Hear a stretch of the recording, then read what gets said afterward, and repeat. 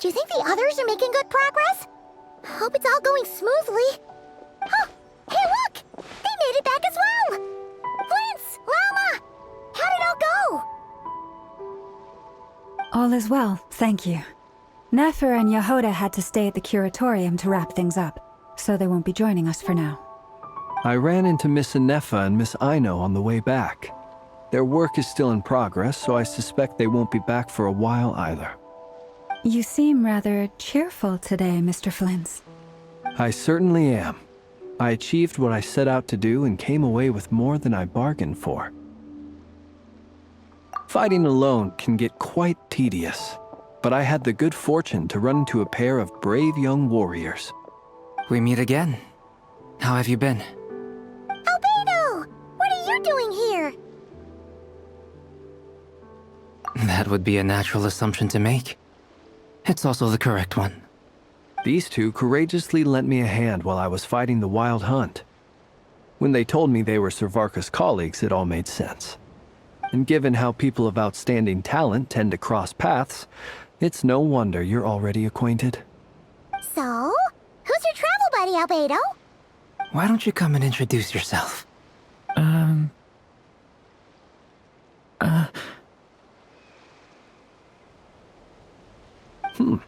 A gentleman of few words, I see. And a rather stern countenance. I presumed you were acquainted with him. Is that not the case? It's nice to meet you. Again. We've technically met before. Wait a sec! You're Minnie Durin! That's right. It's me. I'm glad to see you again. By the way, he says it's okay if you drop the mini. Yeah, I'm not as mini as I used to be. Interesting, isn't it? The first step towards blending into human society appears to be reflecting on whether one's name really reflects who they are.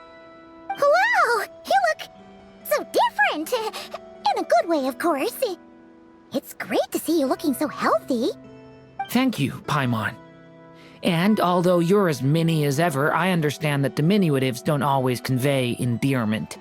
I'll be sure to simply call you Paimon as a sign of my great respect for you. Wow! You're such a smooth talker now. Paimon could get used to this. From now on, you may refer to her as your esteemed guide, Paimon.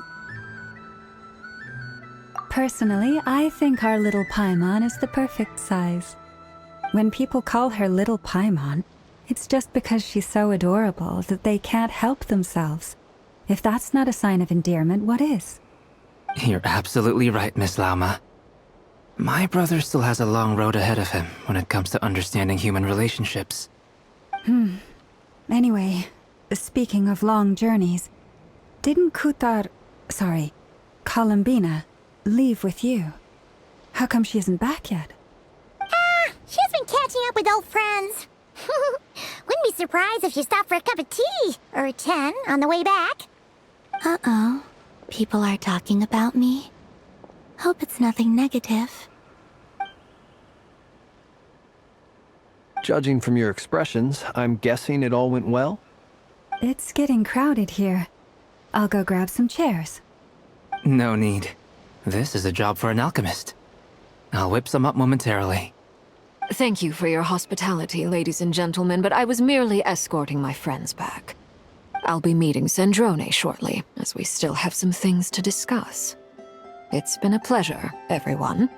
But this is where I'll say goodbye. We really appreciate your help. Oh, come on. Spare the formalities. I'm just glad I could help out some true friends. I understand. Well, bye for now, Harlequino.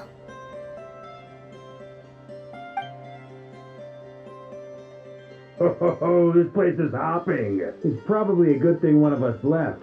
Otherwise, we might not fit all these people in. Are you saying we're about to run out of chairs? As a matter of fact, I am. Come on in and see for yourself.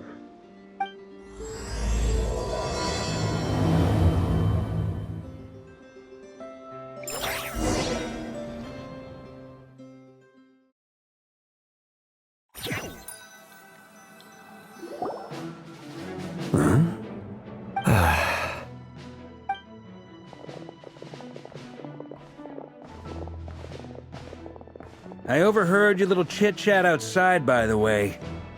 With Miss Columbina's colleague gone, we should be back to the original crew plus the other colleagues I brought in. Though, it looks like we have another new face.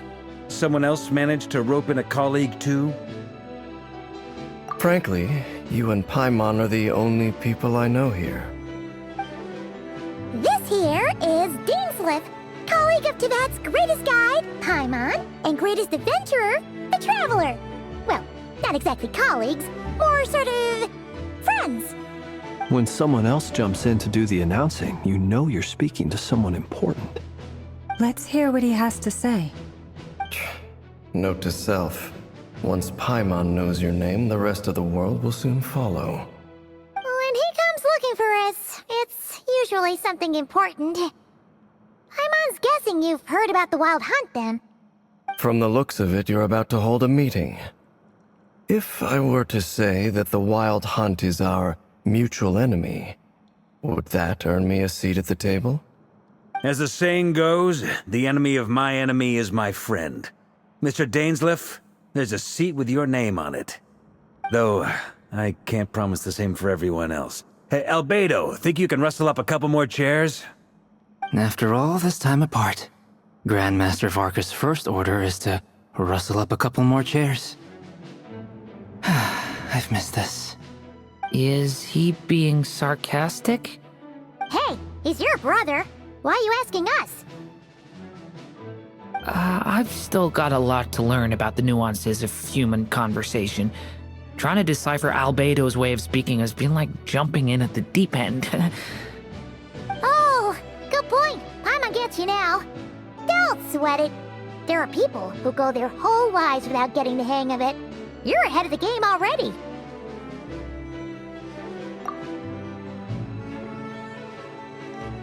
I wonder what's taking Nefer so long. Perhaps you should go and check in with her. If anyone can hurry her along, it's you. I just got back from the curatorium.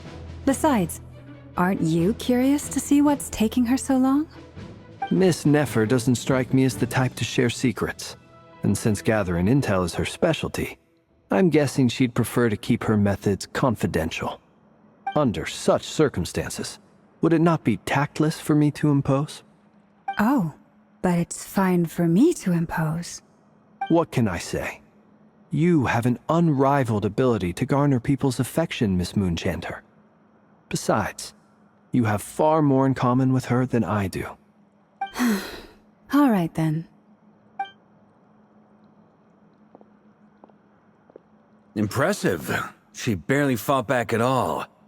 I admire your powers of persuasion, my friend.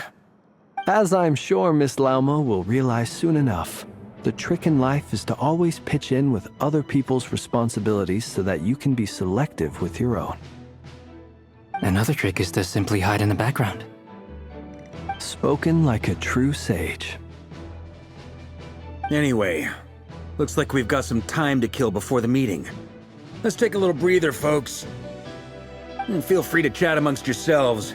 We'll get down to business once the other two arrive.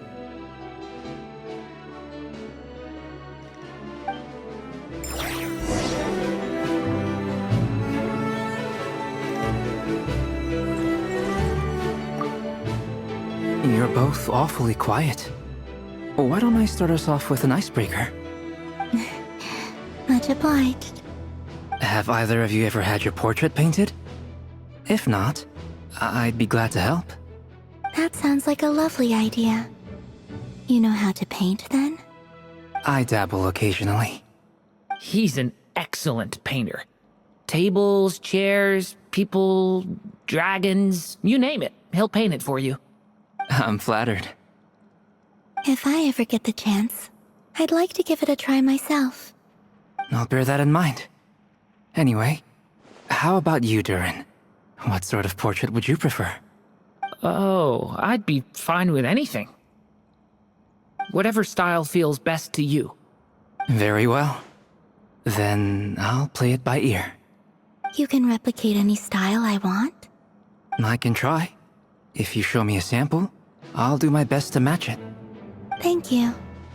In that case, I'll dig up some reference material for you.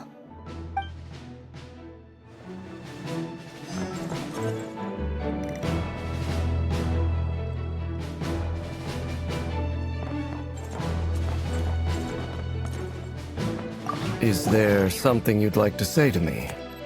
Yeah! For starters, why'd you just show up here without even giving us a heads up? If you think back to our previous interactions, you may recall that that's hardly out of character for me. You do have a point there. Oh yeah! You'll need to find somewhere to stay the night too, right? Wanna tag along with us? You never know. We might get a group discount. Sure, let's do that. Great! Paimon will handle it! And in return, we can get Dainsliff to be our very own personal bodyguard. If that's what you had in mind, you should have said so sooner. I'd be happy to help. Oh, okay then. Paimon was only kidding, but good to know. Anyway, since we're all here together, we might as well watch each other's backs. That's just what friends do, right? Indeed. Thank you.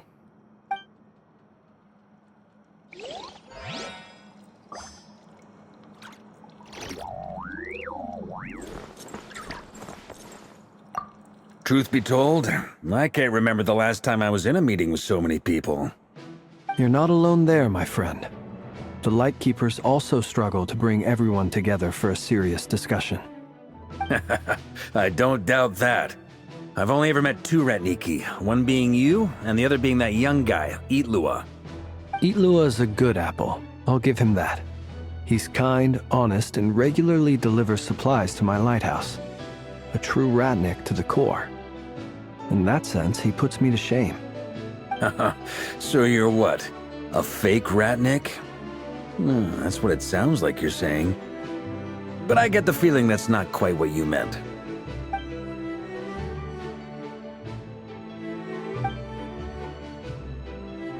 Come on, why the awkward silence? Sorry. I'm not even gonna bother trying to hide it.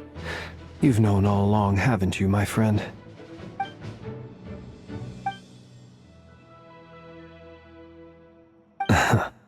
Now that was an awkward silence. Let's just keep this between ourselves. Probably best if Itlua doesn't know, huh? That goes without saying. Gotta be careful what you share with youngsters, after all. Anyone else in the know? Let me guess. The Traveler and Paimon? It's dangerous being too sharp for one's own good, you know. Then, in the name of the Animo Archon Barbados himself, I swear, your secret's safe with me. When we went for drinks, you said that you and Barbados were practically best buds. In the light of that claim, do you really expect me to take your oath seriously? Of course. Just as long as you don't go spreading around the fact that I'm close with Barbados, all right? Fair enough, then. Nothing like a bit of mutual leverage to seal the bonds of friendship.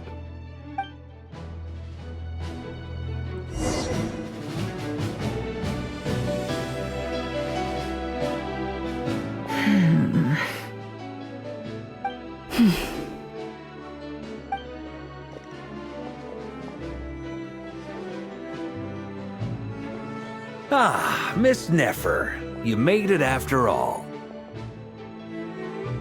But what about Yehoda? I'm here to give you an update on how things are going on our end. Once this is over, I'll be heading straight back to continue my work. I left Yehoda back at the Curatorium to watch over things while I'm gone. So much for just this once. Shh! Not so loud! We're on a roll here. What if she remembers and suddenly decides to back out?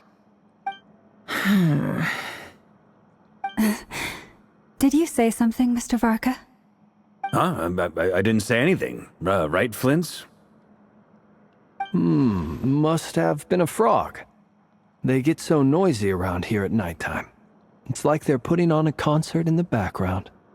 Anyway, before we begin, there's a few introductions to make. Let me start by saying that it's an honor to be speaking before so many distinguished colleagues and collaborators. First up, we have Miss Lauma. As Moon Chanter, she's the leader of the Frost Moon Scions, a local religious community in Nodcry. Then there's Miss Nefer, boss of the Curatorium of Secrets, an intel gatherer extraordinaire. Nefer is leading the investigation into Rerer's background, assisted by Yehoda and Lauma. From the little I've heard, they're making some great progress. Over here, we have Mr. Flintz, a ratnik and guardian of the abandoned lighthouse. In our last operation, he courageously distracted the Wild Hunt to buy time for the rest of us.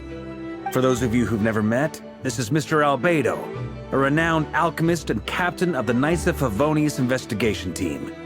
By his side is a new face for us all, myself included, Mr. Durin, who has come to lend his aid. Next up, we have the Moon Maiden and former Fatui Harbinger, Miss Columbina. Then we have the Traveler, who's earned more titles than I could possibly hope to list out, so I'll spare you the rundown. And Paimon, the ultimate travel companion and quite possibly the best guide in all of Tevat. Wow! That's a lot of people! Great turnout! Miss Nefer, it looks like you might have another job coming your way, so, congratulations on the booming business, I guess. You think I haven't got enough on my hands as it is? Who's looking for me now? That would be me, Miss Nefer. I have a commission for you. And you are? Who I am doesn't matter right now. What does matter is that I'd like you to gather more intelligence about the Recher of Solnari. Well, it's not as if we never take on anonymous commissions. But in your case, I'll have to decline. I'm gonna take a wild guess and say your job's probably more hassle than it's worth. Something about you seems like bad news. It's my eyes, isn't it? Conrian, I assume. And what's with the mask? Are you trying to hide your identity? In any case, the fact that you're even still alive raises an awful lot of questions for me. My name is Dainsleif. And yes, I am from Conria. As I'm sure you're aware, the Recher of Solnari's real name is Rerir. He was once an acquaintance of mine. Really? Then you must have been quite an influential figure yourself. You flatter me, but none of that matters anymore. My point was simply to clarify why I have asked Miss Nefer to investigate Rerir's background. So you're both from Conria, and it sounds like you used to be friends? What am I missing here?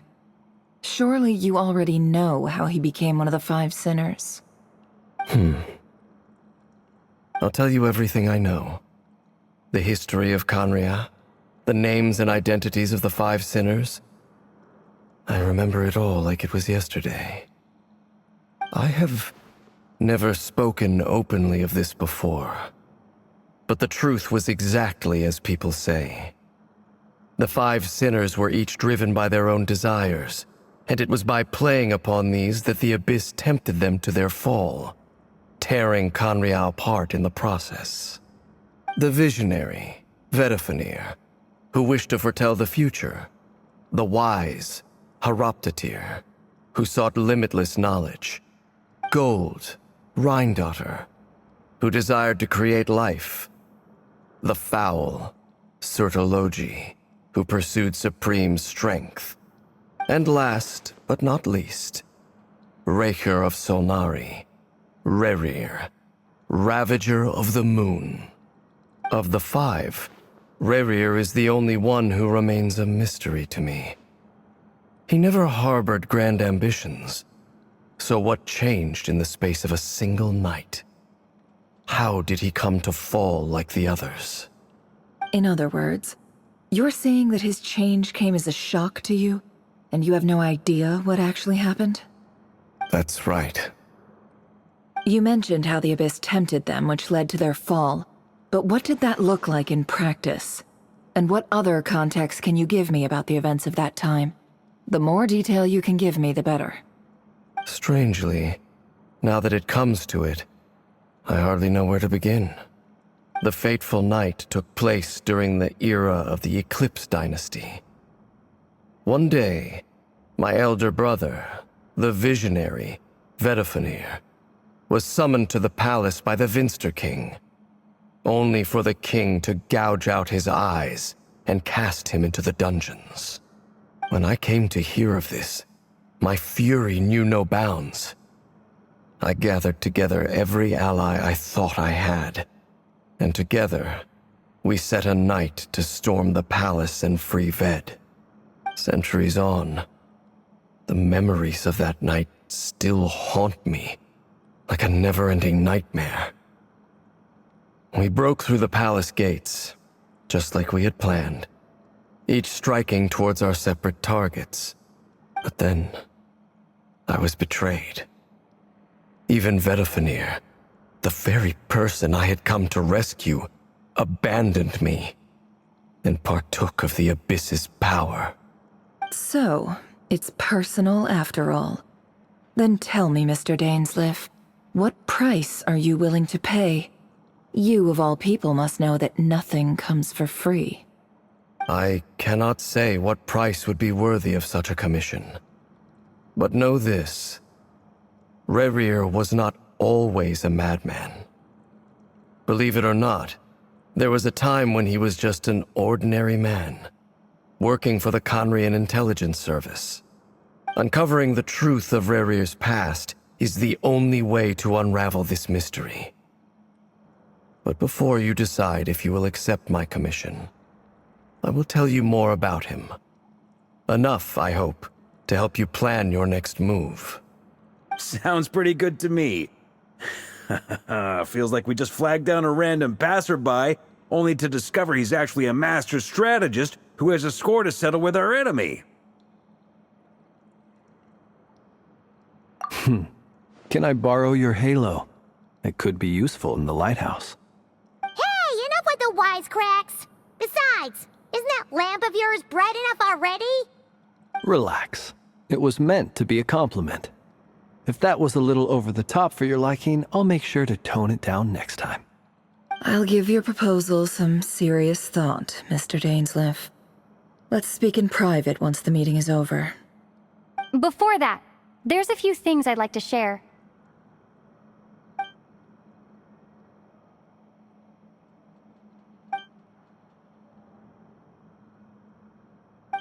Now that we've united the hearts of the three moons, your power should be greatly enhanced. But it seems like that hasn't happened yet. I believe it will take a little longer. You've done so much for me, so I want to be completely honest with you all. Even though I'm doing a lot better now, the truth is, my recovery will likely be an ongoing process. From the moment I was born, my power has been slowly ebbing away. And that is because Tevat has never accepted me. Even with the moons united as one, it seems my rejection cannot be undone.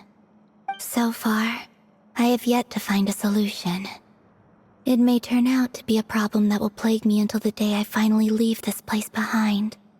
Even so, I will do everything in my power to help you drive out the Rayhir of Solnari.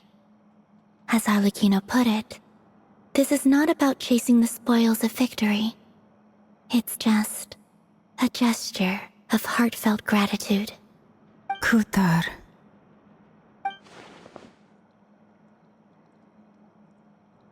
Defeating the Rayhir of Solnari will be no easy task. While my strength slowly recovers, we'll also need to gather more intel. Naturally. We should take all the help we can get if we hope to defeat him.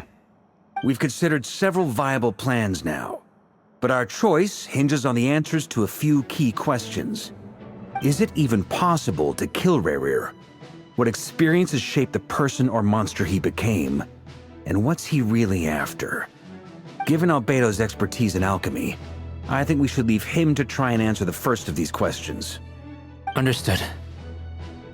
As for the other two, I'm afraid we'll have to count on you again, Miss Nefer. Believe me when I say it's not my wish to burden you. But right now, relying on your skills is our only option. So you're placing all your hopes on me, huh? We can't thank you enough for agreeing to help us. Honestly, I can hardly believe how lucky we are. You sure have a talent for changing your tune, Miss Moonchanter. Timid like Yehoda one moment, then flinches insincere flattery the next. Ladies, please. I must object to your portrayal of me. That's all. Feel free to keep bickering. Just pretend I'm not here. I almost don't want to leave this room. I'm curious to see how this plays out. I have faith in you, Miss Nefer. Something tells me you'll stand by us until the very end. Oh? And what makes you so sure of that? What if I suddenly decide that my compensation is insufficient? This isn't about the money. I can sense that you've got a deep-seated distaste for Rerir. And knowing you, that alone is motive enough. Look at them getting along so well. Like two peas in a pod. And I'm the one they accuse of insincere flattery. There is no justice. Miss Lauma, you have to understand something. Unlike you, I don't actually enjoy having everyone's hopes on my shoulders. Is that right? Well, maybe the fact that I'm willing to put my hopes in other people says more about me than you. But the fact is, I also trust you. And that's because I know that you're someone we can count on. Anyway, we've got our plan, so let's get moving. Mr. Dainsleif, let's talk. And Traveler, once we're finished, if you've nothing else planned, I'd like you to come with me. This whole experience is teaching me a lot. For instance, I now know that when other issues come up in the future, I'll have far more luck getting Lauma to convince Miss Nefer than trying to do it myself. Hate to say it, friend, but that's one of the funniest things I've heard in a while. Why? You think I've got it wrong? Quite the opposite. But what makes it so hilarious is how long it's taken you to realize.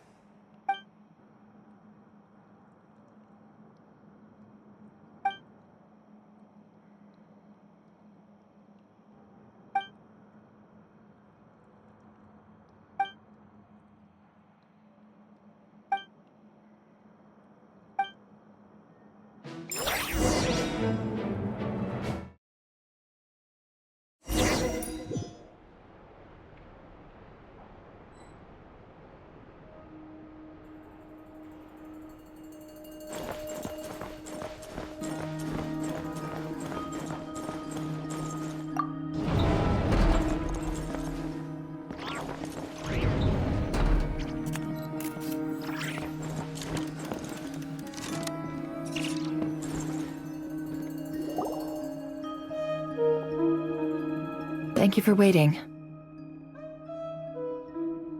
It's okay. We actually used the time to help Dainsleif get a room at the hotel.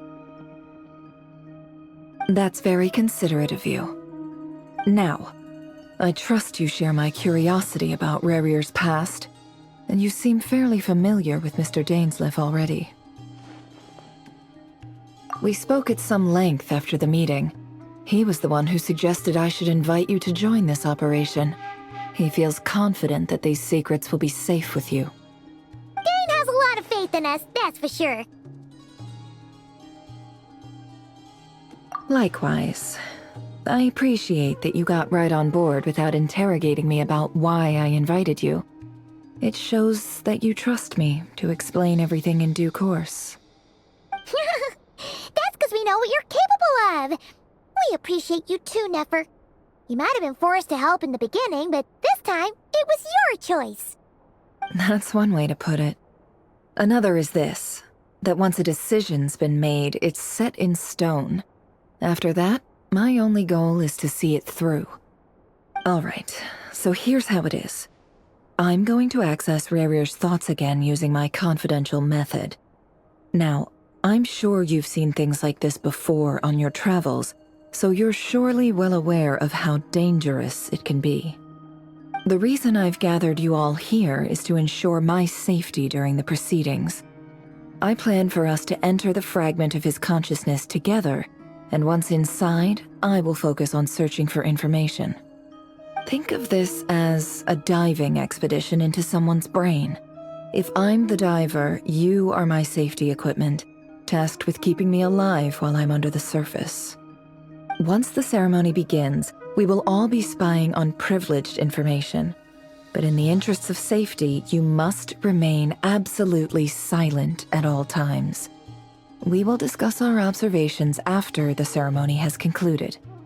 Lastly, any individuals of a weaker constitution are advised not to partake in the ceremony. In any case, Paimon has her own job to do, which requires staying in the room but not joining the ceremony.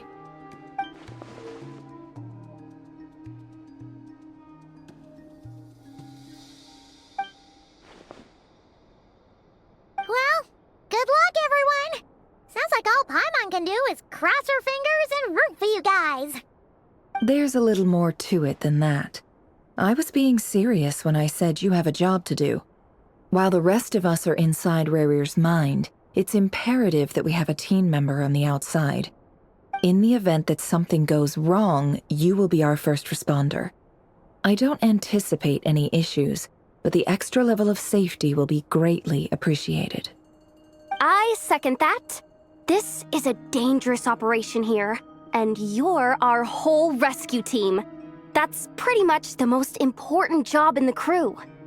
So, Paimon's like the lifeguard? Yeah, that makes sense. All right, got it. Good. Please, take a seat. We'll get started momentarily.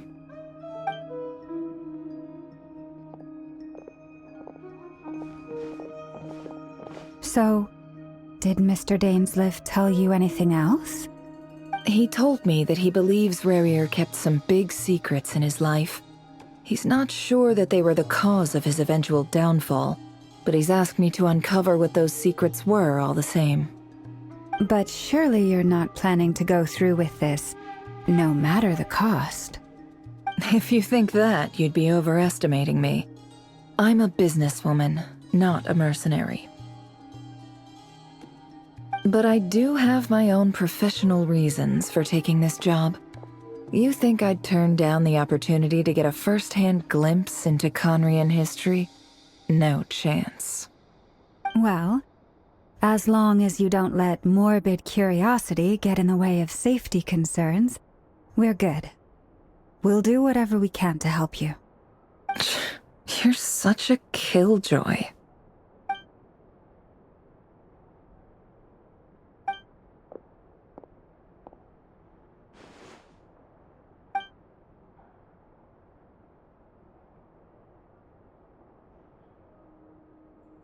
All right, I'm good to go. All set over here, too. Promise, Paimon, you'll be extra careful.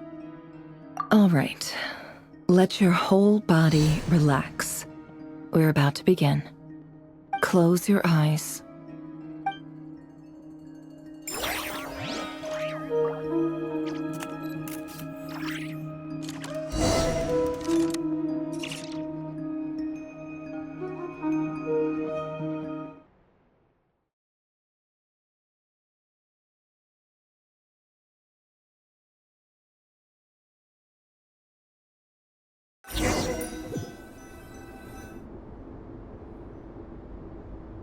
Phew. Could this be his office? Pretty standard setup. Bookshelves, paperwork, files. According to Dainsleif, Rerir used to be an intelligence operative. Chances are there's plenty of top-secret intel stashed away in this room. Is this where you keep your secrets, Rerir? Can't say I'm not looking forward to this.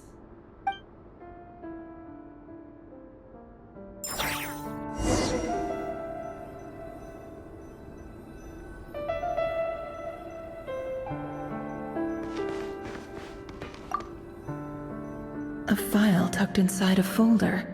The title reads, Dear Breakfast Shop Owner.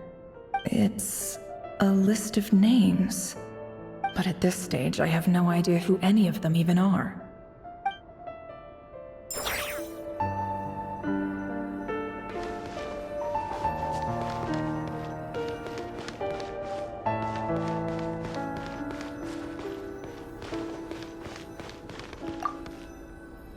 A box containing a ring inlaid with a precious gem.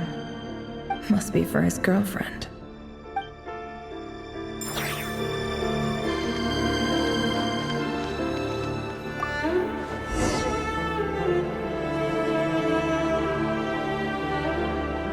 Today's files are in. Time to wade through them just like usual. Male, 51. Occupation, cook. Confirmed Crimson Moon descendant.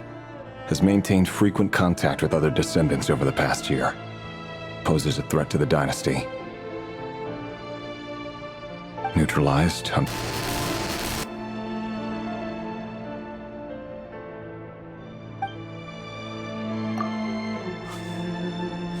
This one should be archived under purged targets.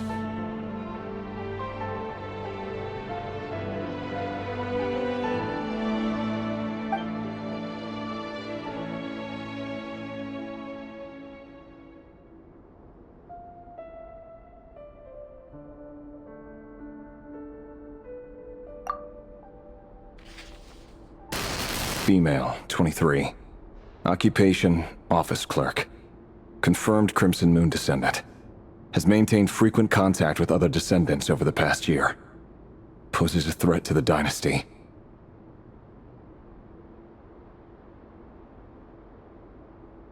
Neutralized.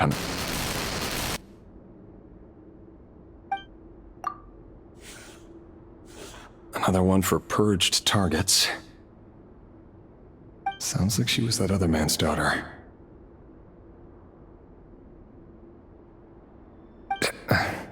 Never mind. What's it got to do with me?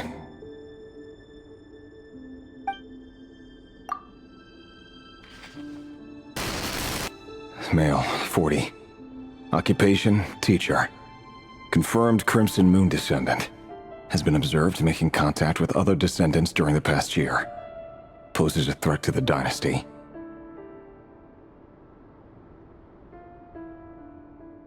Neutralized on...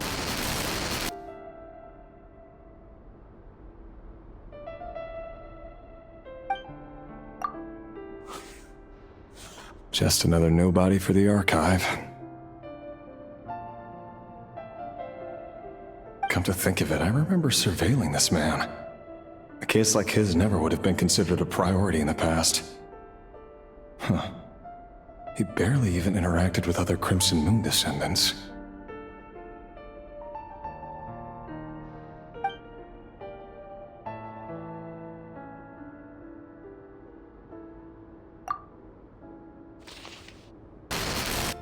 Female, 16. Occupation...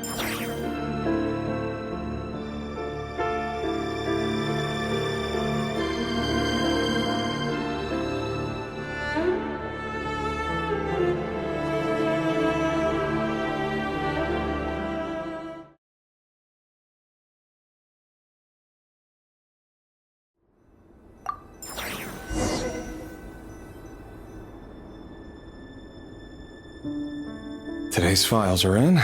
Time to wade through them just like usual. Male, 51. Occupation, cook. Confirmed Crimson Moon descendant. Has maintained frequent contact with other descendants over the past year. Poses a threat to the dynasty. Neutralized.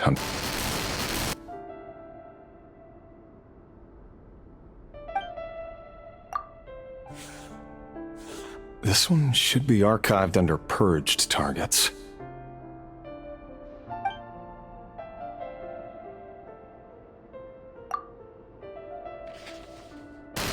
Female, 23. Occupation, office clerk. confirmed Crimson Moon descendant. Has maintained frequent contact with other descendants over the past year. Poses a threat to the dynasty. Neutralized on...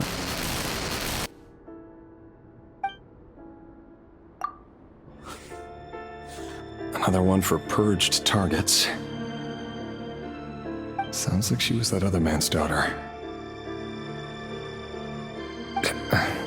Never mind.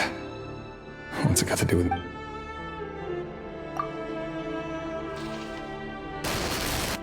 Male, 40. Occupation, teacher. Confirmed Crimson Moon descendant. Has been observed making contact with other descendants during the past year. Poses a threat to the dynasty. Neutralized on...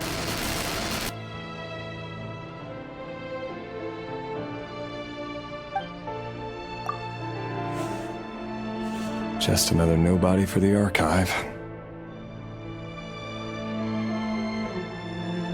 Come to think of it, I remember surveilling this man. A case like his never would have been considered a priority in the past. Huh. He barely even interacted with other Crimson Moon descendants.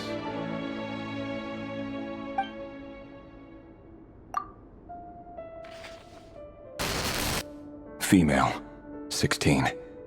Occupation, none. Orphan and confirmed Crimson Moon descendant. Has been observed making contact with other descendants during the past year. Poses a threat to the dynasty. Neutralized on...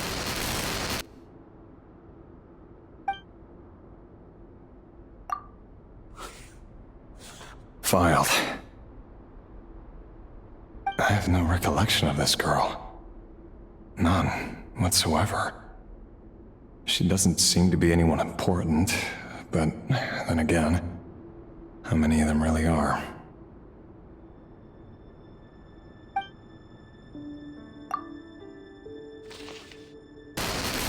Female, 13. Occupation, none.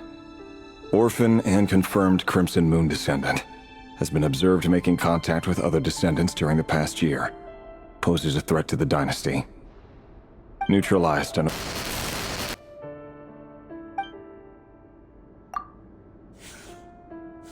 Filed.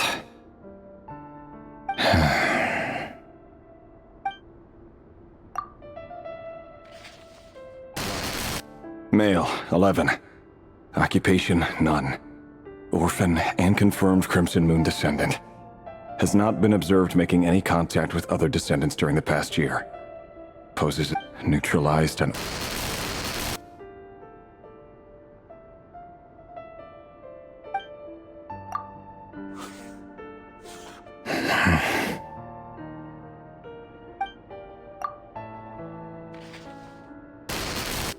Male. 6. Occupation, none. Orphan and confirmed Crimson Moon descendant. Poses a threat to the dynasty.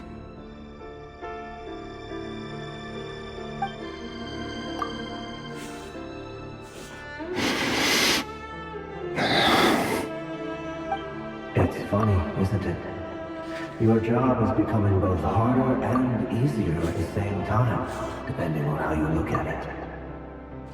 Sooner or later, the Crimson Moon descendants will be completely wiped out. But as their numbers dwindle, they become harder and harder to track down. That's not how it is. Fortunately, however, most of the able-bodied adults have already been taken care of. The remaining weaklings will be increasingly easy to deal with. No!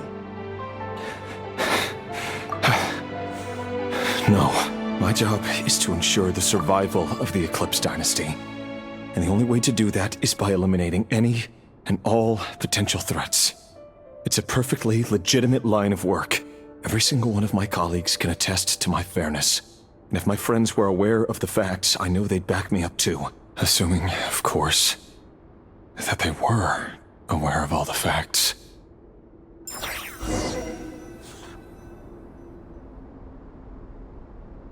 He looks even gloomier than last time. I wonder what's changed.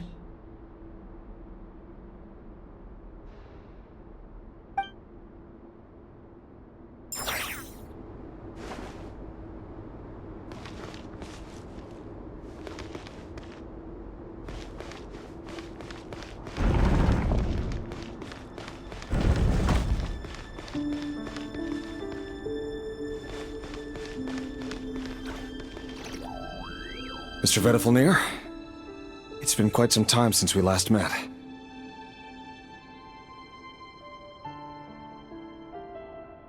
Rerir, I trust you're here because you have something important to discuss.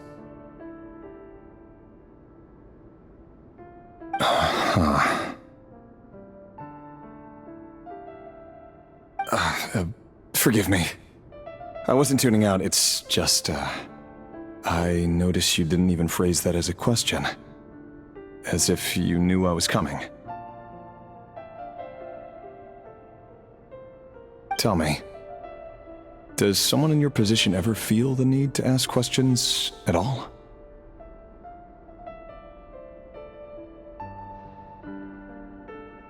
It is indeed within my power to foresee certain things. Things like your arrival.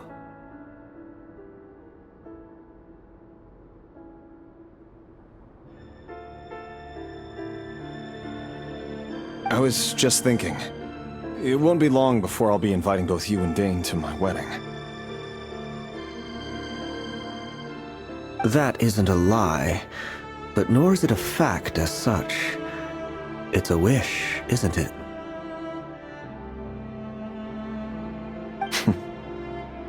No fooling a prophet, is there? Ever since that day we met for drinks, I knew it was only a matter of time before you came looking for me.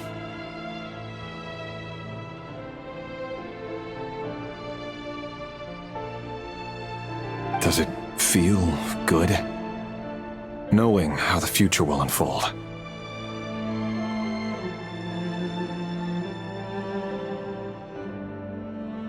I'm afraid the notions of good and bad fail to capture the complexity of what such a power entails. Once you've seen what will come to pass, it can be all too easy to succumb to fear and melancholy. Unless, of course, you learn to abandon these feelings.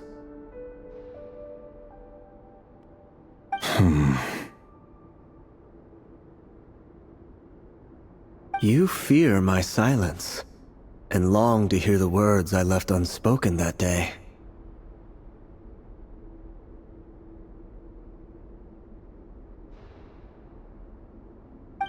That's right.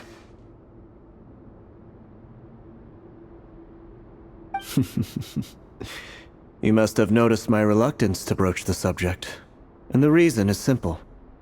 Because the truth could never have lived up to your hopes. For both our sakes, such words are better left unsaid.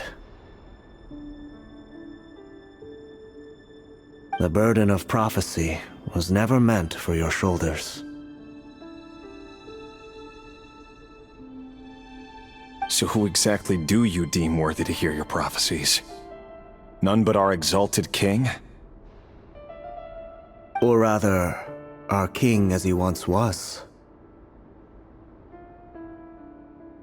You're closer to His Majesty than I am. You must know better than anyone how much he's changed. You say that as though it is to my benefit. Yet precisely because of that, I dare not speak rashly. A king can turn out to be the most virtuous of rulers, or a tyrant more terrible than the most vicious of dragons. You are so wise and far-sighted, yet still you would have me live in fear of the unknown? You make a fair point. Especially given my silence alone was all it took to send you spiraling downwards. Very well then. Let me offer you some advice. And I say this not as a prophet or a visionary, but simply as the brother of your friend. For many reasons, there is very little chance of your marriage ending in happiness. If happiness is what you seek, you should find another fiancé.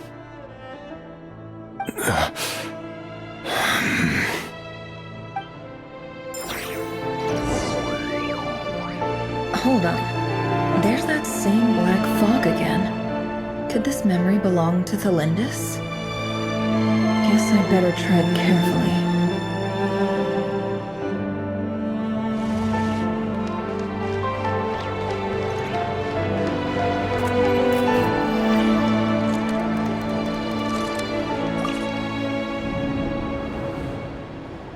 Wait.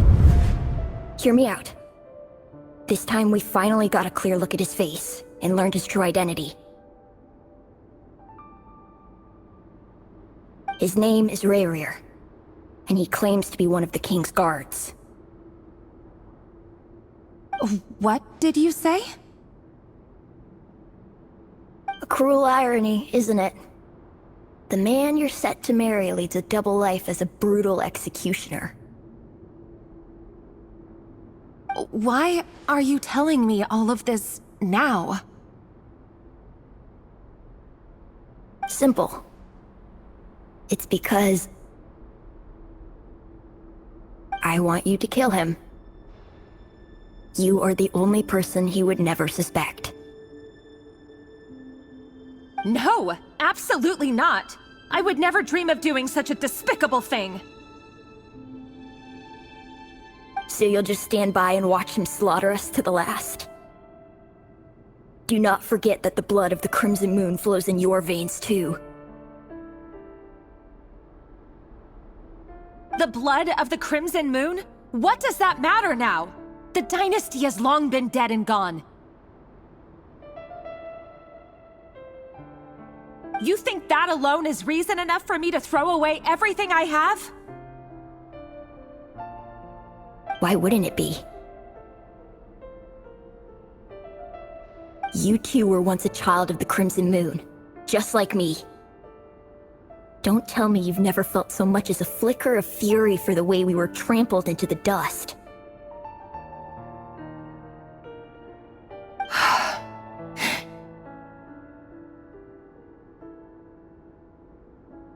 As long as you promise to abandon this pipe dream of restoring your dynasty, I can try to persuade him. Or have him persuade the Vinster King. Persuade the Vinster King?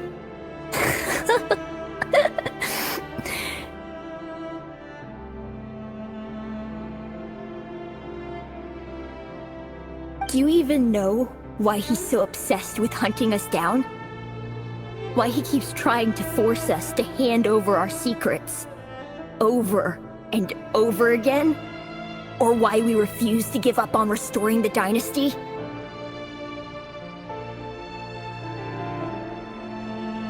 The Vinster King. A blind fool. His eyes clouded by powers from beyond this world. A petty little man with a miser's heart. And he dares to sit upon the throne? Mark my words. Sooner or later, Conria will fall. And it will be his doing.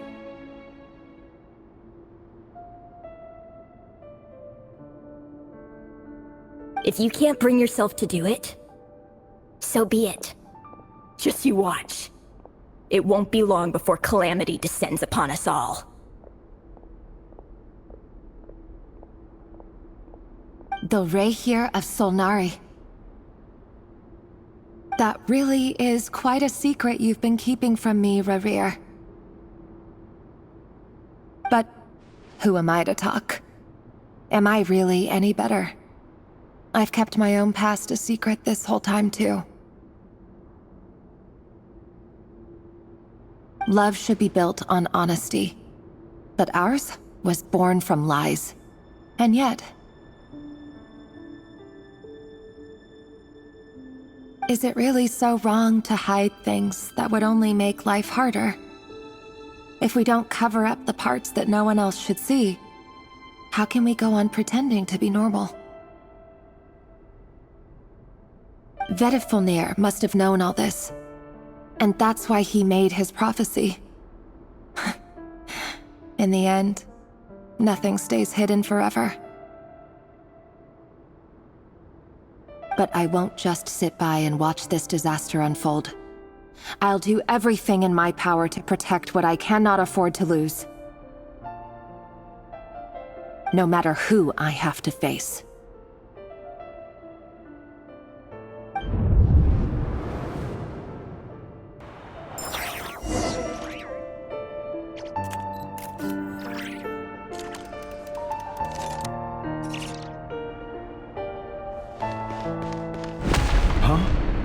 Was that Revere who just walked past the window?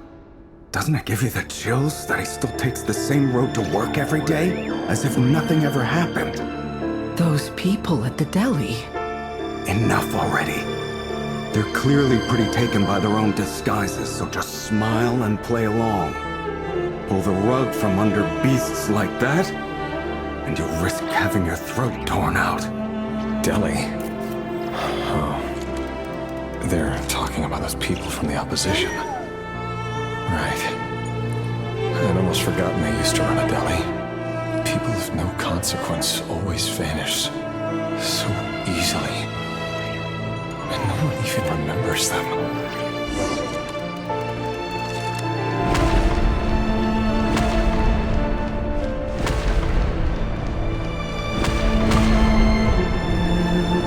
But surely you can see he's not the man he pretends to be! So many have died already, and they say that the king's madness grows with each passing day. We're not going to survive this, are we?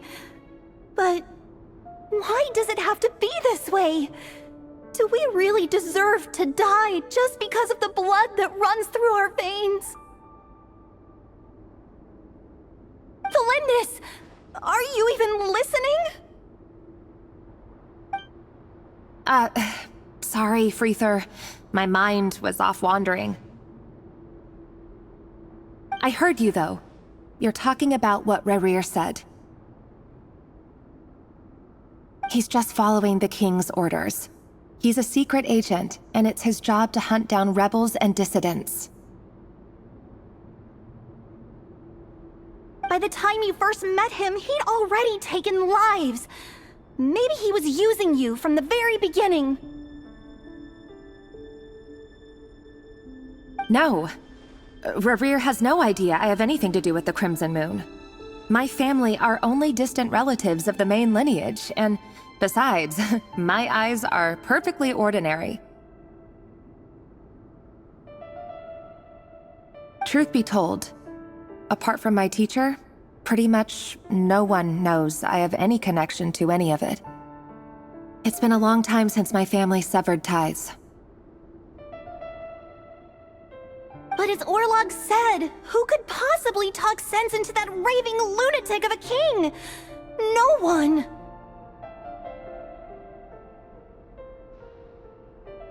I'll work something out. Trust me, I'm with you all. But for now, you need to keep yourselves hidden. Don't let anyone find you, anyone at all. Don't forget that Revere is an Eclipse operative. You need to be extra careful when he's around. And when I am too. For now, don't come looking for me. And if anything happens to me, just act like we've never met. If even you can't escape this, what hope do the rest of us have? But after all this time together, surely he wouldn't lay a hand on you.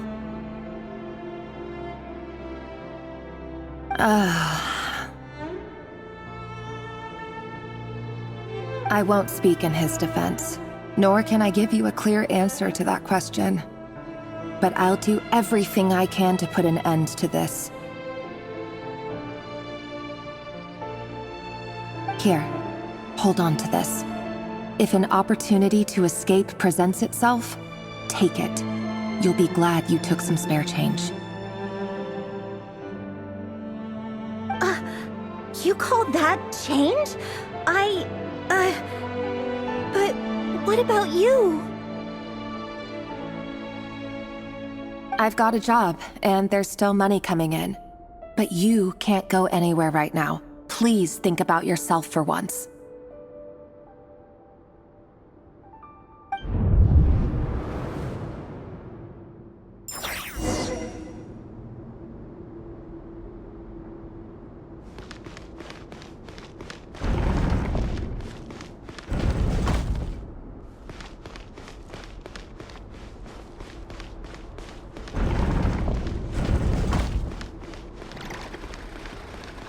Another day, another round of assassination training.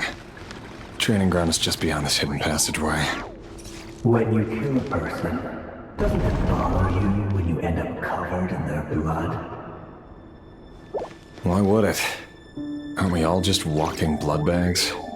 But not everyone is accustomed to hunting down others like prey. You've been a hunter for so long now, you seem to have forgotten that most people don't just go around killing one another. Leave me alone.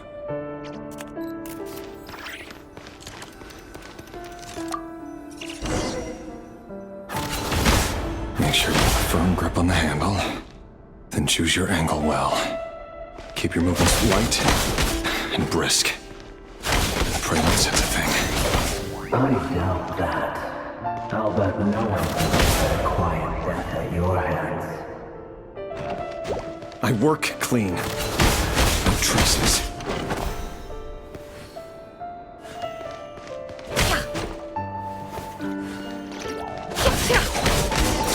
Doesn't make it open and above board, though. The king just happens to be you right now. That won't happen. He's changed ever since he started the spell of that power. In the beginning, he only had to take out a handful of the The ones I've dealt with have always been guilty. And I've carried out my work flawlessly. No more lies.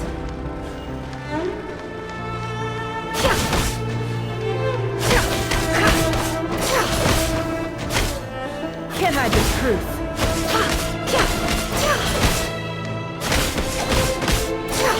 We all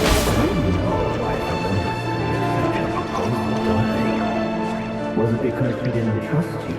Or something else? Enough!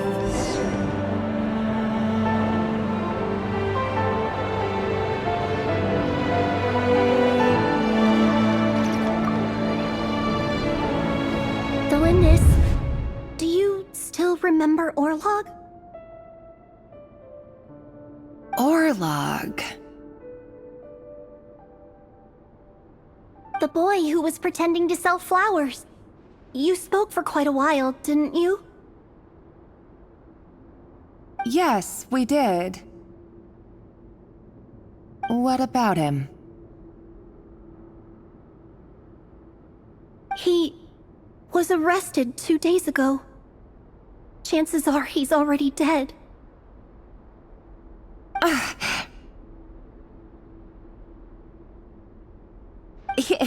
He...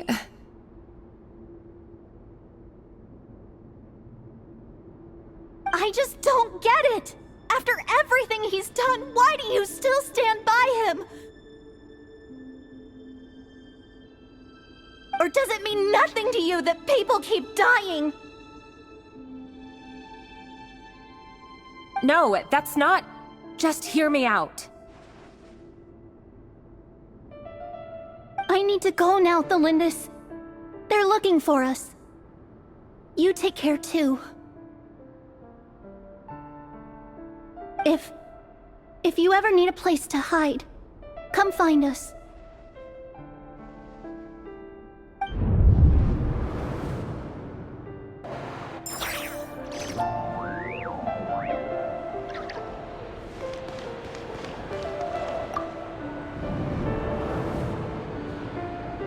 Author Thelindis.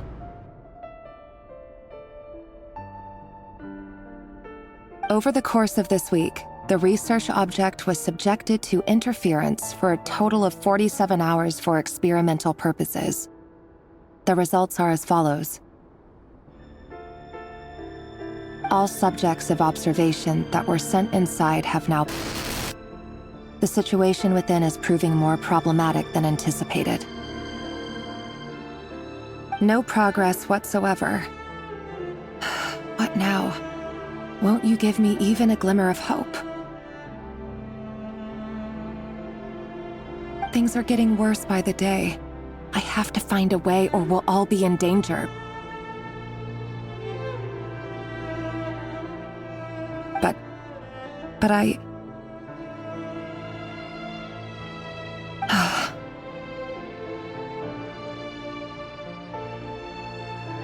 all this research comes to nothing, what then? Sooner or later, it'll be my neck on the line.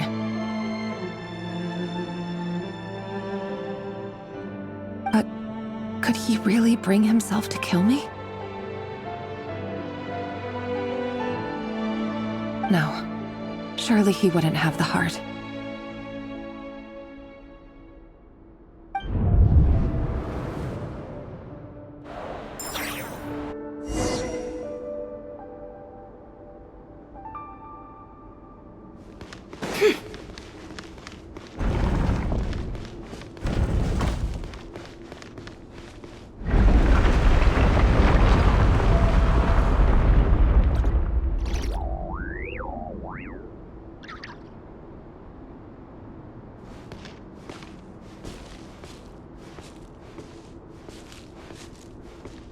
Yes. I just want to go on living. Is that really such an unforgivable crime?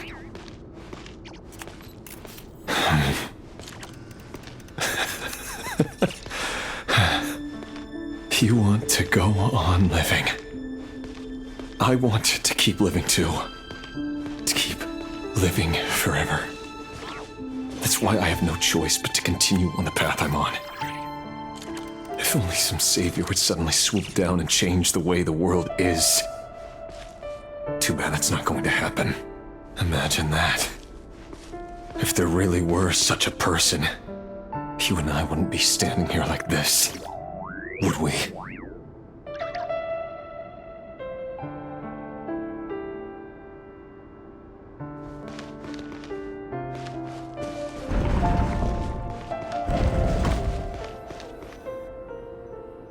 Today's files are in. Time to wade through them just like usual.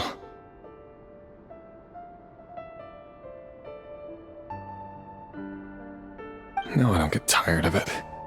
It's my job. And not only am I lucky to have it, I'm good at it too.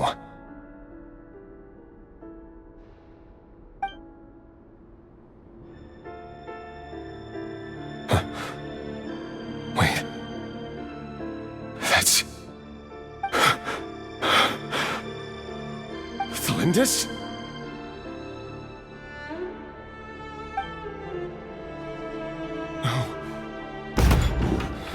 No.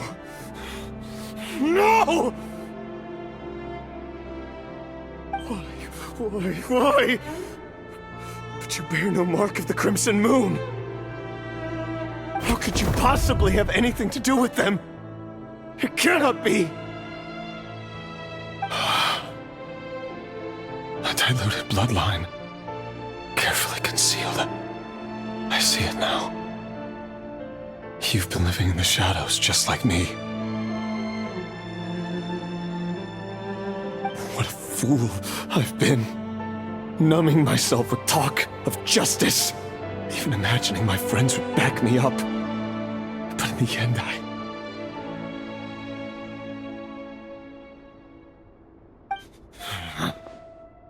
Irminsul. Finster King! How far are you going to take this? From the direct bloodline to secondary offshoots? And then what? Today it's the descendants of the Crimson Moon. Who will it be tomorrow? Will you not rest until everyone down here is dead? No. This cannot go on. This is where it ends.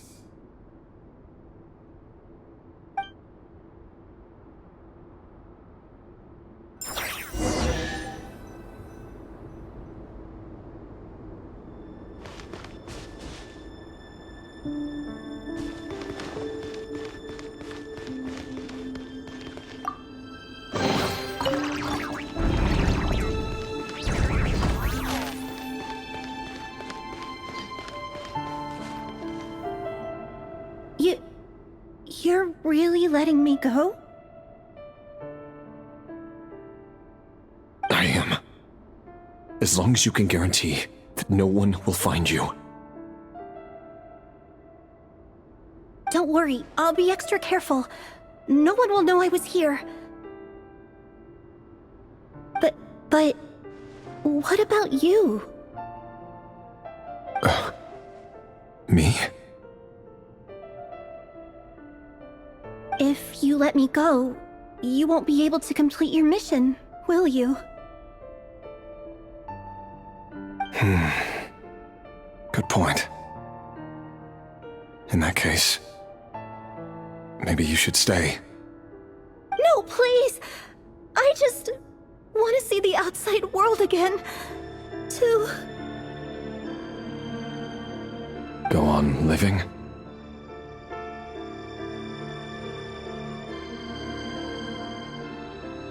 Yes! I know you're a man of your word. So please, just let me go. If I let you leave, what will become of me? Just kidding. Go, now. But remember, don't let anyone know you were caught. We'll be seeing each other again very soon if you do.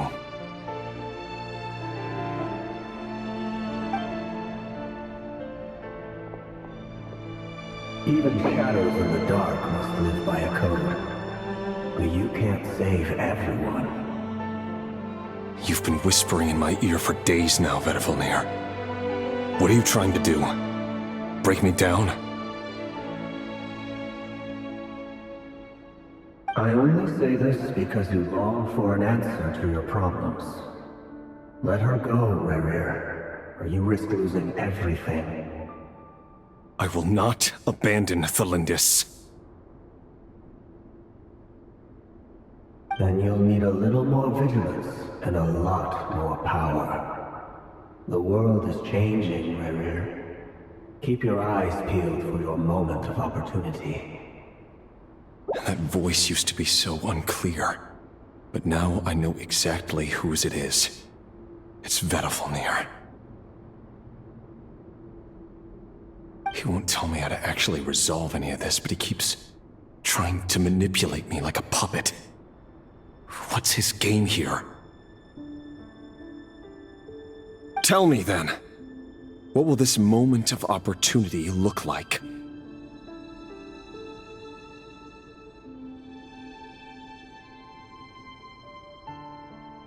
And no answer. He's like a ghost.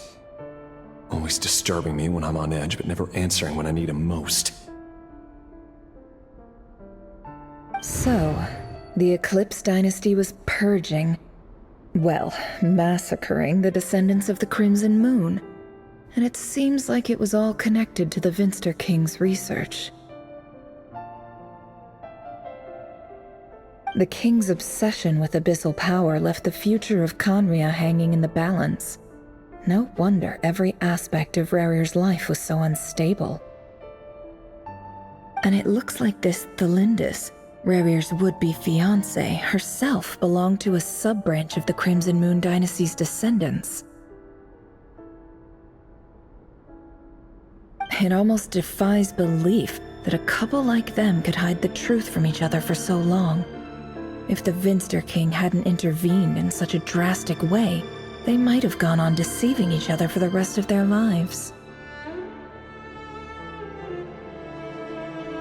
And why does Vedifilnir, Daneslif's older brother, keep talking in Rerir's head? This guy kept more secrets than I ever imagined.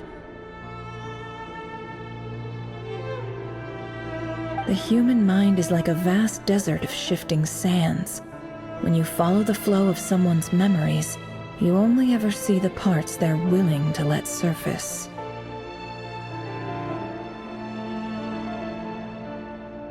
Time for something a bit more creative. We've been inside Rerir's mind this whole time, building up a picture of his psyche. There's already enough clues on the board to start reading between the lines and mapping out the rest. Now, we can finally begin to put the pieces together. Sure, it'll only be a reconstruction, part simulation, part reasoning, but it's usually pretty accurate.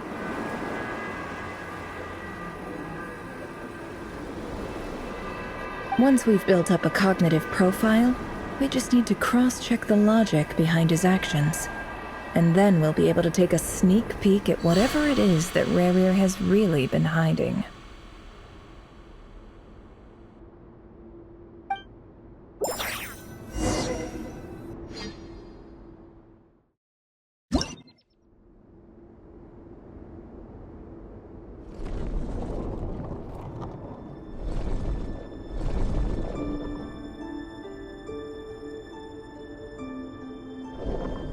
Rerir, are you there?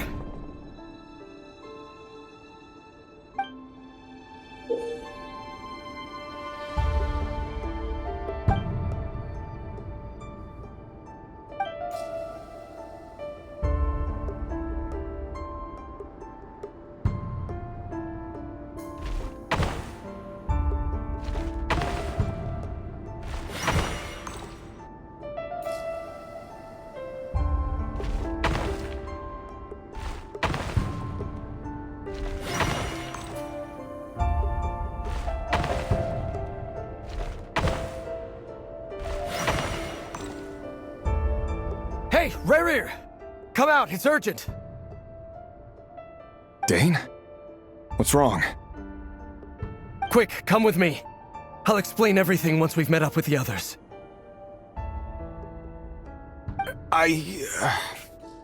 Okay. I'll come. But the Lindis is still over at the Universitas. I'll need to leave her a note. All right then, but make it quick. I've never seen Dane so worked up before. Whatever this is, it must be big trouble.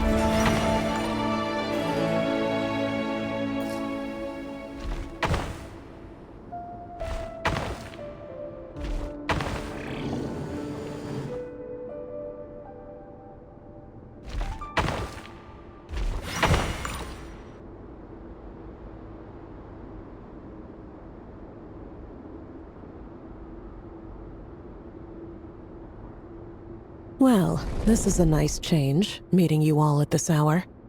When men and women of ambition can speak face to face in broad daylight, I say that's a big step forward for our dear Conria. Don't be ridiculous. We do not fear the day. Why would we seek refuge in the night? You might ask your blade that same question. I'm told it prefers the cover of darkness. The word on the street is that Sir Delogi only strikes when he has an unfair advantage. But that is patently false. I see you're missing an arm and a leg. Surely only a fair fight could explain that. If this is your way of offering me replacement limbs, believe me, I'll take them. Oh, we can certainly discuss that. With bioalchemy, anything is possible. Assuming I have your full support in my research. Lunatic. Robtatir, what brings you here? Why, Dainsleif, of course. He invited me. Please, cast aside your apprehensions, Miss Rhindaughter. Whatever the rumors may say, I am but a humble servant of the king, and I can assure you he affords me no greater convenience than he does you. Well, the Universitas Magistrorum won't stop fawning over you, so at least some of the rumors must be true. You're clearly doing well for yourself, so drop the... You're president of the Universitas Magistrorum, the chief royal mage known as the Wise by royal appointment. and by far the most favored among the 4 pillars of Conria. Vice President Veet doesn't even try to hide his envy when he sees you. My success is the product of hard work and good luck. It's as simple as that. Were the king not such an extremist, I hardly think I would have received a senior post at my age. Of course, no job is without its gripes. Serving a king like ours can be a challenging task, as I'm sure you can imagine. And as for Efterveet, in missing out on the presidency, he's dodged a mountain of stress. Like everything else in life, it comes with pros and cons. You're all here. I apologize for the short notice, but it was an emergency.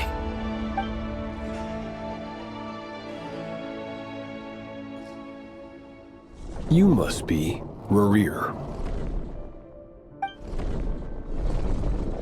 Mr. Sertologi. Yes, I handled your case file during your sentencing.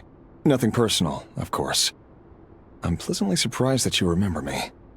You're clearly a person of substance if you've been invited here. But Dainsleif, you'd better have a very good reason for convening this little gathering. It's my brother, Vedalfenir. After he spoke at the court this morning, the king was so infuriated by his words that he had him blinded in both eyes and thrown in prison. Vedalfenir in prison? Strange. I thought the king trusted him and Heroptatir more than anyone else in the world. Does this mean the king's circle of trust just got even smaller? It has nothing to do with trust. It's about what the king wants, which is as clear as day to anyone paying attention. I simply appease him, because it's in the best interests of the Universitas Magistrorum. And also because you're slimy. Vedalfenir, perhaps less so. But still, a visionless visionary? It rather inclines me to think that qualifications are not what get you ahead in Conria. Do you honestly think this is an important discussion to be having right now? Dane, what are you planning to do?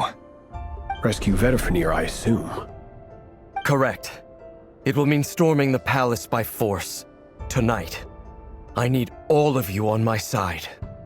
That's far too dangerous. And don't forget, Dainsleif, you're captain of the Royal Guard. You swore an oath to the throne. You've been planning this for a while, haven't you? I have no desire to commit treason. But whatever critique the king may have of Vedalfenir, disfiguring your most loyal subject for putting the best interests of his court and nation first, this is not the conduct of a wise ruler. My blade will force the king to see the error of his ways. So, Vedalfenir's prophecy enraged the king. I'm sure it wasn't what he wanted to hear, but if he won't take counsel even from the visionary, that is deeply troubling news. The extent of His Majesty's madness is now all too clear. The question is, how does a man like me get out of this situation unscathed? You have noble ambitions, Dane, but I'm afraid they don't do much for a guy like me. I'm not interested in saving the world. All I want is a letter of pardon. A letter of pardon? For whom? Thelindis? The chances of the Vinster King issuing a pardon for anyone connected to the Crimson Moon seem vanishingly slim.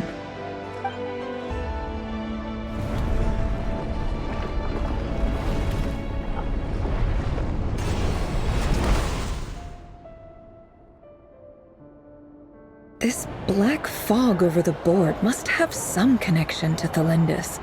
But why is it taking this form? Does it have something to do with Rerir's past? Another mystery I'll need to unravel.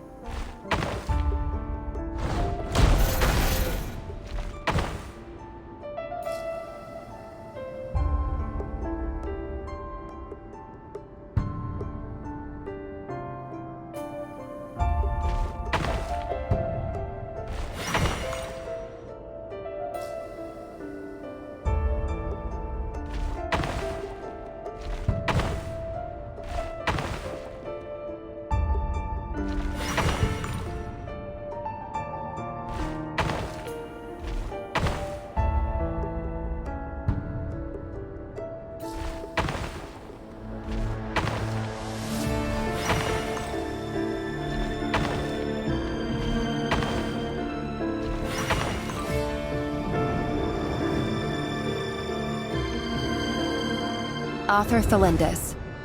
Over the course of this week, the research object was subjected to interference for a total of 60 hours for experimental purposes. The results are as follows. Research dating back to the Crimson Moon Dynasty has established 2 points regarding moon marrow. Firstly, its origins have something to do with a god's power.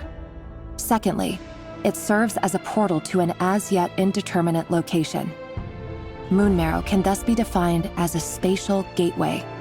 However, there are a number of hurdles to overcome before we can answer the question of where it leads to. To start with, opening the gateway requires a specific power source, which the relevant literature indicates. An enormous amount of power is then required to keep the gate open. Currently, the total power output of our instruments remains in the single digits. To make matters worse, I am now the only staff member remaining in the Moon Marrow lab. The Universitas Magistrorum recently decided to move most of its personnel into abyssal energy research, which has stymied all Crimson Moon-related projects. This is not a wise move. I have always maintained that placing all our hopes in a single source of power is risky, especially one as poorly understood as this. As well as making ourselves overly reliant on a single resource, we are neglecting other promising technologies. I apologize if this comes across as disrespectful. But as a Moon Marrow researcher, I desperately want to see the world beyond the gateway. If we really made it there one day, what would we find? And how would we go about taming the unknown? My imagination is endlessly fueled by questions such as these.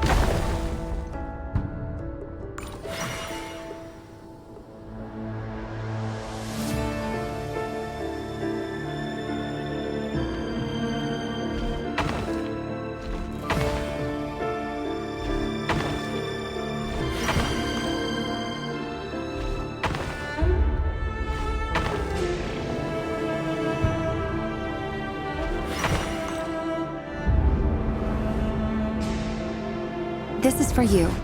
I heard you're gonna leave the city with your parents. Thelindis, did you hear about what happened? I've heard nothing. Rerir got back very late last Friday, and he was acting a little unusual, but he slept pretty well, so I'm guessing whatever he did was a good deed. You never saw him, and I don't know what he did. And this conversation never happened. You understand? What if he finds out that you pried into his secrets? Don't be silly.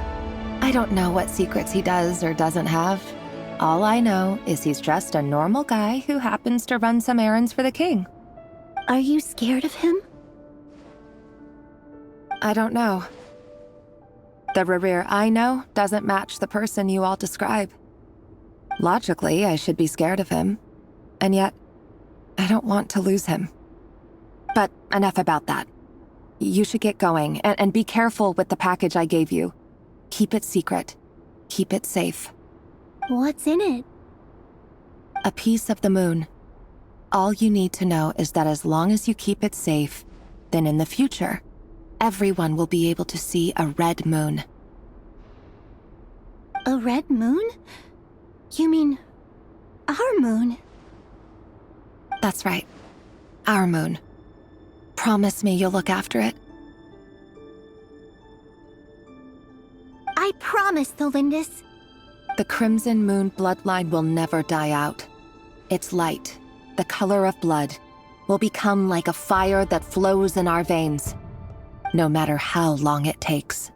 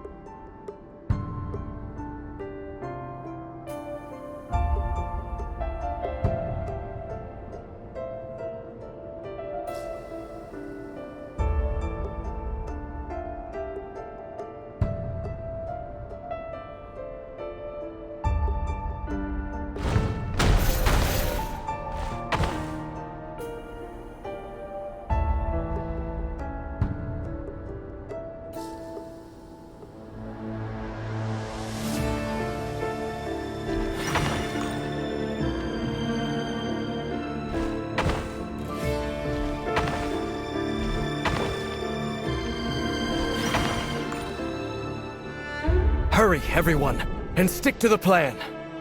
Sir Dainsleif, what are you? Is this treason? You know what happens to those who betray the throne. Please, don't do this! It is the king himself who has betrayed the throne. He has betrayed all of Conria. If you have any love left for justice in your heart, you should join me. It's showtime. Dane and his group will handle the troops in the palace. Then Hraptatir and Rheindater will disarm the security measures. My job is to enter the prison and rescue Vedifalnir. Stay safe. Wish me luck. Look after my brother. Draw your blade. It is time for justice to prevail.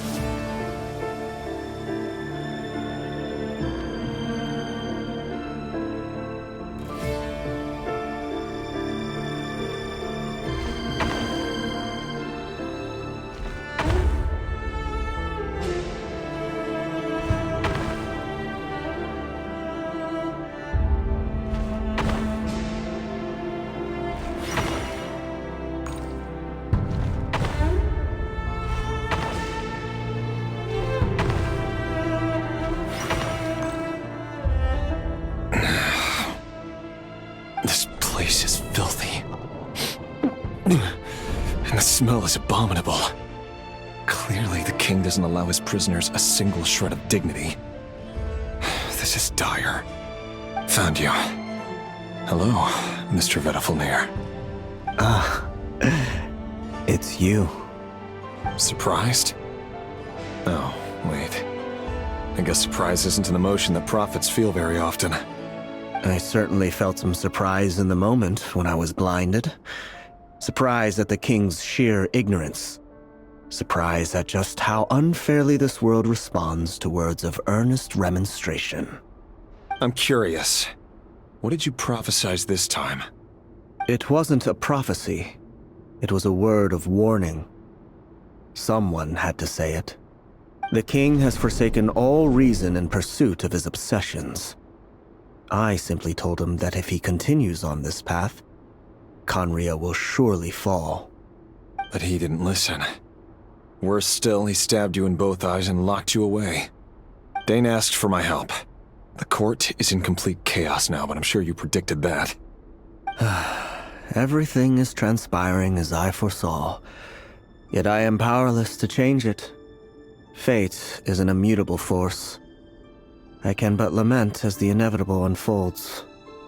I do wonder whether giving a man the power to see the future does nothing more for him than slowly crush his spirit. Forgive my curtness, Vedafulnir, but the king did not suddenly turn on you today. His suspicions have been brewing for a long time. You can't have wisdom beyond the reach of your fellow man without attracting his fear and suspicion. There are things the king does not want to see. So, he doesn't want you having visions of them either. He blinded you because he thought this would make the visions stop. He wasn't entirely wrong. I did indeed lose my power to see the future. Right up until... Until what? Just now, I believe I saw something new. Well, tonight could go a lot of different ways. 5 of us banded together to storm the palace, also we could rescue you. This will go down as the most tumultuous day in Conrian history. I sense hatred in you, but also hope.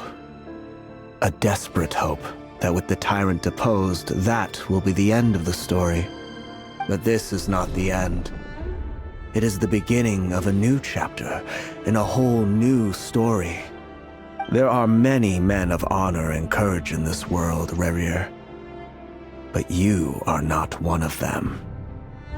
You're not here for justice, are you? You're here for yourself. Is that a dagger? Interesting. Why not the polearm? It was always your weapon of choice. With your abilities, I don't doubt that you were able to recover some of your sight. But I also doubt that you want to make an enemy of me right now. Of course not. We're on the same side, aren't we? We could be. But I need you to be honest with me, Vedafalnir. At this point, you're my only hope for the future. You mean your future? With your beloved, Felindis? Yes. And I know there are bigger things at stake here. A dynasty, a nation, maybe the entire world. But forgive me, I care first and foremost about myself. I can't abandon the one I love to save myself. I just can't do it. But you see a broader picture of the future than I. You see the solutions to the biggest problems of our age. So tell me, what is my solution? What's the answer? In matters of fate, answers are either right or wrong. What will be and what will not. Maybe you are willing to pay a certain price in the pursuit of happiness, but unfortunately, fate does not negotiate. That is the cruelest thing about fate. It is unmoved by your sacrifices. That can't be true. I know it's your voice that I keep hearing in my head, urging me to see how the world is changing, to seek more power, so I can protect the things I love. You show me disaster, but you won't show me how to avoid it? Why? Why are you doing all this? My voice. In your head.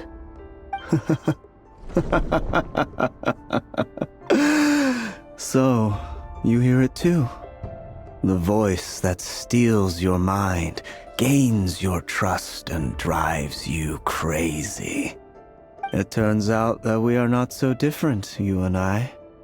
Vedafalnir just broke into the strangest smile I've ever seen in my life, as if he'd discovered some monumental secret. But then he suddenly switched to looking extremely weary. Very well then. My advice to you is as follows. You must persevere. Whatever trials and tribulations you may face, be steadfast in the belief that they are your path to the future. For as long as you live, your story with Felindis shall not come to an end. That is the only chance you have of fighting back against fate. It is up to you whether you believe my words. Regardless, that is all I will say on the matter. I have no right to intervene any further. I will hold you to your word. Thank you for setting me free. In return, I will tell you one more thing that you cannot afford to ignore. Just then, a strange wave of energy rippled through the city. We had no idea what it could mean. If I were you, I would head to the Universitas Magistrorum. The Universitas? Oh no! I'm sure we'll be seeing each other again very soon, Rerir. Whatever Vedafalnir said, I didn't catch it. I didn't even help him out of the prison. There was no time to lose.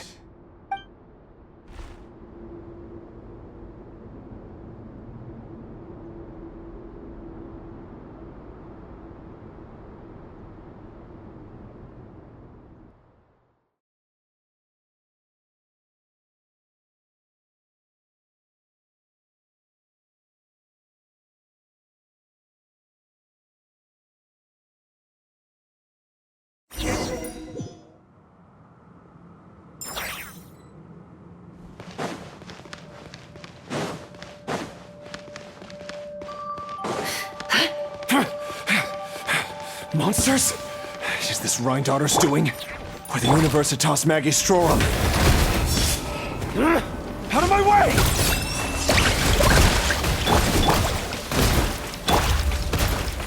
Can't hide the truth. No more lies. Ultimatum protocol.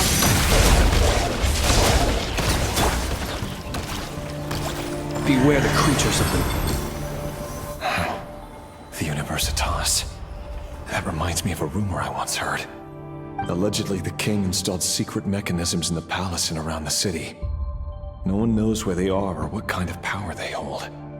But if they were ever gonna activate, it would probably be on a night like tonight. Help! Help!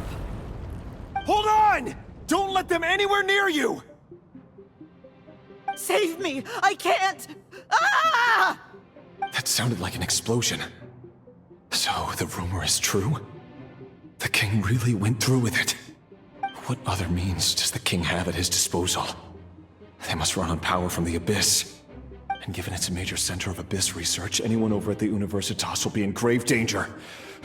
I have to hurry!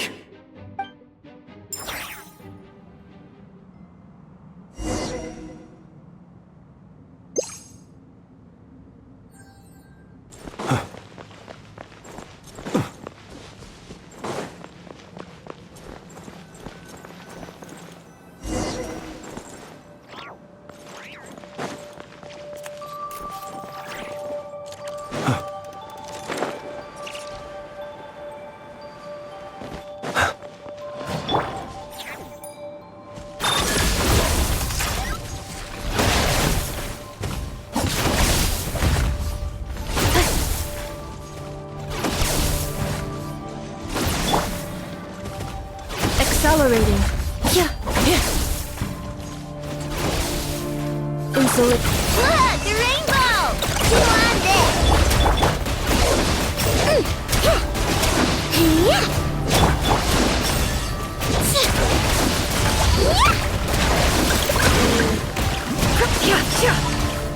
Can't hide the truth.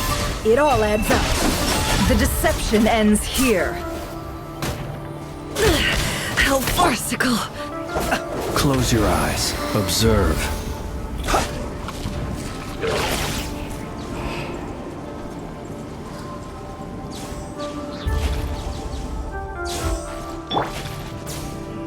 Defensive mode engaged. No more lies. It all adds up.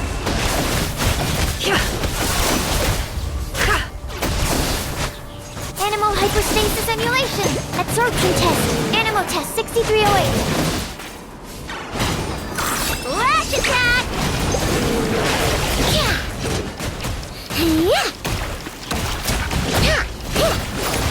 Awaiting reactivation.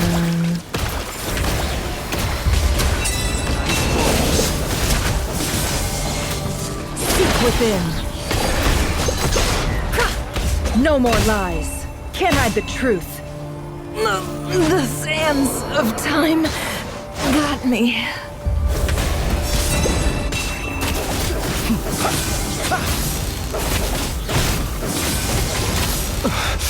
I will return as an avalanche.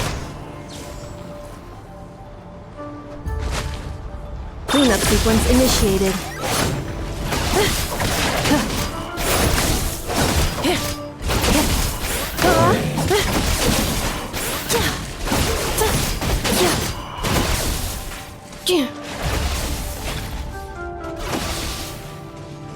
Insulation chamber deployed.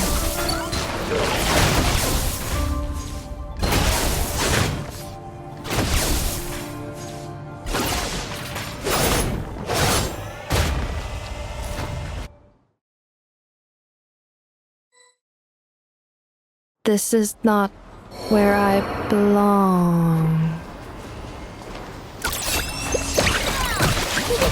Go claw!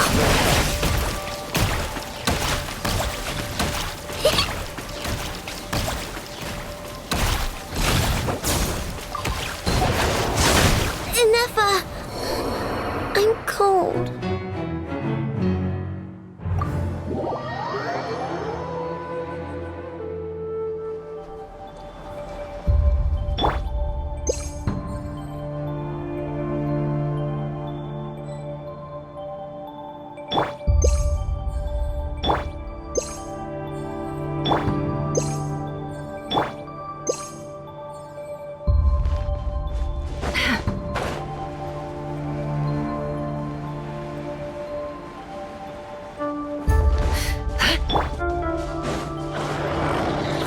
sequence. Absorption test. Stand clear. Be silent. Close your eyes.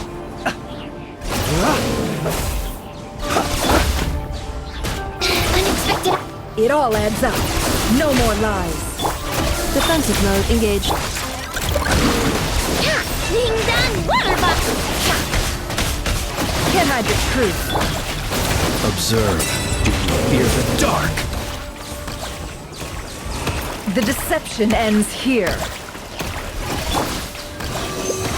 Absorption test. Look, a rainbow! G1, enhanced animal module 7. Preparing for dust-up. Cleanup sequence initiated. Close your eyes. Be silent.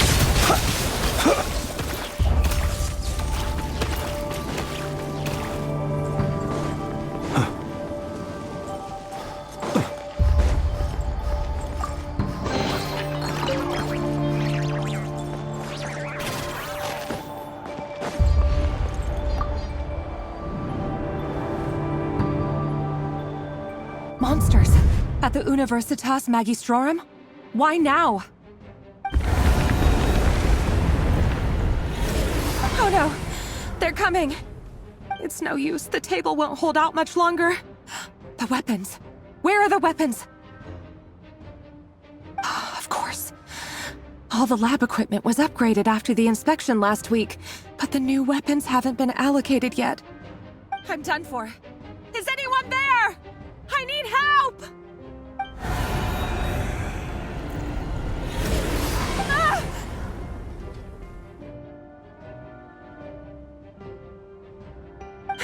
Stay back! Please stay back! Please!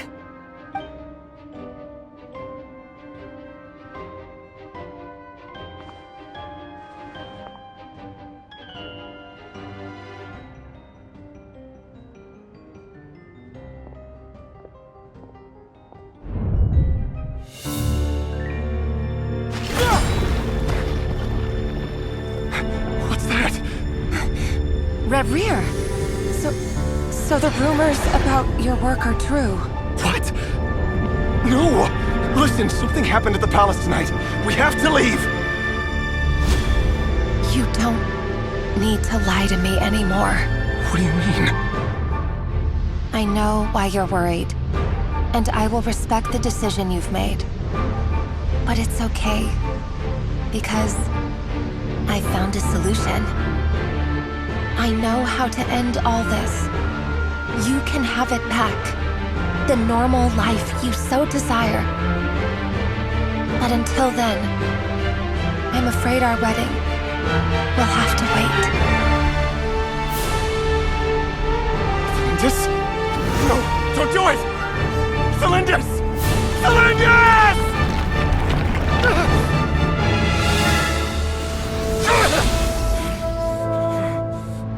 I told you, Rerir. Let her go. You will find someone better. No! No, I won't do it! I have to save her! By what means exactly? A lowly pawn. You lack the power and the strength of will. Do you know why? Tell me!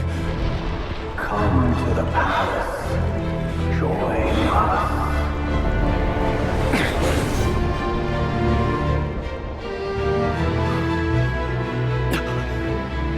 Rerir, thank goodness we... Step forth and take your share. You made it. Not you too.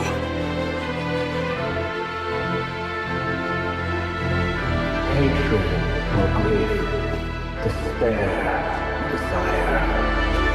We all have our own.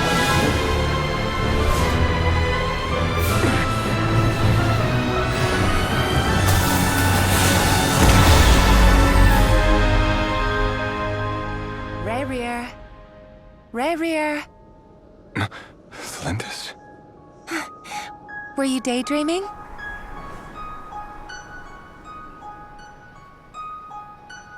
You still remember, Rerir? That question you asked me a couple of weeks ago? Oh. You mean the proposal? Yeah. I'm wondering, where do you think would be a good place to discuss it? Maybe in the garden? Or were you thinking a fancy restaurant? It's your choice.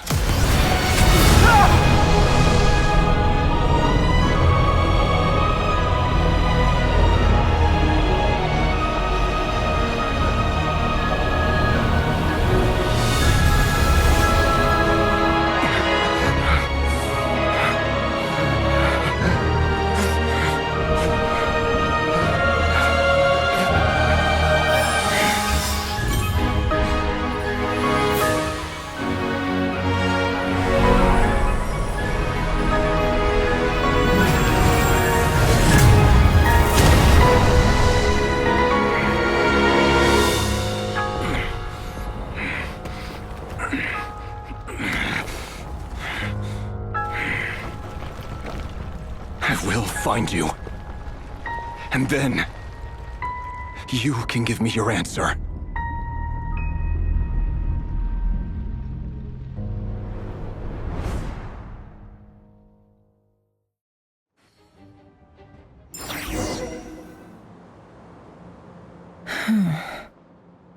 So that's how the Raker of Solnari was born. A monster created by circumstance is a monster all the same.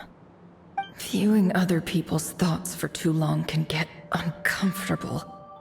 Right now, I'm feeling a strong sense of loathing. In a nutshell, the story of Conria is what happens when the truth falls by the wayside. Everyone tells little white lies, and before long, you have a huge pack of lies that destroys everything. Phew. Time to get back. His past is filled with sorrow, but the tale of any fallen civilization is one of endless tragedy. Cruel as it may be, that was Conria's fate.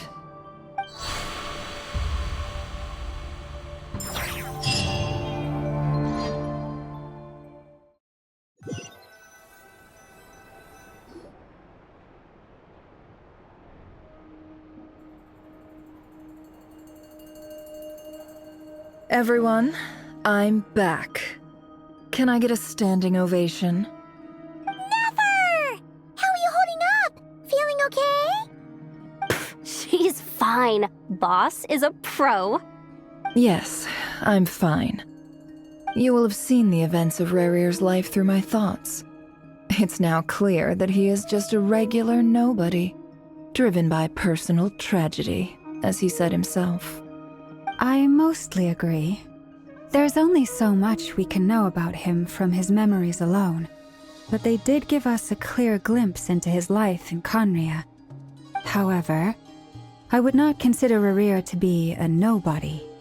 He was deeply involved in the events of that era. Yet, when the catastrophe of a generation strikes, nobody is safe. Sounds to me like you're speaking in riddles again. Is this you urging me not to abandon the people of Nodcry in their hour of need? That's not what I meant. Although I do hope you choose to remain a part of the plan. Without you, the mission ahead will be all but impossible. Then try to remember that I respond better to the carrot than the stick. And I don't appreciate being bossed around. Now, as for you, Missy, you were excellent. You stuck to the rules of the ceremony and kept your mouth shut the entire time. Bravo. Cool. So, can you fill me in on the deets now? Most of what I saw went right over my head. Patience. You'll hear the whole story, don't you worry. But let's meet up with the others first. It will save me narrating it twice. Yehoda? Yes, boss. Let me get that door for ya. That's more like it. For a moment there, I was worried you'd forgotten about the first clause of your employment contract. Forgive my curiosity, but what does the first clause say? It says I gotta do the annoying stuff that boss is too lazy to do for herself. Like opening the door, pouring the tea, yada yada. Is that right? If something is in the contract, it's because she willingly agreed to it. Rest assured that the curatorium abides by the very strictest of labor policies. You don't seriously think I'm cruel enough to treat her like my slave? In any case, I've hardly shied away from my share of the work today. Hope I don't catch Flintz and Varka lounging about in their chairs, enjoying a leisurely cup of tea. There's nothing I dislike more than other people enjoying themselves while I'm hard at work.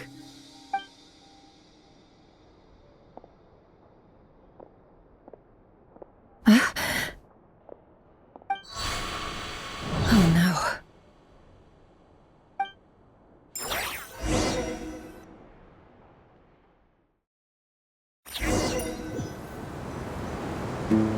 Sorry to disturb you, but we seem to have run into some trouble. Evidently so. Don't worry, I'm not about to leave you to fend for yourselves. I'm not that kind of boss. And it would go against the curatorium's labor policy. I'm sorry? What did you hear me say? I wasn't talking about labor policy. Wait. How long have I been standing here? Not long. You just appeared by the door a moment ago.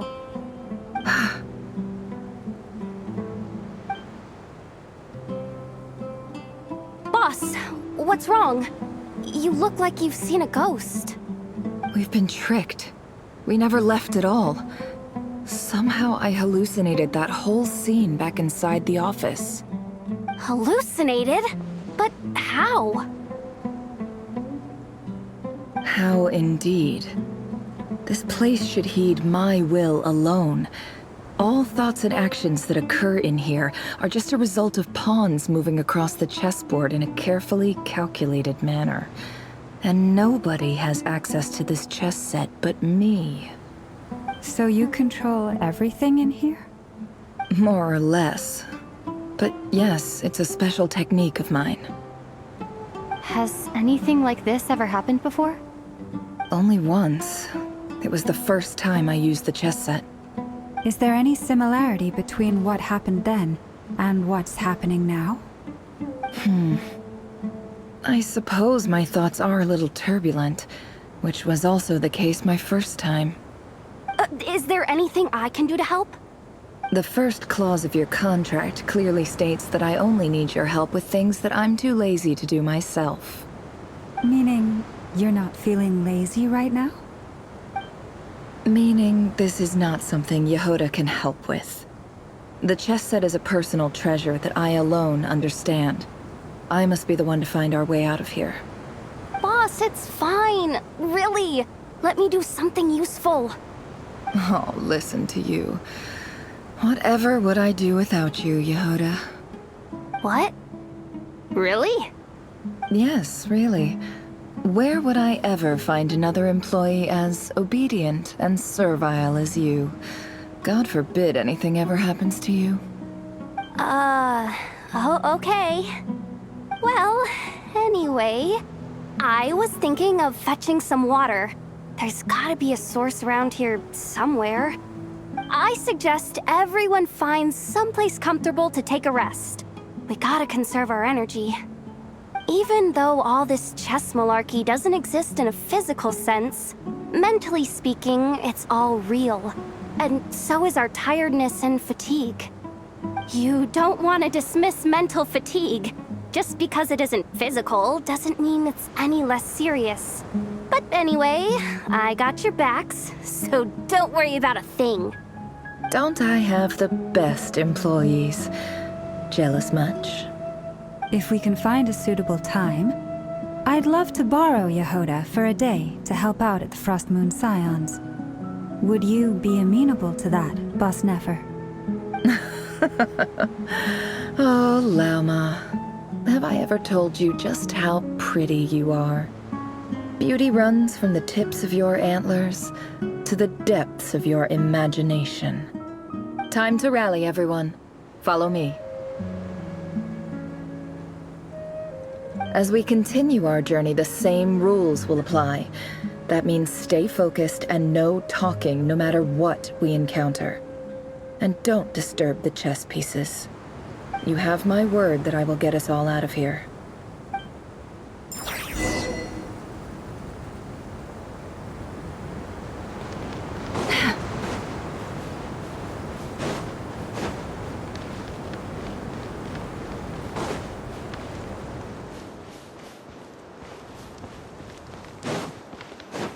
This place looks familiar. That's not a good sign. There's someone up ahead. Time for a little chat. I wasn't expecting visitors at this hour. Wait, is that? Oh, it's him. There you are! Sinue's been looking for you all day. I think he has some news for you. Oh yeah? What were you doing just now, Uncle Retinue? Hiding away some more loose change? I know I saw some Mora. What do you mean, loose change? Oh, come on, I'm too old for this. Just pretend you saw nothing.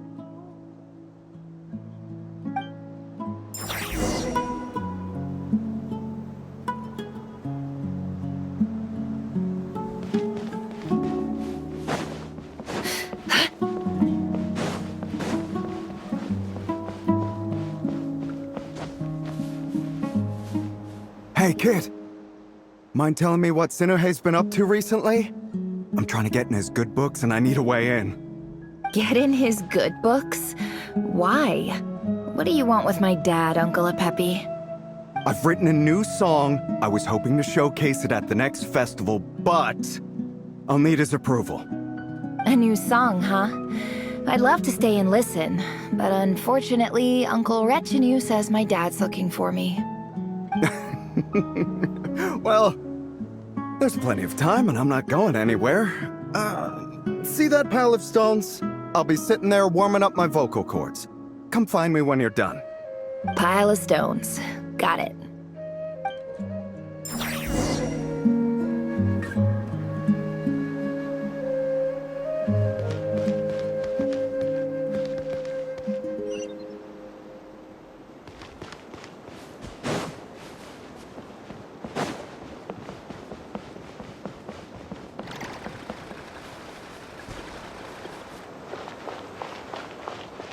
Hi, Dad. Uncle Retinue said you were looking for me. Ah, there's my little princess. If you'd gotten back just a little sooner, you could have shared the spoils of war with me. Spoils of war? Who were you fighting against, Dad? It was just a figure of speech. The aftermath of a sandstorm is no time to be waging war. I was talking about our war against thirst. I went out to fix our water supply problem, and now I'm back. Which means... We have a well again! That's right. I found a new one and brought back as much water as I could carry. It should last us for a good while. If it wasn't for these blasted sandstorms, our wells wouldn't be caving in. You wouldn't be spending all your time out searching for new water sources. As the chief of our tribe, I'm supposed to be leading us out of hardship and poverty, onto better things. You know how prosperous our ancestors were. I've told you all the stories. And look at us now, squeezed into these hovels. No one would choose this, if it wasn't for the endless wars over the years. But things are looking up. I started working with some folks from the academia a few months back. They gave me some contacts in return for my assistance in the desert. So you're the Academia's helper now? Special ambassador, they call it. Think of it as a partnership. It's nothing bad, okay? We've been isolated here in the desert for too long. Seeking opportunities elsewhere is the best thing for us, and the fastest way to progress.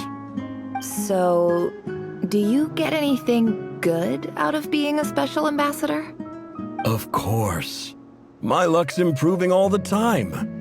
One day, I swear I'm gonna lead us out of this place. We'll find somewhere new. Somewhere better.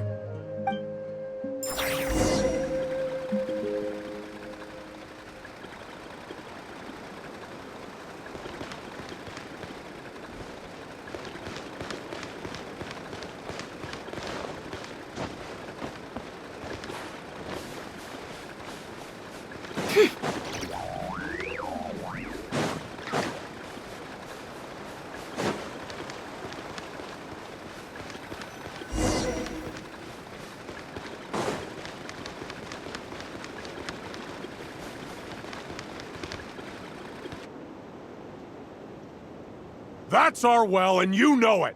You stole from us. Well, you've gone from chief to thief, and now you have to face the consequences. Did you really think you could take our water without permission and get away with it? You're either brave, stupid, or both. And that special ambassador act? Yeah, nice try! We spoke to the academia. They said it was all news to them. You're a liar and a cheat!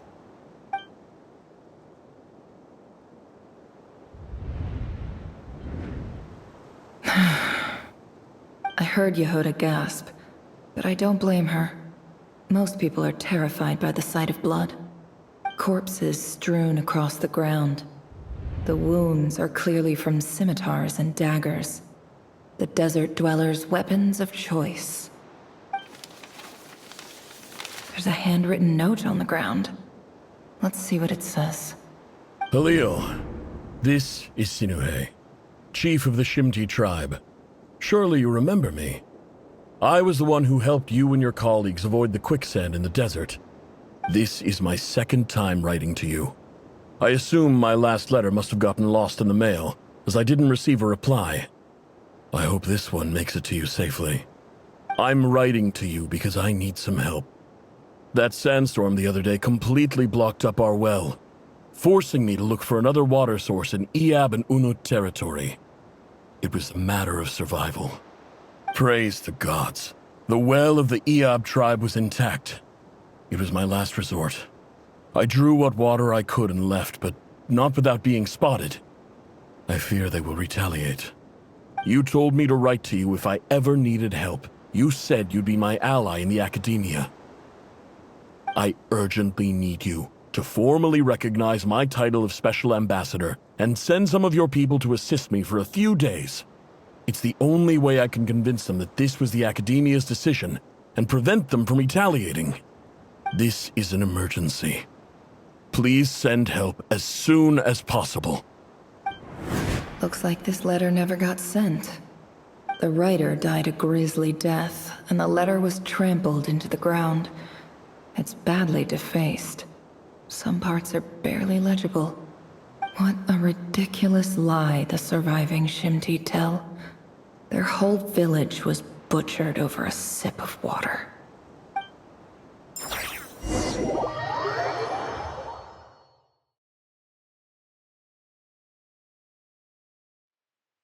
Ah, officer. Welcome. Welcome to our humble village. I thought you would at least have the courtesy to provide some respectable libations. This is the finest wine Aru village has to offer. I promise.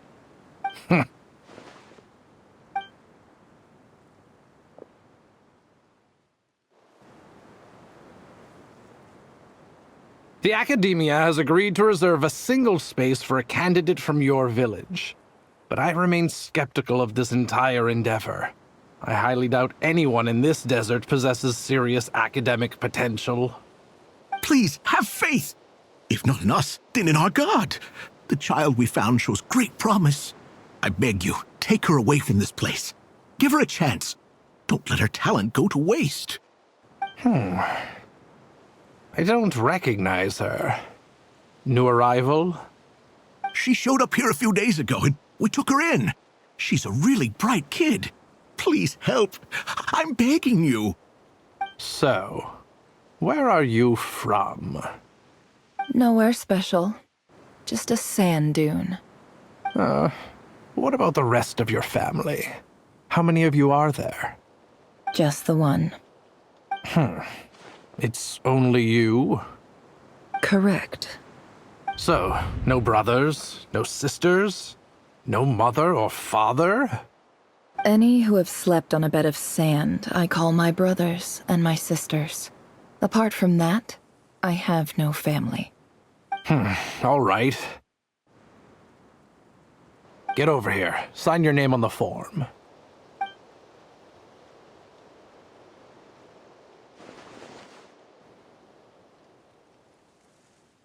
Never?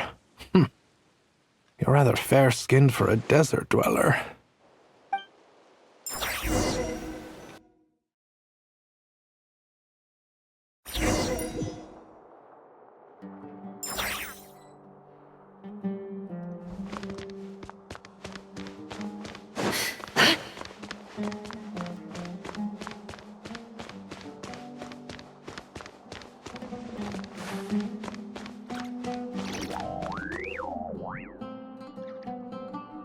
Nefer, this term's assignments have been issued already. Please read through the materials thoroughly, conduct your own additional research, and then write an essay on the topic. Yes, Professor, I'm aware. I just had a couple more questions I wanted to get your perspective on. Oh? Please ask away. Well, I saw the other students' problem sheets, and I couldn't help but notice that my assignment is much easier than theirs. Do you really think I'm a weak student? A weak student? Goodness, no. Quite the opposite. You have a sharp mind. Almost too sharp. I think what you're saying is, a weak student wouldn't have noticed the discrepancy. And if they did, they certainly wouldn't complain about the lighter workload. You see, sharp as they come. You see things the way they are. And I'm sure you know why they're like that. Because of where I come from. Because I'm different. I'm sorry, Nefer. I don't like it any more than you do. It's just... Anyway, you said you had a couple of questions? What's the other one? I wanted to check. If someone sent me a letter to the academia, where do I go to collect it? Ah, your family wrote to you. As long as they put your name on the envelope, someone should hand it right to you. Not exactly. It's not even a recent letter. I was just curious where the mail would end up if no one collects it. The House of Dana, I expect. I know there's a box for unclaimed mail somewhere in there, probably sitting on a shelf. Whatever you're looking for, that'd be the place to start. Okay, got it. Thank you, Professor. Oh, don't mention it. Honestly, I feel like I failed you. I'm supposed to be your teacher, but I haven't taught you anything. Hey, don't say that. You're a great teacher, and you do your best for all your students. But the rules are the rules. You're not allowed to teach students like me. It's not just the academia either. The whole world bends over backwards for the successful, and leaves the losers to suffer and die. Oh, my dear child. Don't tell me you've given up on life already. I haven't. I just think that if you want to make it in this world, you have to find a way to become successful.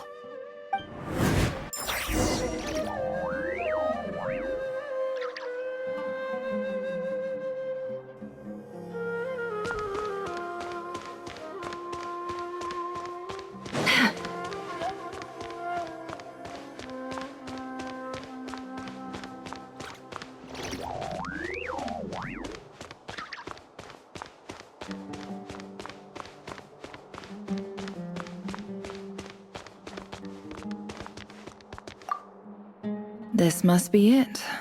A big cardboard box full of unclaimed mail. And probably some letters that ended up here by mistake, too. Let's take a look.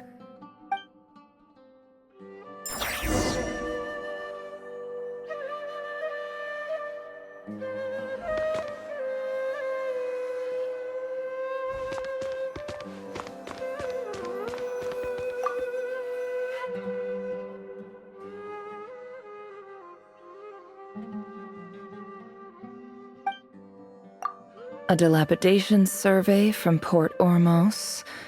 Looks like it's from a Corps of 30 representative. What a strange thought. A bunch of mercs losing sleep over rundown buildings. This one was never even opened. I guess the recipient didn't care what the Corps of 30 had to say about anything. Who was it addressed to? I don't recognize the name, but it must have been a Kasharawar professor.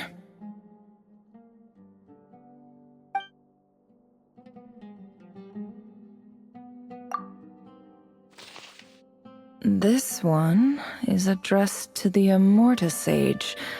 The title is Changes Observed in Satyavada Life Symptoms. Why do all these letters read like full-blown dissertations?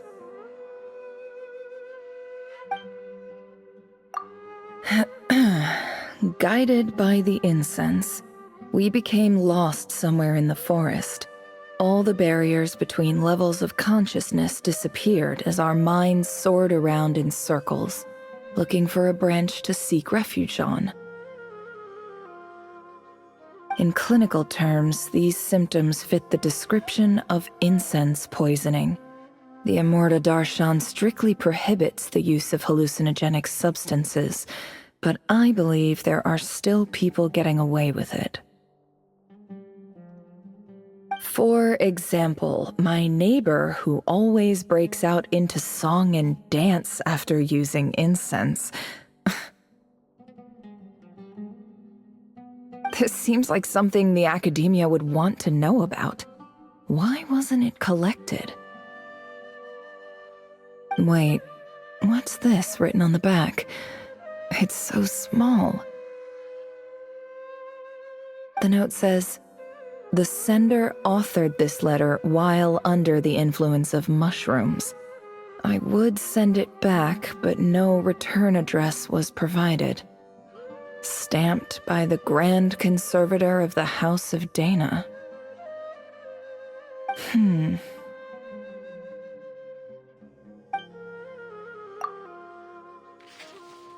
This next one is addressed to Grand Sage Azar.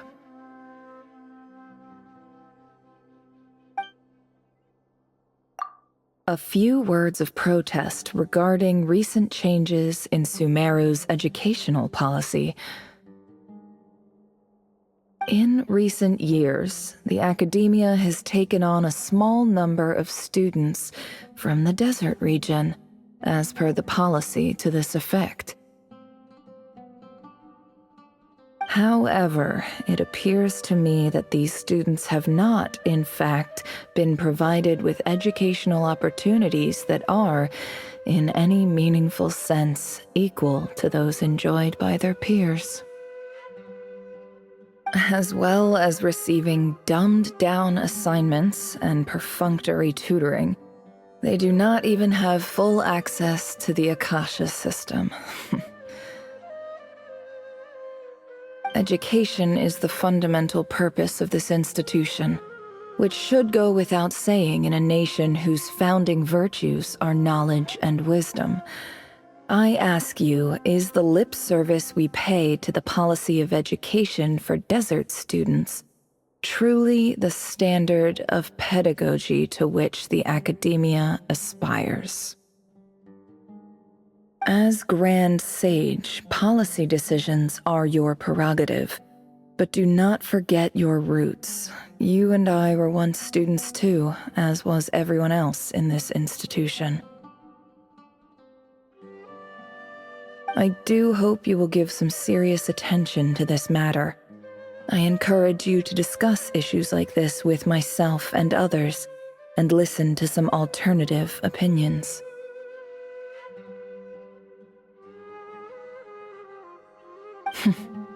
Great letter. Shame it didn't get to where it needed to go. And the sender is... Sage Cyrus of Spontamod.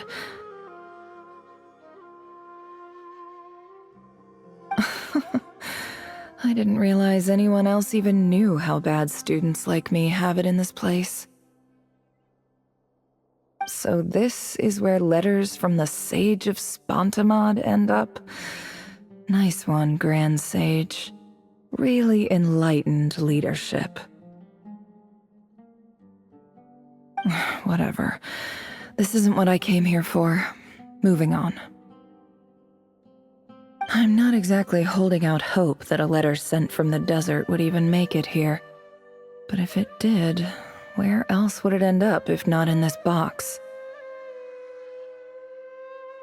I can't believe how much discarded mail there is. Must have been years since someone last went through it all. And this is just one box. The whole House of Dana is boxes on shelves. I don't believe for 1 second that any human being has sat down and read through all the documents in this place. Who has that much free time on their hands?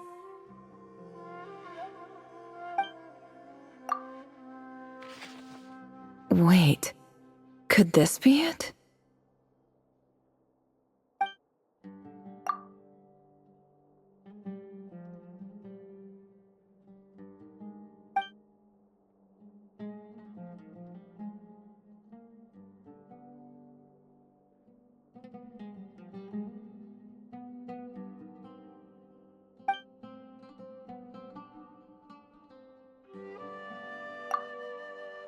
Greetings, Halil. My name is Sinue, chief of the Shimti tribe. I was the one who came to you and your colleague's aid when you ran into trouble in the Great Red Sand. I don't know how well you remember it now, but I brought you to safety and gave you some water and other supplies. You seemed very pleased and told me your name. In my tribe, learning a person's true name is serious business, and I therefore see you all as friends. You were kind enough to leave your contact details, so we could stay in touch. The Shimti tribe lives a harsh, nomadic existence in the desert. You were sympathetic towards my plight, promising to make me a special ambassador of the academia and help us find a way to make a better living. This brings me to my reason for writing. Our tribe has fallen on particularly hard times, and I would like to ask for your assistance. There was a terrible sandstorm a few days ago, which blocked up the well in our land. To ensure my people's survival, I had no choice but to venture into Iyab and Unut territory in search of an alternate water source. The Iyab and Unut are descended from the Thamudians, while we trace our ancestry to Tulatala. We worship the Lord of Flowers and have had relatively good relations with our fellow tribes up until now. I found a well belonging to the Iyab tribe. They declined to help us, but I really had no other option, so I took some water to keep me and my tribe alive. My actions are certain to incur their wrath. When we met, you assured me that you would be my ally in the academia. I would like to take you up on that offer, because I really need your help. I wonder if you could send an academia representative to meet with me. That aside, the last time you were here, you mentioned that the academia had started accepting students from the desert, and I told you a little about my daughter, Nefer. We have next to no resources here in the desert, and my power and influence are limited. Would you consider enrolling my daughter at the academia? She is a smart girl. I know she won't disappoint you. From the outset, the academia never took you seriously. Those things they promised were just empty words. I doubt they even remember the name Sinue. And you were so emphatic that your luck had finally changed for the better. You swore you'd lead us to a better place one day. You spoke with such conviction, like you were the most powerful chief in the whole desert. You liar. You lied about everything. You promised the world and delivered on none of it. And who fell for it? Just me, by the looks of it. Despite your best efforts. Which makes you a pathetic liar. You weren't even any good at it. I think I'll take over from here. Let me show you how it's done.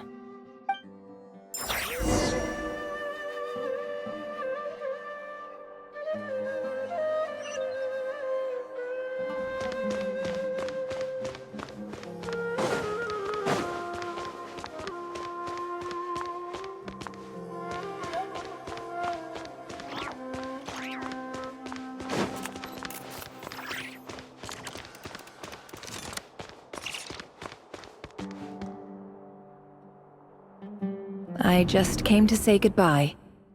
Thanks for everything you've done for me in my time here. Nefer? You packed your bags. Where are you going? I'm quitting. Something's come up in my hometown. Gonna head back and deal with it. Huh? But this was a hard-won opportunity for you. You know that better than I do. It was, but it doesn't matter. I have more important things to deal with, and they can't wait. Oh, and I didn't want to overfill my bags, so I left some incense on your desk.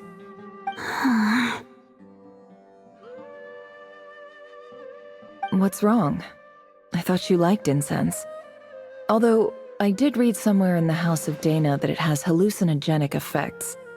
Don't use it all at once, all right? Isn't this the stuff you brought from your hometown? You're just letting me have it? But you said it's a rare and valuable commodity.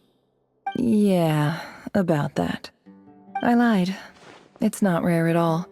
There's this bunch of ruins near my hometown that are practically overgrown with this plant.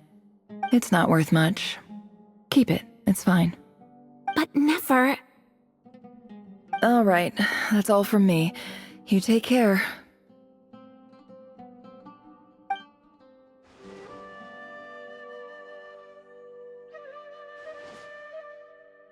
Don't forget me, okay? I mean, we're more than just classmates, right? We're friends. Yeah, I'll remember you. I lied again. That incense is worth a fortune, and it's a rare find even in those ruins. And as for remembering her, I have far too much to do when I get back. No time to reminisce. I'll be lucky if I even make it through this alive. But either way, I expect I'll forget you pretty quickly.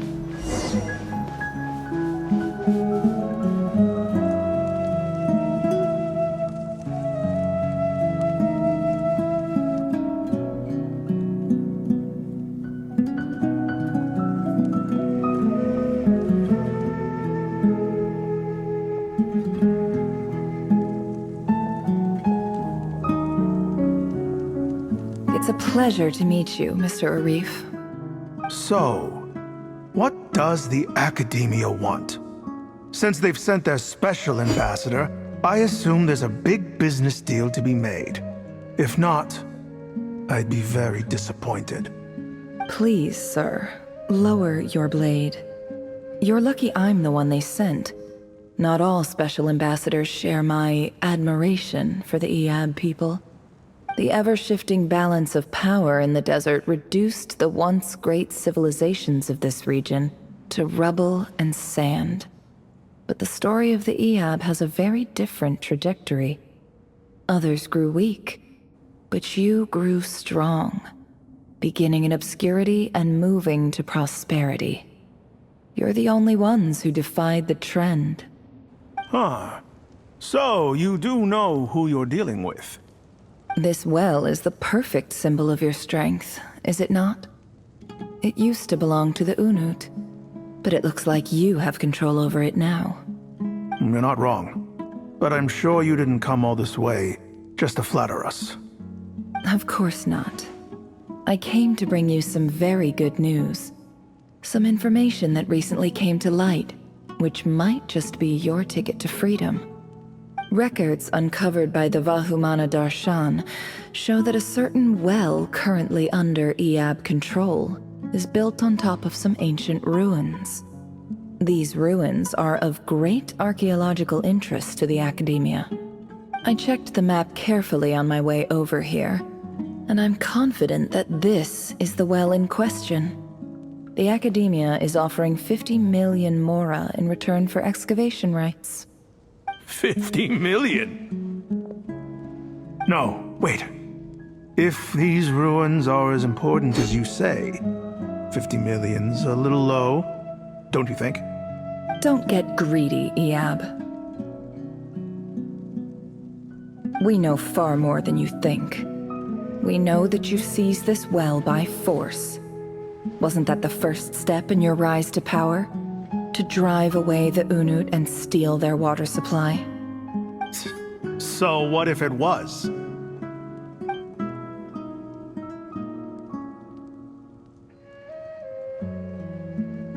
Don't worry. As unscrupulous as it was, it's something we're willing to overlook.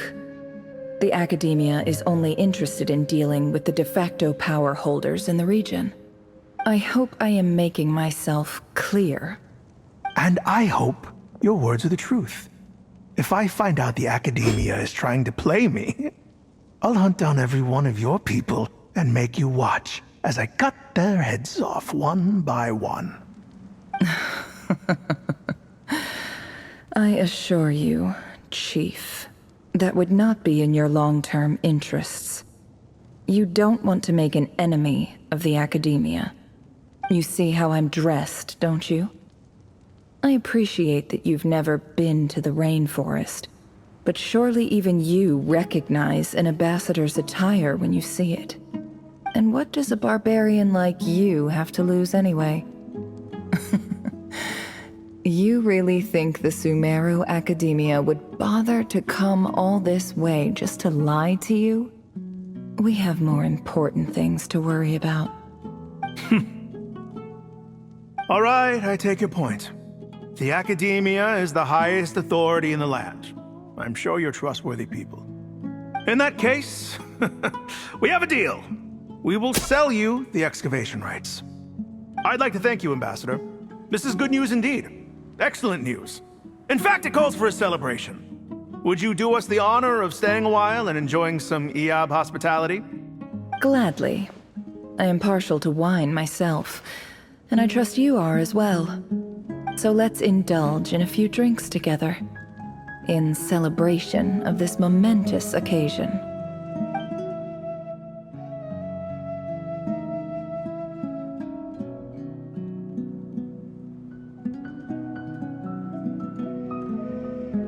Chief! Chief, it's an emergency!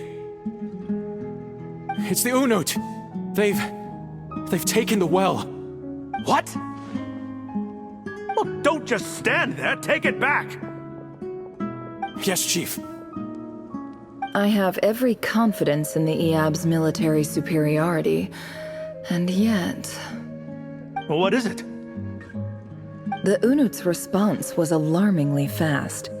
The day after we reach a deal, they seize the well. This can't be a coincidence. Perhaps there is a traitor in your midst. I don't think so. I am obliged to remind you, Chief, that the Academia will only deal with the de facto power holders. If you cannot regain control over the well, I'm afraid you won't see a single mora of that 50 million. No! Please, Ambassador, just give me some time. I swear the Unut will not get away with this. That well is ours, and so is the mora. Glad to hear it. I will wait here for an update. If there is a traitor, I will find them. In the meantime, make yourself at home. I'll report back as soon as I have an update. Much obliged. Wow. All it took was a few words and I've got him wrapped around my finger. What an amazing feeling. So, in summary, Ambassador, the Academia would rather negotiate with our tribe instead of the Iab, yes? The Iab are ruthless murderers who don't listen to reason. And now they have the gall to interfere in our research projects in the desert region.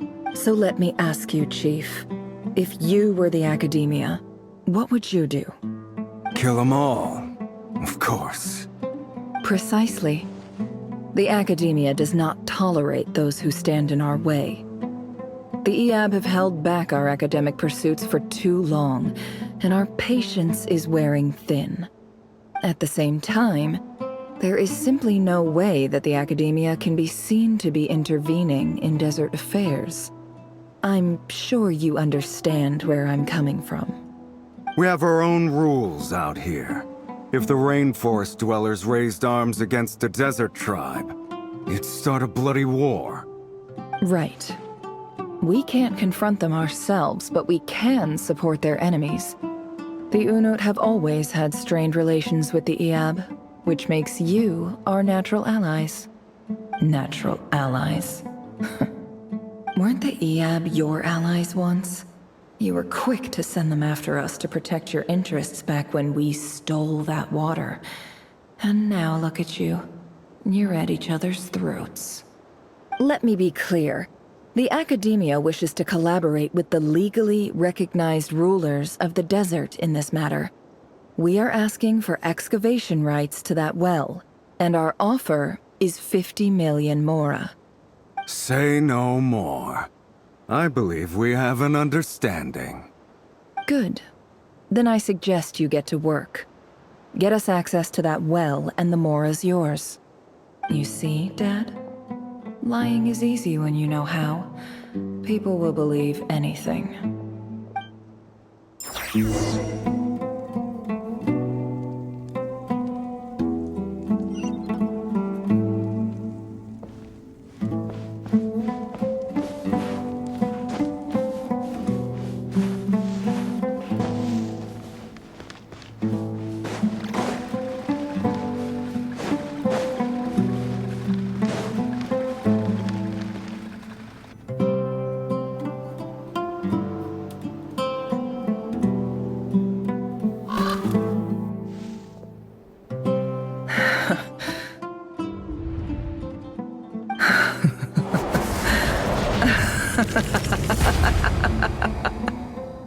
Look at yourselves. You may be vile, savage monsters, but your butchered bodies bleed like any others. You're no different. You're nothing special at all. The monsters who destroyed my home, they're just ordinary, petty human beings. What a joke. I think we're even now. Maybe I've even done the desert a favor. It's a better place without all these people around. Oh, Sinuhe, my gullible fool of a father. Perhaps if you'd been as ruthless as I was today, our tribespeople would still be alive. In this dog-eat-dog world, a chief needs to be tough to survive. But you couldn't do what had to be done. So I did it for you. Nefer, it's okay. All of this is in the past now. I believe I remember you promising to remain silent. Yeah, but even so... Yehoda, is there anything you can do to ease the tension? Alright, time for a sharp turn onto a completely different topic. So, anyway, that's enough of that. When are we getting out of this place? Feels like we've been walking forever. I'm getting pretty tired. Oh, Alma, you tired? Yes. If we can find somewhere to sit down, I could certainly do with a rest. It's not far now. There should be a temple just up ahead.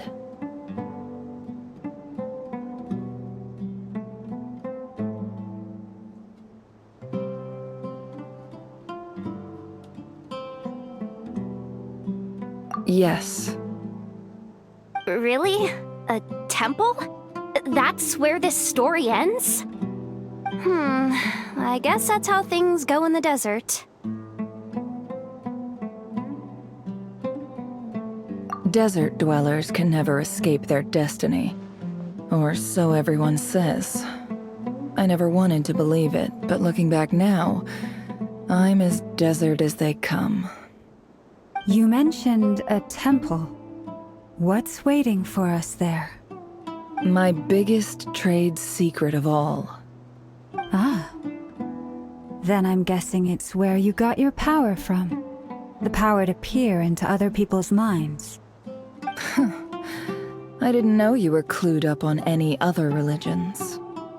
I'm no expert in the history of Sumeru, but since you come from the desert, I would imagine it has something to do with King Deshret. Sounds impressive. Ah, I know who you mean. General Mahamatra Sino. The spirit of Hermanubis dwells within him. That's Boss Neff for ya. She knows everything.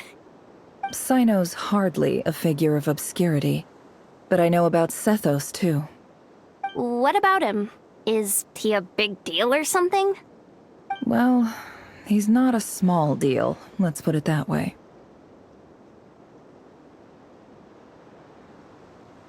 Please, this is the bare-bone basics. Save the flattery. Thanks for your patience, everyone. I'm sure it's been a lot to take in. With any luck, that's our exit just up ahead.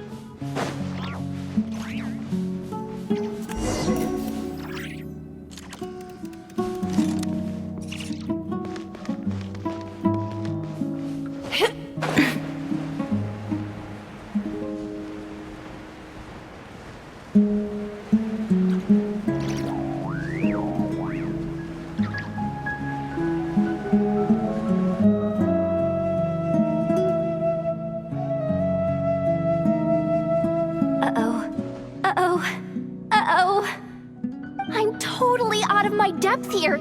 I don't have anything to add about any of this stuff. Like, look at that statue, for instance. I want to do the whole name-dropping, this girl knows her stuff thing too, but I've never seen anything like it before. A statue with the head of a bird. That's Thoth, the Ibis King, one of the 7 pillars of King Deshret. The legends say that he, the Crocodile King, and the Goat King were the 3 retainers of King Deshret. Let's take a look.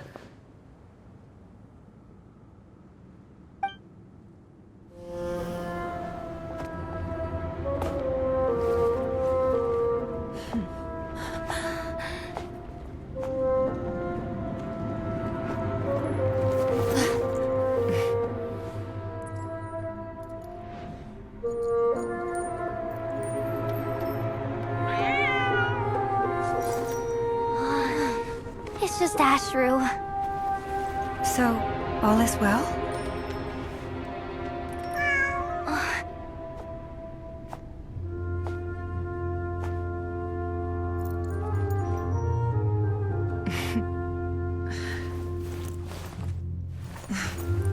Typically speaking, at this point, the world disintegrates. Then we find ourselves back in the outside world. Besides, these are my memories. There's nothing to fear. You're sure? Of course.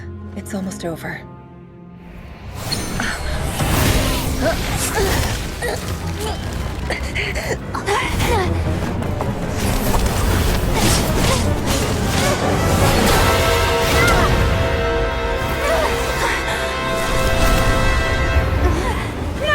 Hold on!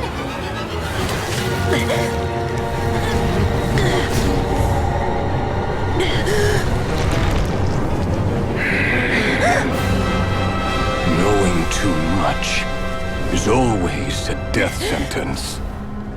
Speak for yourself.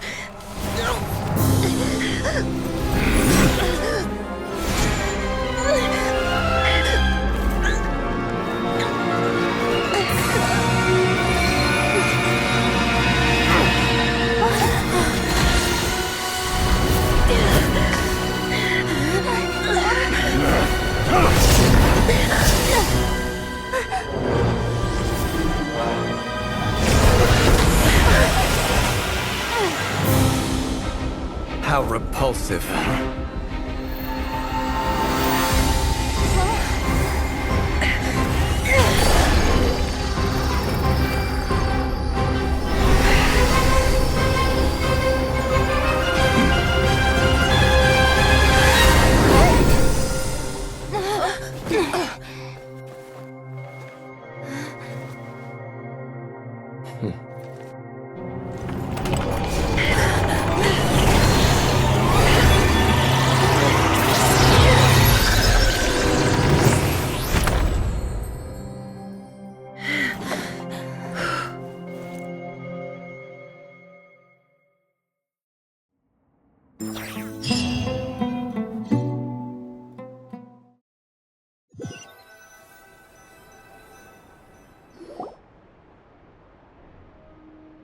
Timed that pretty well, didn't I? It's okay. I'm just glad no one was hurt. Paimon noticed you doing something too, Dainsleif. Were you helping get them out? Of course. When I asked Nefer to conduct this investigation, I was not naive to the dangers involved. I had a duty to ensure your safety. Good to know your sense of justice is still intact after all these years. I take that to mean that you saw the truth. That comes as a great relief. I certainly did. And thanks to your help, I also managed to trap Rerir inside the chess set. Whoa, really? How'd you manage that? Well, to be honest, I sensed that something was wrong long before we made it to the temple. By using this fragment to probe into Rerir's past, well, the monster formerly known as Rerir, it seems I alerted him. I was tracking him, then he caught on and started tracking me too. Can't say I'm surprised. But how did he track you through your thoughts alone? That shouldn't be possible. Rerir was a secret agent who reported directly to the Vinster King. He is an expert at finding a trail and hunting down his pursuers. No wonder.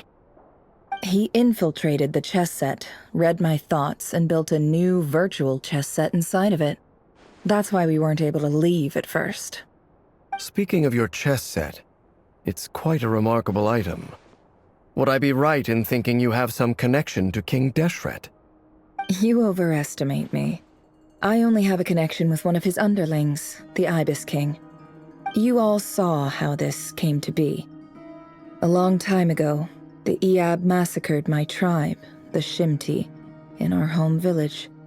A few years later, I enrolled in the academia, where some new information came to light.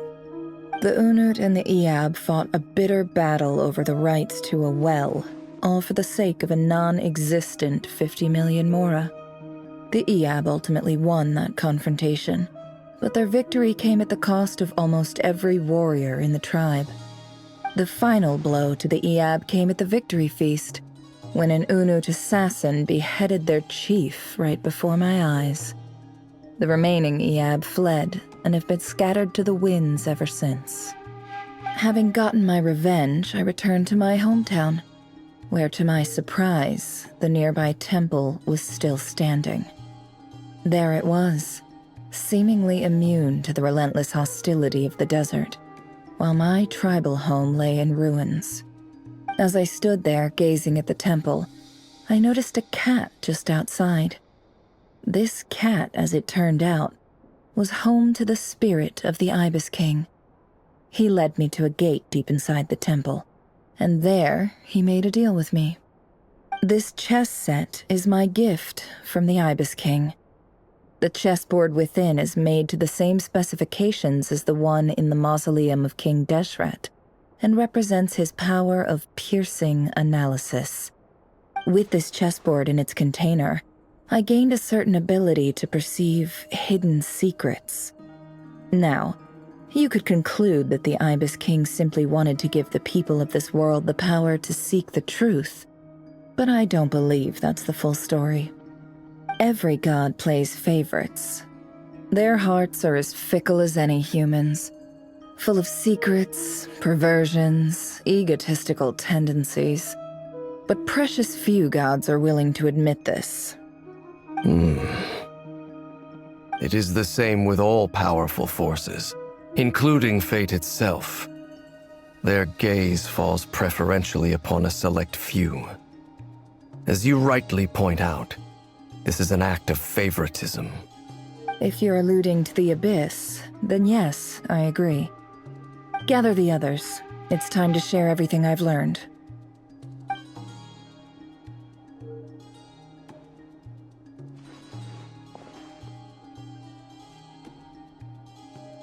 Thank you all for being here. As promised, I did some further investigating into the Raker of Solnari's background. I am pleased to report that the investigation has been most fruitful indeed. The Raker of Solnari, real name Rerir, was once a Conrian subject who served the Vinster King. I will now share the important details of his story. Please save any questions or comments for the end.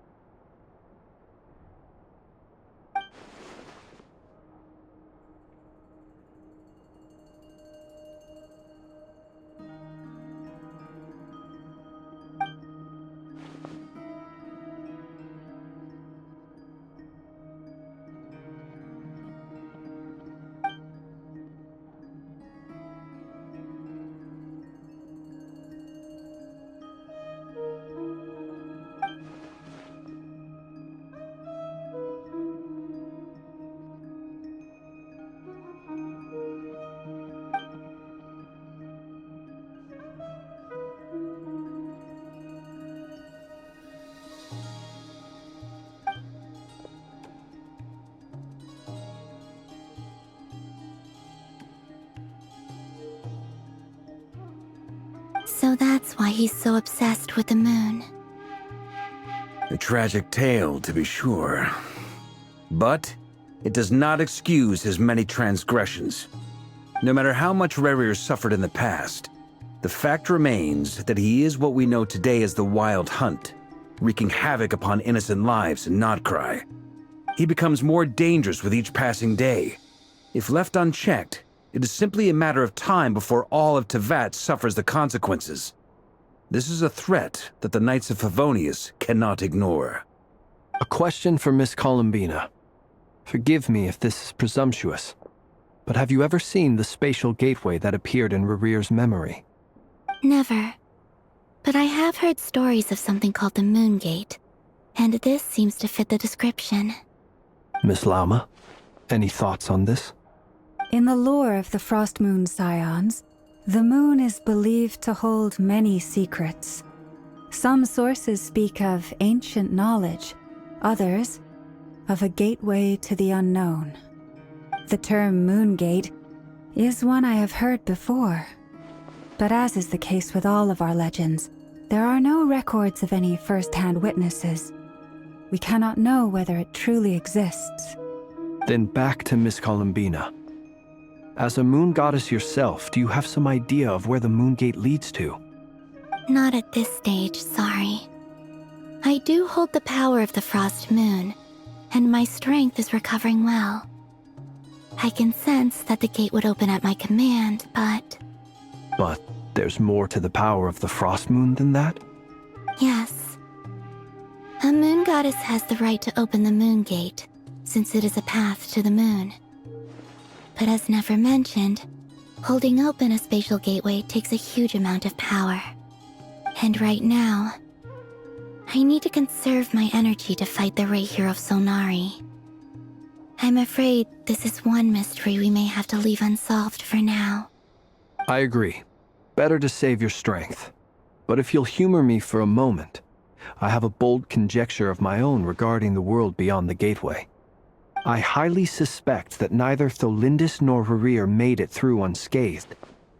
The evidence pointing to this is the fact that the Rehir of Solnari exists in the form of countless fragments. With the abyssal power he wields, no ordinary foe can touch him, let alone tear him to shreds.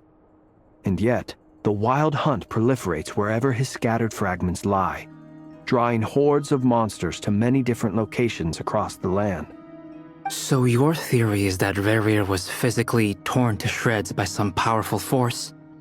Hence, why the Wild Hunt is a distributed phenomenon, rather than a unified one? Makes sense to me. Explains why the Wild Hunt is so pervasive, and why he's been trying to piece himself back together. He was whole to begin with, and he wants to be whole again. Without the power of the Abyss on his side, he almost certainly would have perished the moment he was torn apart. But the Abyss, much like a curse, has kept him alive. I could not agree more. The power of the Abyss is most surely a curse. It is a compelling explanation, and one that accords with my present understanding of Abyss creatures. Whether the life form in question is primitive or advanced, if a curse has extended its lifespan unnaturally, it will continue to survive in spite of everything. This raises some interesting questions. I will run some experiments and see if there is any validity to my suspicions. That being said, regardless of whether my research bears fruit, I would like to thank Miss Nefer for conducting such a thorough investigation. Already, it has greatly enriched my understanding of the entity we face. My pleasure, Mr. Albedo. I too hope that the information I have shared today proves useful as we look to formulate the next stage of our plan. Hey! What is it, Dainsleif? You look really upset! It's just... when I think of the man I once knew as Rerir, I struggle to understand why things had to turn out like this. The two of you used to be friends, didn't you? I don't know if these words will bring any comfort, but my heart goes out to you. Mine too. We can never know all the hows and whys of the way things are. The moon and stars are full of untold secrets and lies, and the skies are host to many more mysteries than these alone. Yet, none of that can begin to compare with the complexity of human life. Those are the first comforting words I've heard in a long time. Thank you both. Well, I think this is a good place to end today's meeting. I'm sure Nefer needs some time to recover. She's been through an awful lot today. That's very thoughtful of you, Lama. Of course. Sounds good to me. Take some time to rest and digest before we reconvene to nail down a plan.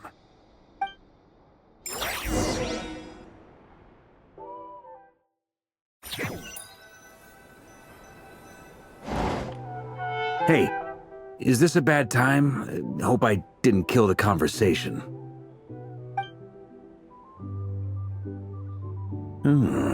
Nice room. Oh, I'm not coming in, though.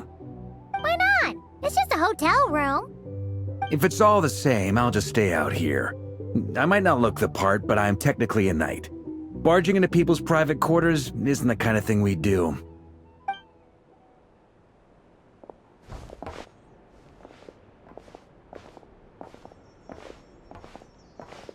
Anyway, Nefer went back to the curatorium to get some rest. But before she left, she shared some things with me that I thought you should be aware of.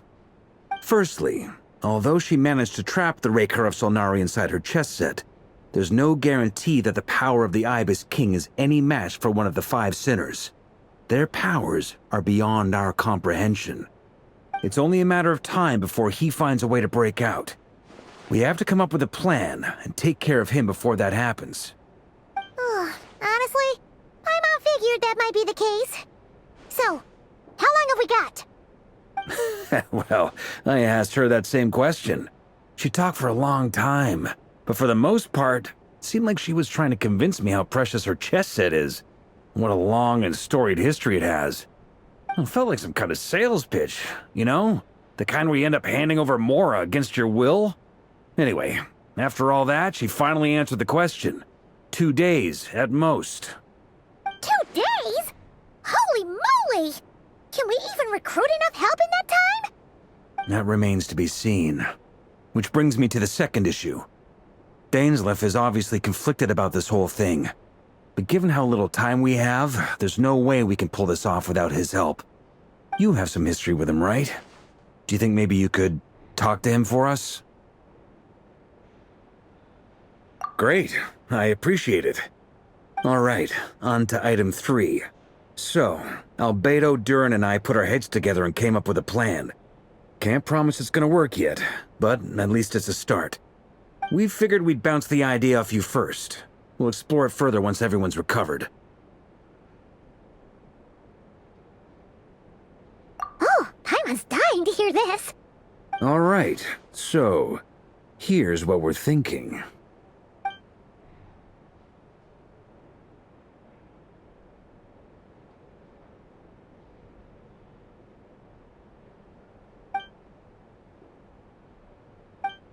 We felt a little uneasy about roping you into this. I mean, firstly, you're not locals, and secondly, none of us are your boss. You're well within your rights to refuse if you so choose. Roping us in? Why would you even say that? We know the stakes here. It's all of us against the Rayher of Solnari, or none of us stand a chance. I choose my words very intentionally, I'll have you know. I like to think there's an art to striking a down-to-earth tone even when the stakes are through the roof. Sir Varka, I have a few thoughts about this plan. I'm all ears. I think we can be more flexible with how the roles are allocated. In my view, the most sensible lineup would be like this.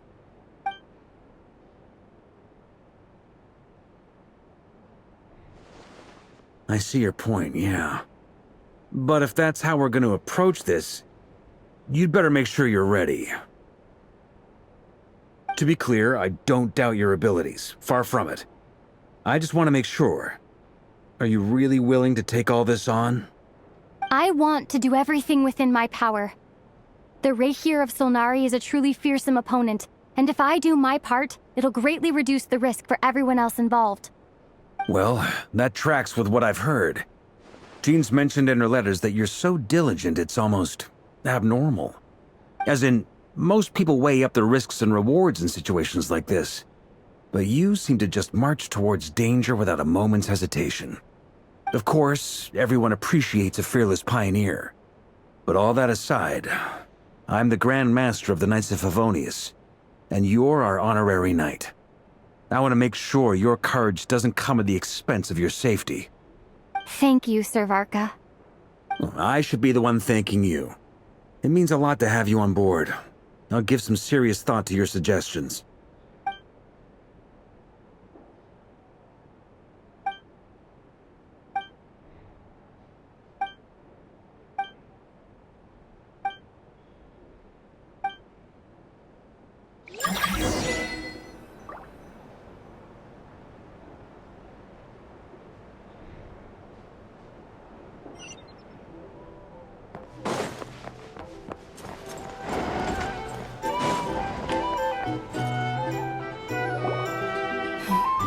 This is a thorough plan, but I do have one last question before we take action.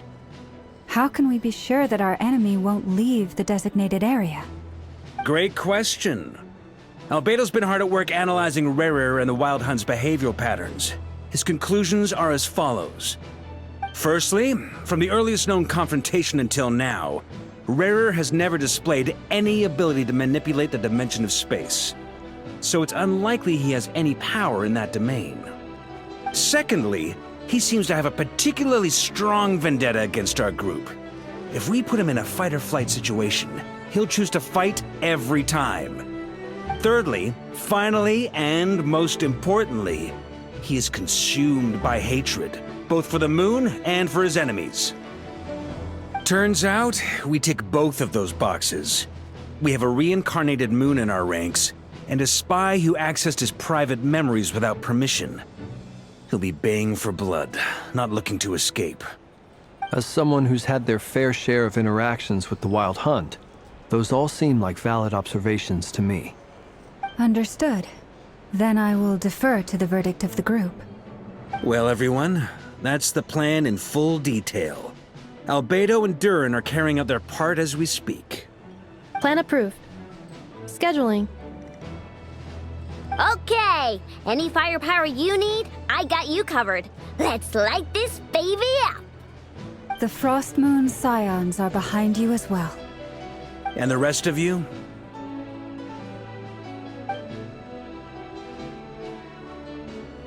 No objections? All right, then it's settled. This is the plan we're going with. Next up, an old tradition of mine. Anyone who wants to back out, now's your chance. Wait, we can still back out of this? Everyone says things they regret, right? I don't want anyone feeling trapped because their mouth said yes before their brain had time to think things through.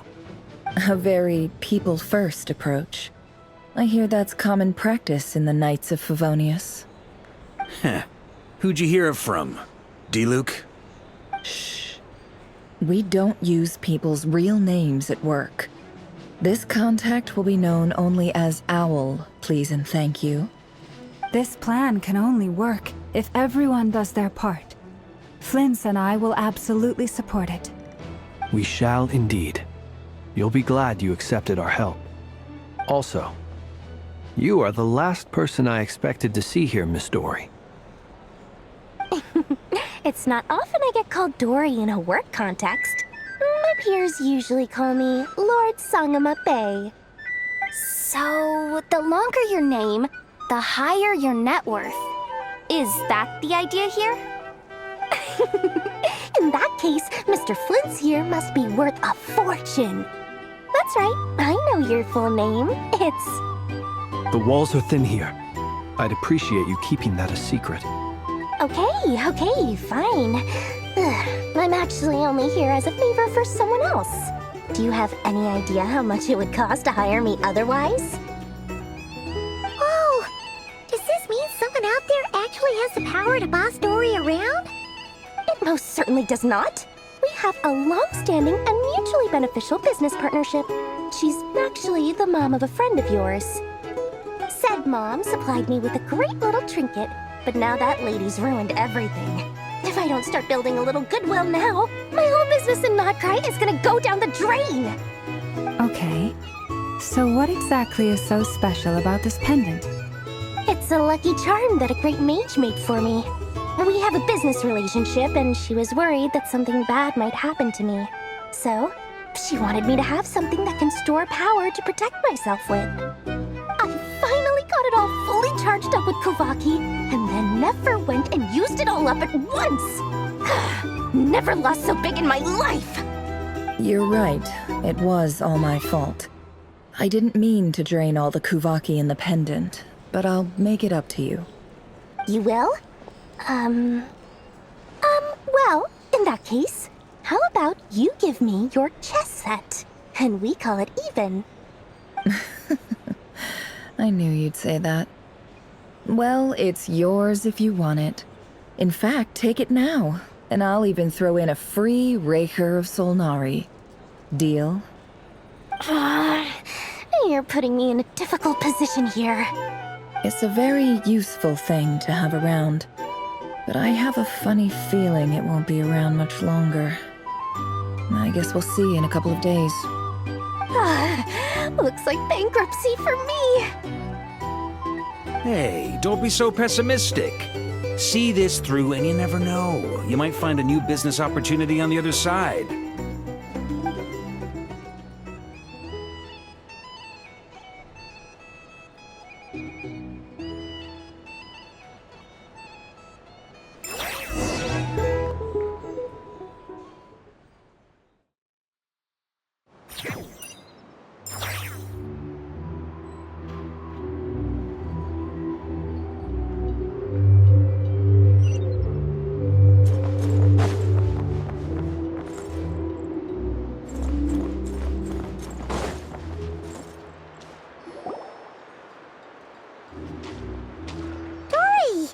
things going? Feeling ready? Oh, I was born ready. We only have 2 days. You think Lord Sangamabe would let an opportunity like this slip by? Don't forget, when something's in high demand, the people with the goods on hand get to charge the highest price of all, even higher than the sellers taking advance orders. Ta-da! See? It's right here! Oh, it's so pretty! Did you make it? No, I have a supplier. We go way back, so he made me a very attractive offer. Aha! No wonder you were talking about Lucky Charms at the meeting. You've been getting Kave to make them for you. That's not the full story. It actually started a while back as a project between me and the Dendro Archon. Mage Alice once warned me that this world won't stay safe forever. There may come a day when everyone faces a great crisis. I passed this on to the Dendro Archon, and she secretly brought together a research team made up of Sumeru's top scholars to invent a technology that could keep people safe. I won't go into the details because it's all very complicated, but if you want to know more, you can ask the Dendro Archon about it sometime. Anyway, point being, it was the Dendro Archon who asked Kave to build this little contraption. As one of the top Kasharawar talents, he was the obvious choice. Took him long enough. He stressed over it for ages. Must have gone through at least a dozen designs before producing a final product. But that's Kave for you.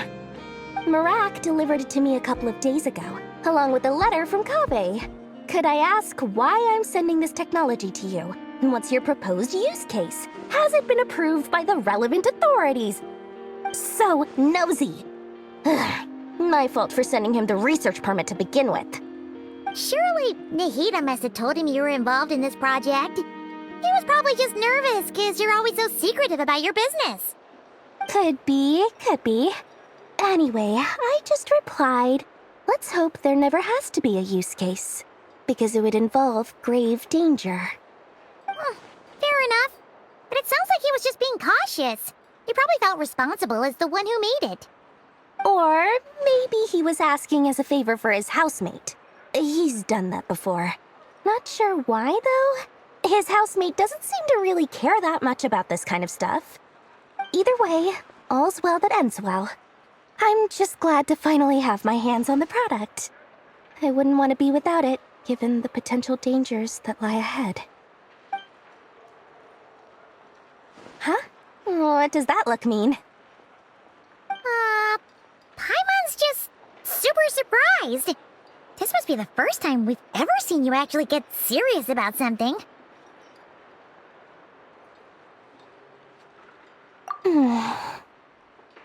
Well, a long time ago, I made a promise to myself. I promised that I was gonna live every day of my life with a big beaming smile. Obviously, Mora plays a big part in that. But there are always gonna be times in life when you have to give something back. That could mean paying back a debt, returning a favor, or showing some kindness. Alice has been a huge help to me over the years. She was the first investor I ever had. And I want my investors to know that Lord Sangamabe is the best in the business. And more than that, no one knows what the future will bring. Whatever happens, I want to make sure the Dendro Archon and all of Sumeru is prepared to face whatever comes. Oh, that? I was just making sure Nefer and I are square. Don't be thinking it was some sort of benevolent act. I'm no saint, so don't treat me like something I'm not. My priority is doing the business that I want to do, so long as my conscience lets me, but it usually does.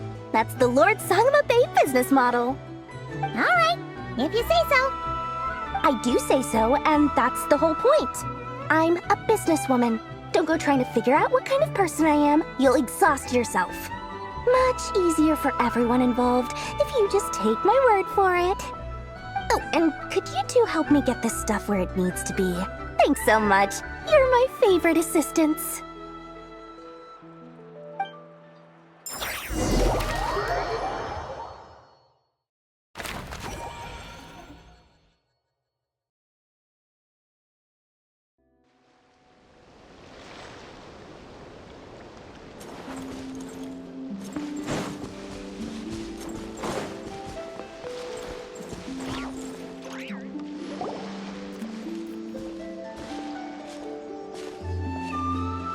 Traveler, Paimon.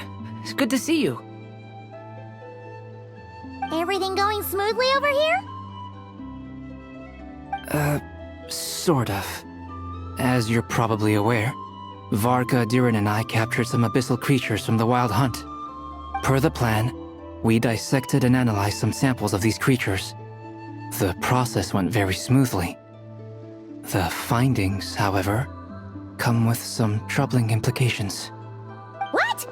You can actually dissect the Wild Hunt? That depends on your definition of Wild Hunt and dissection. Harmless, lifeless. These words are accurate descriptions. The Wild Hunt is an interesting phenomenon. In and of itself, it doesn't seem to possess anything akin to a human personality.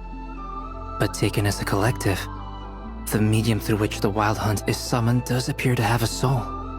Master griped a lot about the wise Horoptotire, and seemed somewhat fascinated with the foul Certology. But she barely mentioned Rerir at all. I don't think that was because of his lower social standing, though. Anyway, it's a pity. I should like to hear her thoughts on the nature of the lifeform he has become today. It's a strange mix. The furious energy of an abyssal being channeled through a fractured physical existence. A consequence of being torn apart by an unknown power. Perhaps the only explanation for his survival in this state is that he sacrificed a degree of individuality in exchange for a continued existence. Oh, sorry. Once I get talking about interesting research, I have a tendency to go on indefinitely. Back to our research findings. Essentially, they confirm my hypothesis. Rerir's corpse is completely contaminated by the Abyss, and the effects are irreversible. You could think of this as Rerir in mutated form. But in my view, even that would be inaccurate. In reality, his whole being has been consumed by the Abyss. In other words, he is now nothing more than a manifestation of abyssal power. Unfortunately, at present, we have no means of completely eradicating abyssal power. Hence, we cannot fundamentally destroy the Rehir of Solnari either. Oh, that's terrible news! So, that's it? We can't defeat him? Not even if we get the power of the Three Moons? Miss Columbina's situation is a difficult one. She can never achieve wholeness when the world does not accept her presence. It's as if her creator banished her to a place she can never be accepted. It means she spends most of her energy just on her own survival. Given the circumstances, it's only natural to despair. But we must see this plan through to the end. Time to kick off the backup plan. Oh, Paimon almost forgot! This is for you. Dory asked us to bring it. Ah, how wonderful. Well, thank you for making the trip. Durin and I will be heading off shortly. I'm sorry I won't be there to protect you in person this time. Please be careful. All right then. Stay safe.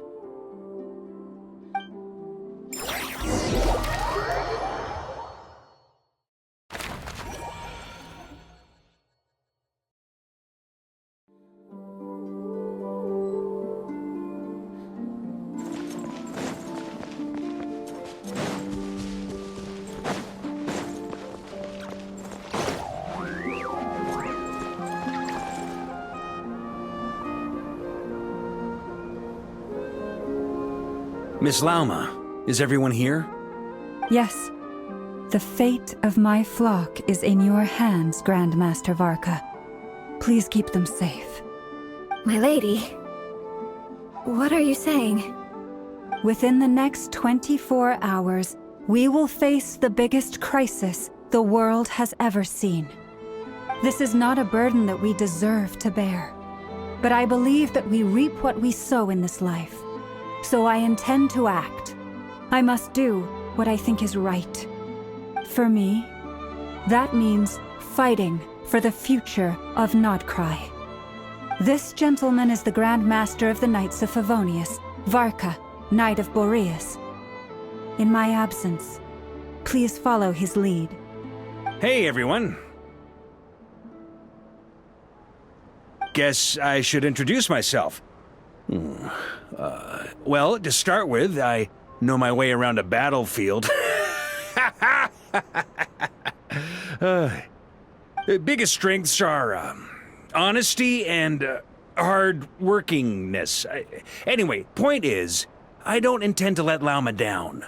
I'm gonna do everything in my power to keep every last one of you safe and sound.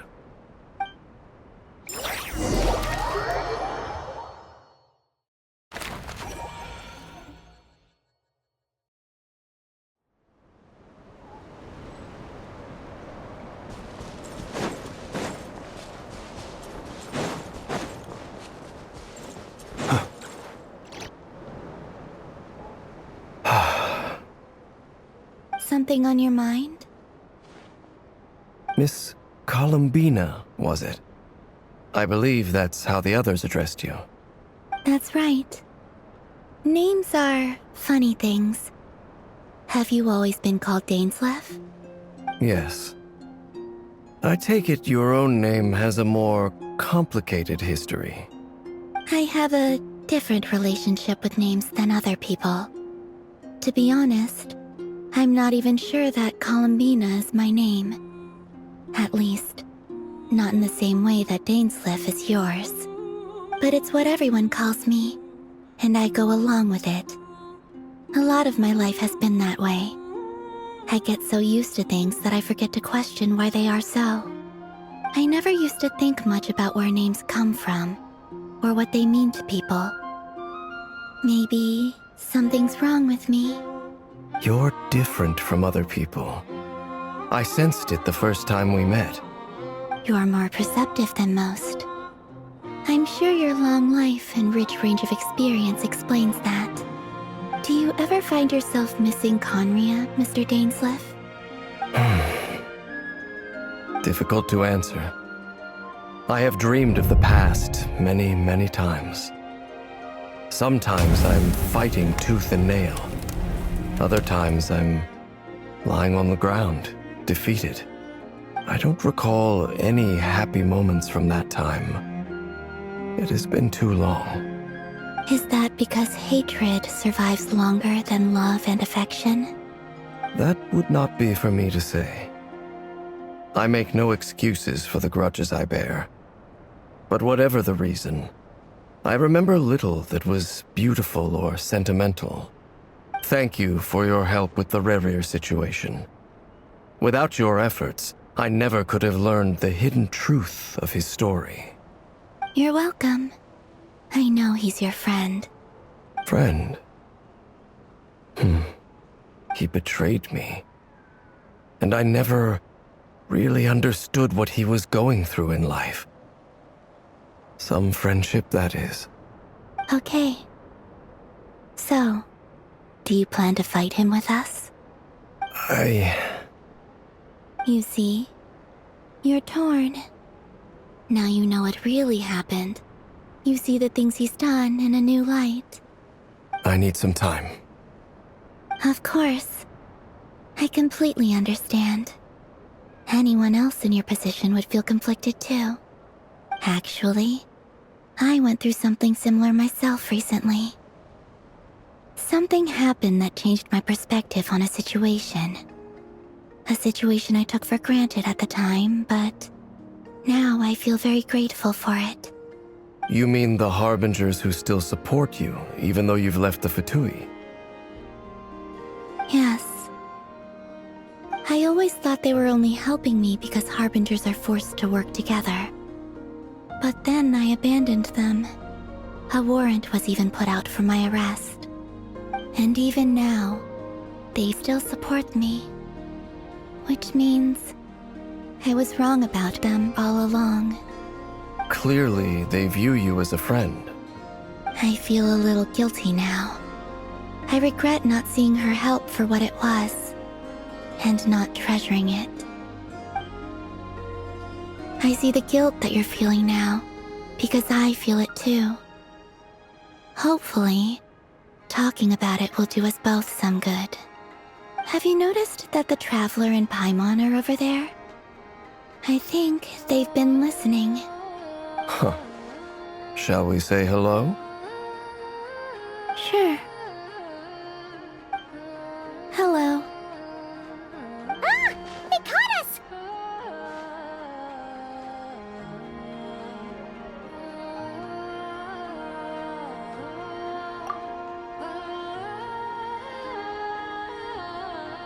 I apologize for making you worry. No doubt you wish to know where I stand on the plan to take down the Recher of Solnari. I'm afraid I need a little time, but I will seriously consider joining you. You will? Oh, thank you so much! Everyone will be so grateful to hear that! They needn't be.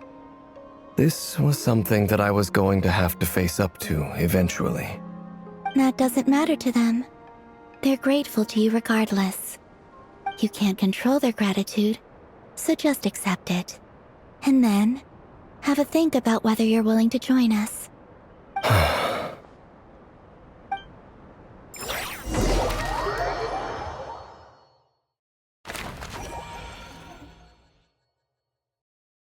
It's nearly showtime! Let's go rendezvous with the others. You know the place.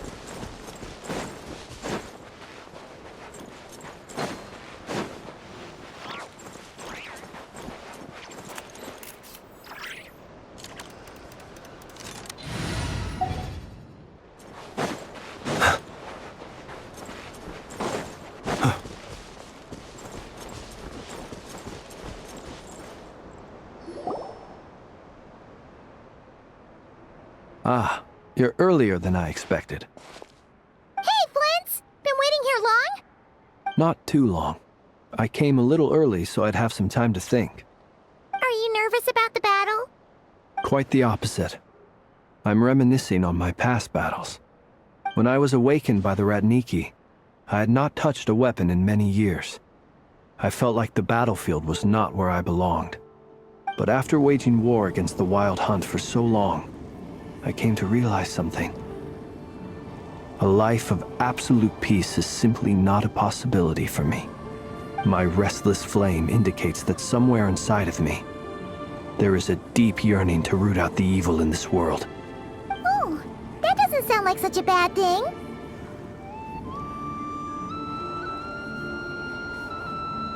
Well, in the past, when I was a Fae whose primary concern was hibernation, it was hardly ideal. But it certainly serves me well here in the present. And I am delighted to be able to join forces with you in this endeavor. Looks like I'm not the first to arrive. Ah, Miss Lauma. Did you sleep okay last night? I struggled to settle down at first, because of the nerves. But don't worry. I got enough sleep in the end. I'll be just fine. Please, I'm just doing my part. Never! Over here! Aino asked me to relay a message. She said Anefa will be on high alert and keep a close watch over all secondary districts where defense is required, providing support as necessary. Meanwhile, Aino herself will provide range support to us directly, using her latest invention. Excellent. My thanks to all involved. The chess set's looking a little unstable. It won't hold him much longer. We should be prepared to engage at a moment's notice. No sense sitting around waiting. Let's make the first move while we still have the option. I agree. Paimon, find a safe hiding place. Got it! Be careful, Traveler! I will.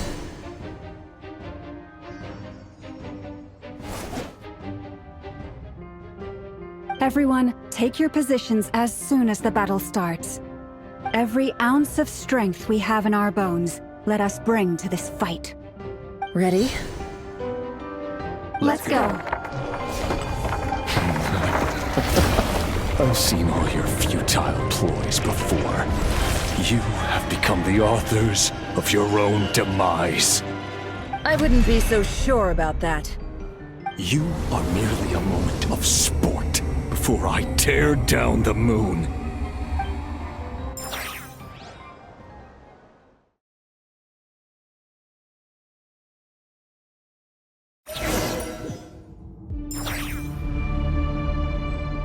Stay the on moonlight betrays you. Yep, you too. Let me help you guys. Futile.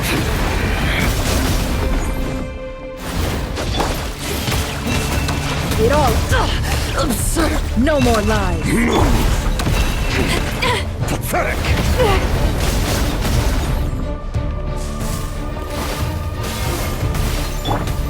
Observe. Be silent. Steady now. Observe. Keep your distance.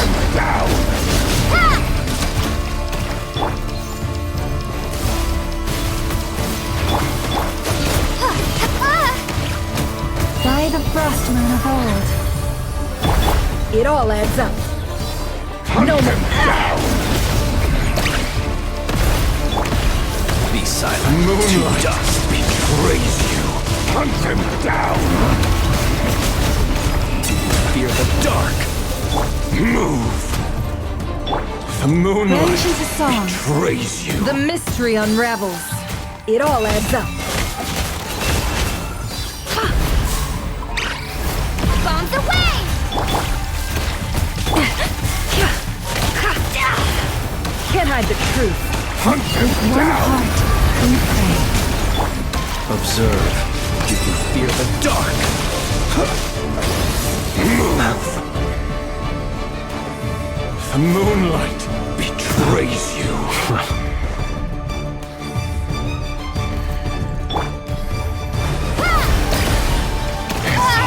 Futile. Leave this place. It all adds up. It began with the moon, and so shall it end. The moon will protect you.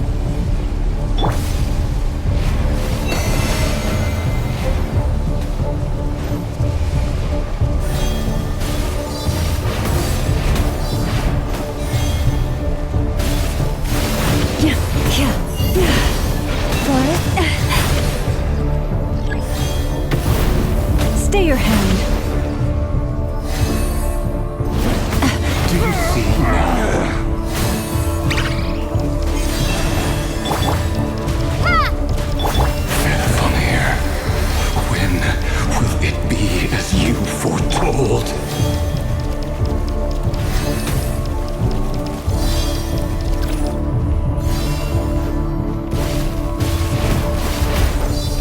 Lush as the moonlight.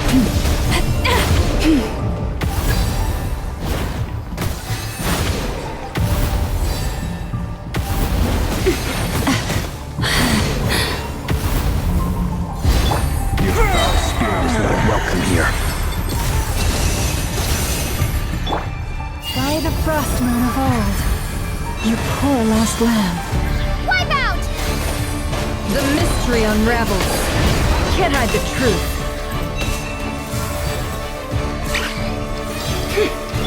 Close your eyes. Are you quite finished? Be silent. Night falls. Observe. Pathetic. No more lies. Can't hide the truth. It's all futile. Go!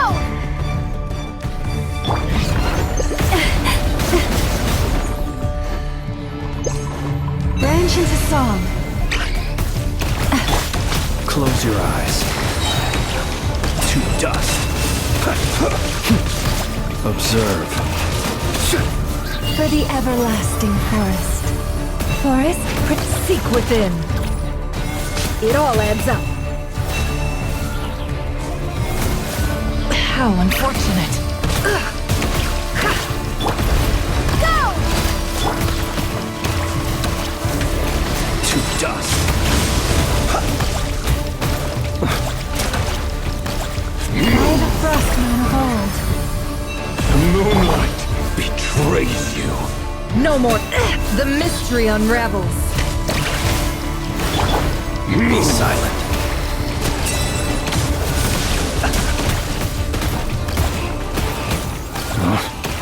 To dust. The moonlight betrays you. Bombs away! Go!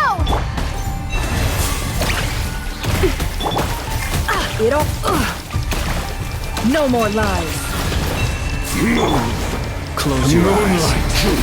Break your little game of heroics is over. Move. Who wants to go first?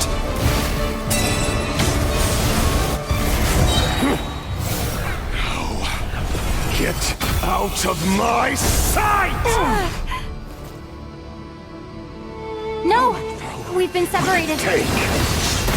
You okay? Never! Where are the others? Stuck outside the barrier. I guess he really doesn't like us. I told you before. Knowing too much is always a death sentence. Destroyed. And reborn. Be careful what you wish for.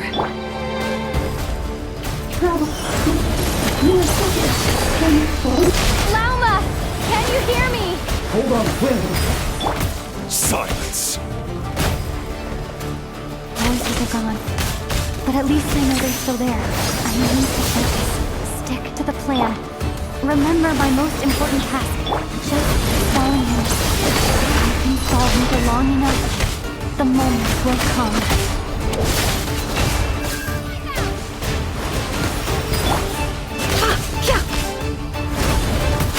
Can't hide the truth. Time to go clean.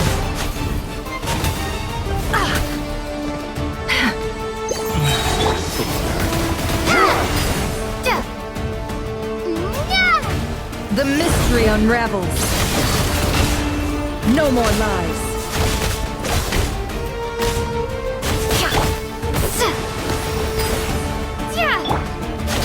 Can't hide the truth. Destroyed. And reborn. Seek within. Bombs away! Water jet! It all adds up.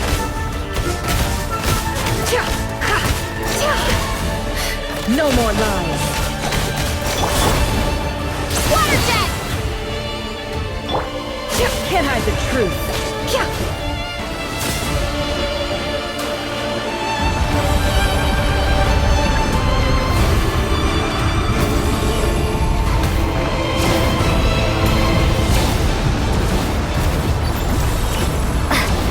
I've got this.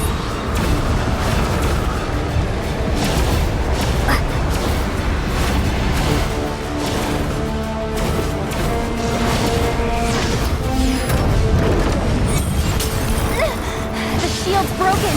I can't keep this up. Don't push your luck.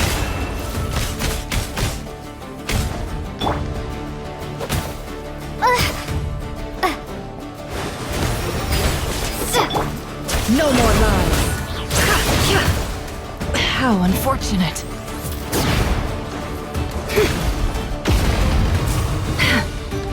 Lambs to the slaughter. Water jet! The mystery unravels. Can't hide the truth.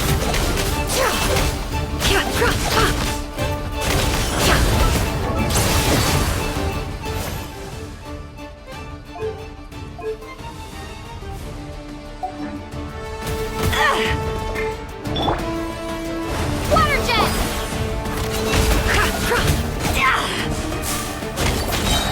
The deception ends here. Wipe out! It all adds up.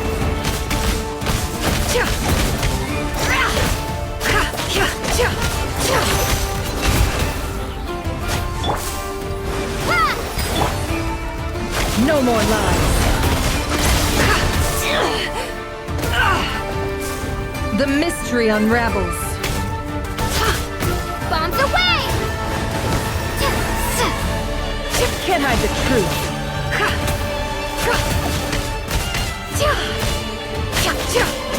No more lies. Shameless.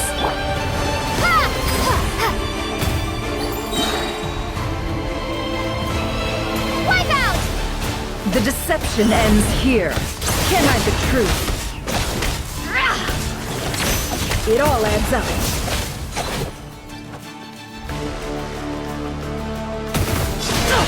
Absurd.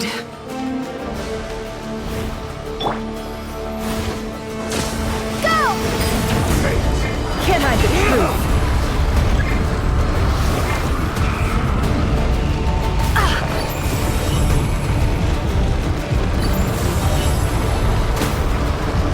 Curses. There's no other way.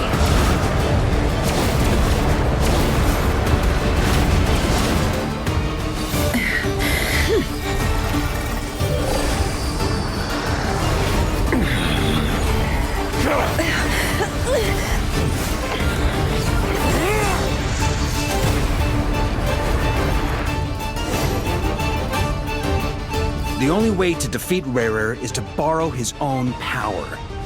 That means Columbina will have to disappear while you two bear the brunt of his attacks. You have to hold on. Find a way to keep him focused on killing the two of you.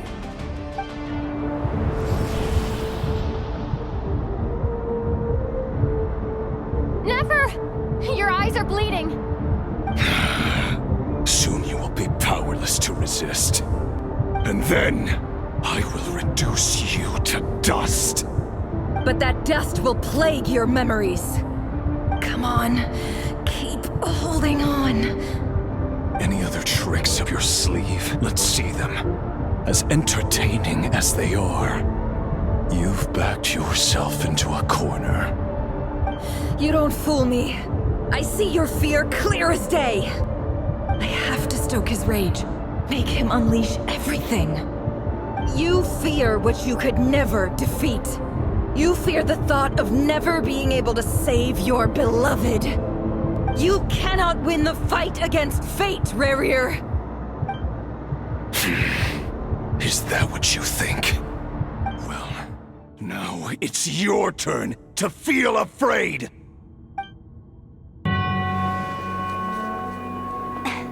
You fear the sound of your own name? Is it us you hate? Or is it what you've become? Let's see what becomes of you!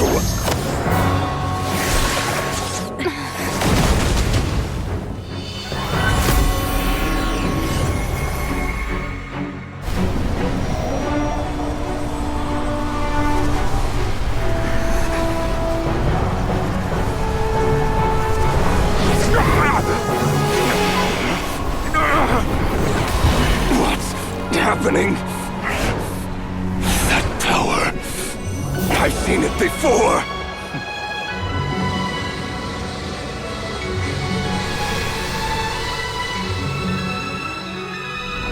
His power is on another level. We'll need to use an alchemical array to convert his power into a usable form. Then quickly channel it into Columbina, rendering her powerful enough to compete with him. I'll join you. I can help. If I release enough abyssal energy into a confined space, it'll create a potential difference, allowing us to extract a huge amount of elemental energy. Next, I'll synchronize with everyone's minds using Pyro, then give you temporary access to their abilities and fields of view. But it won't last long. Can you see? Well enough. So, we have a student of Gold Rheindotter in our midst! How about that?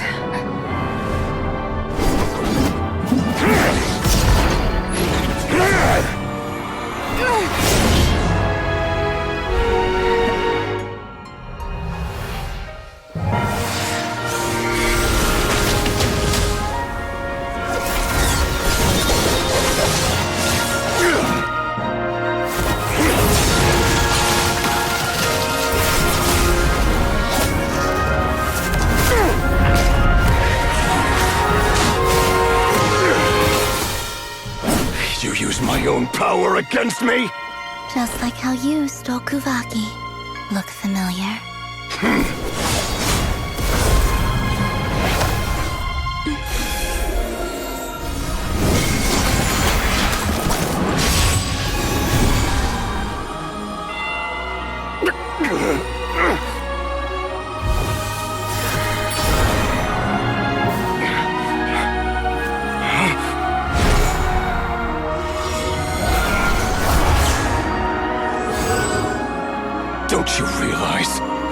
don't have the power to hold that gate open. I don't, but someone else does.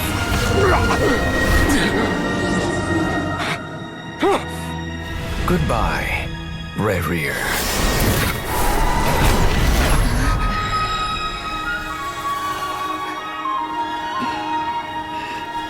We won.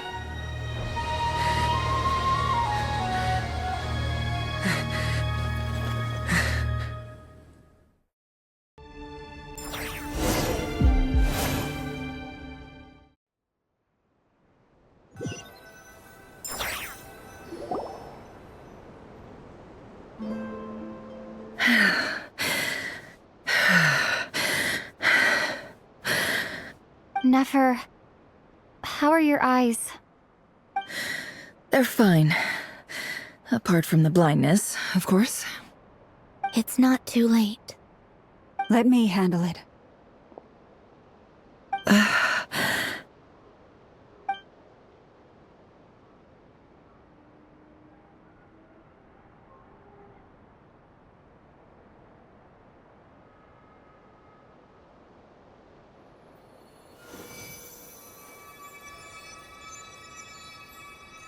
Miss Nefer, it's not like you to lose your composure.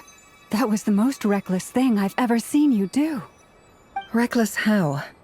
The situation was critical. Our lives were at stake. We had to do something. Even so. Okay. I guess you're right. Under the circumstances, it was a wise decision. You traded your eyes for an incredible victory. In business terms, I suppose that's a huge return on investment. I'd be hard-pressed to argue otherwise. Still, I don't like this outcome, and I don't want you to lose your sight for good. People suffer when they make sacrifices they shouldn't have to make, whether that means faith, strength, or in this case, your ability to even see. I had hoped you could win without sacrificing so much as a single hair on your head. Thank you. Really.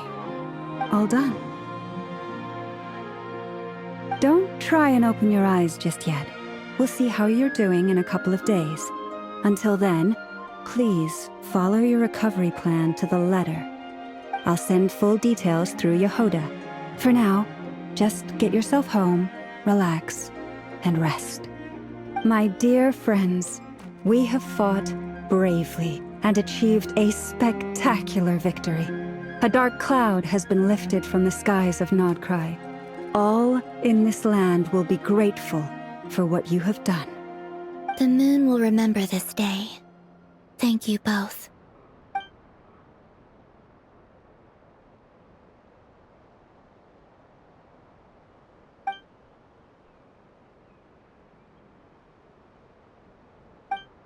There's something I want to let you know.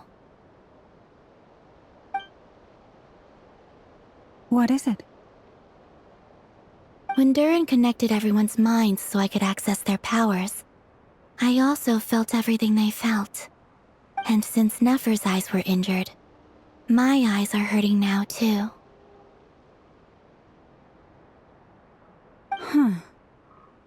Hold on. Let me try. I only feel the pain. There's no actual damage. I just thought I should tell you. You're right. There's no damage. That's a relief. But I must say, I'm surprised to hear the Kutar share something like this with me. In the past, you never used to open up about yourself. Things are a little different now from how they were. I'm learning to share how I truly feel with my friends. Friends? You have no idea how glad I am to hear that.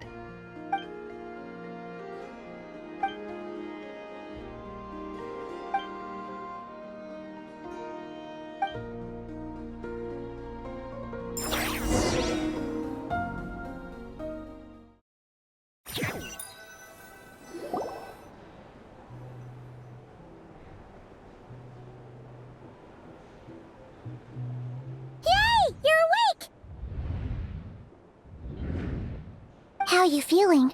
Any aches and pains? Did you sleep well? I'm doing all right, Paimon. No need to worry about me. Phew! Well, that's good. Paimon's been sitting on the edge of the bed worrying about you for ages. You slept a whole day and night. Poor Paimon had to eat all by her lonesome. Glad to hear you didn't starve. How was the food? Well, it wasn't the same without you there to share it. Honestly, Paimon just can't relax when you're not your usual self. She couldn't enjoy the food and settle down to sleep. Well, I'm back to normal now. Oh yeah, and Albedo swung by earlier. He said to tell you to head to the tavern when you woke up. Varker and the others are organizing a victory feast and they want to celebrate with you. He also dropped off some medical supplies, but you seem fit as a fiddle, so guess you won't be needing those. If you're feeling up to it, let's head over now. Wouldn't want to keep them waiting.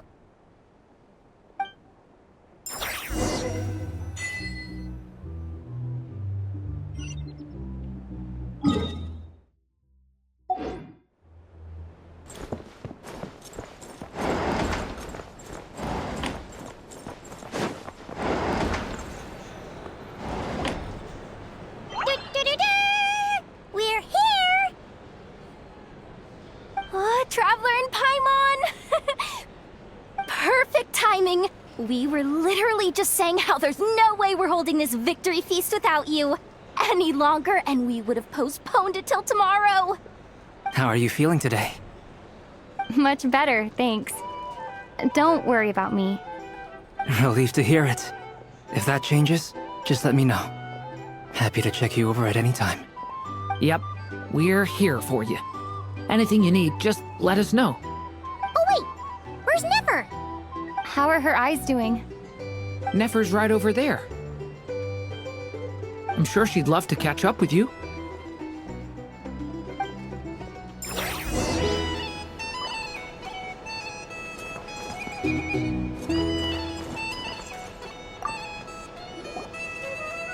I thought of 1,000 ways to congratulate you, but now you're here, words are failing me. The honorary knight stuns them speechless once again. Well said. The honorary knight showed us all how it's done. The other knights told me that Mondstadt was the first stop on your journey. All of us are truly delighted to count you as our friend. I'd like to thank you for supporting the Knights of Favonius, and also for helping us save Nodcry. Nonsense! Of course I'm gonna mention it. This is more than just business. It's a relationship. And there can be no relationship without showing gratitude where it's due. Hey there! Looking for a drink or two? Or perhaps a room for the night?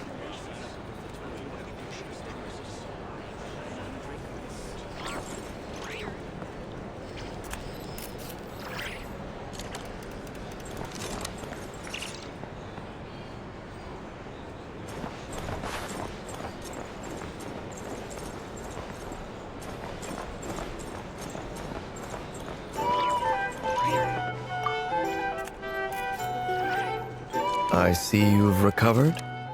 You bet. Snoozed her way to a full recovery. Glad to hear it. A healthy body is paramount. Nothing else in life is possible without it. So take it slow. You can't afford an injury.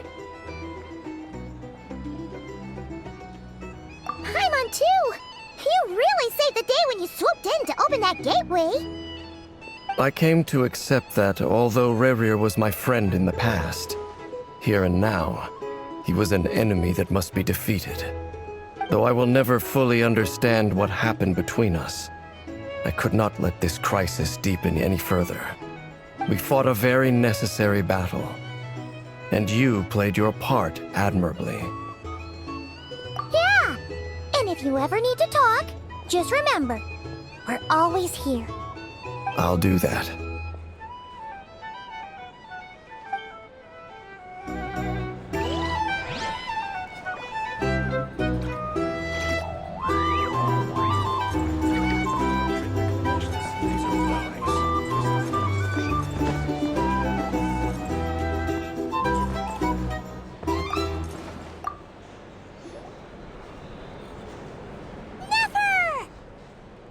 Traveler, Paimon, are you recovering well?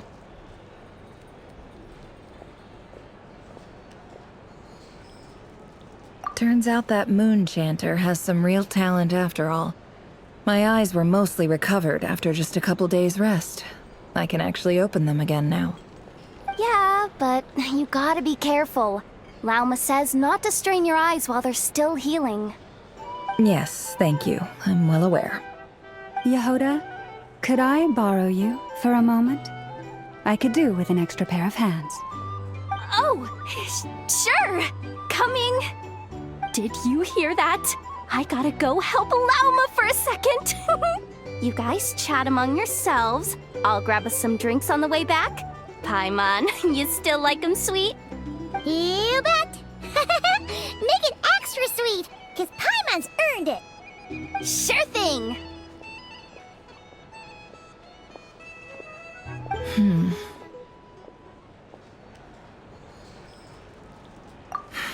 The Raker of Solnari. Kind of a snake, don't you think? No, definitely a snake. A poisonous one who spewed his venomous hatred everywhere. Anyone who seeks revenge out of hatred for other people has become a snake. That's something my dad used to say. Perhaps. I'm sure it sounds like a very wise and open-hearted perspective to your ears. But me? I think hatred is a perfectly justifiable emotion. What else is left when everything you depended on in life gets stripped away? Something's gotta fuel that drive to keep on living. If you're worried about me, you can nip that in the bud. I'm not someone who gets stuck in the past. It's just... I suddenly feel like I was wrong to call my father a liar. He was just a fool. That's why the Academia turned their back on him, and why the other tribes ganged up on him. Oh, Father. How much better things could have been if you were a skilled liar. Look at the Ibis King. Thoth is a fiendishly cunning liar. And yet, strangely, he feels more like a father to me than my real dad ever was. He's never brought it up, but I'd bet he feels the same way. Why else would he give me the power to perceive the truth, while at the same time training me in the art of deception? Well, King Deshret banished him to Aru, which is essentially a prison, and posed 3 questions to him. He promised that he'd have his freedom if he could find the answers. His response was to take on a physical form and approach me, hoping that I could become his envoy and search for one of the answers on his behalf. Did he really think I'd fall for that? He's stuck there. He can't make me return what he gave to me. So that's enough for you to decide he's nice, is it? He's a prisoner, and he was scared. So he decided to perform some good deeds to win people's approval. He lives in fear because he's a deceiver. How is Rerir any different? You can't work as a spy your whole life and expect a happy ending. It's preposterous. Yet I can't say I don't understand it. Liars live in the darkness of their own making, but it's still human nature to want to go on living. They say that a liar's soul is the most worthless thing in the world. What do you think? Oh, really? Well, it takes a very kind person to find compassion even for liars. If you ask me, the soul of a liar really is worth nothing. Because all they care about is themselves. For example, when something good falls into my lap, I don't go sharing the news around. Stops other people trying to steal it from me.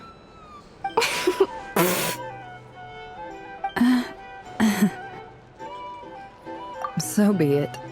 They have sharp ears. I can't keep anything from them. Wow, is that what it looks like? Well, you all know my past now, and I can't simply eliminate everyone who knows too much. So I guess I just have to put up with you. For the foreseeable future, at least. When you find yourself in a situation you can't control, the safest play is to keep calm and start monitoring everyone involved like a hawk. In the intelligence world, you need to have a sense of perspective and play your hand accordingly. If you understand what's at stake, please ensure my secret is safe with you. I trust you'll respect my wishes as a friend. But don't forget, I will also be watching you like a hawk. Very good. Oh, wait! Now that the panic's over and we've all calmed down, Paimon suddenly remembered something. After all that build-up, our mystery ally never showed up even once!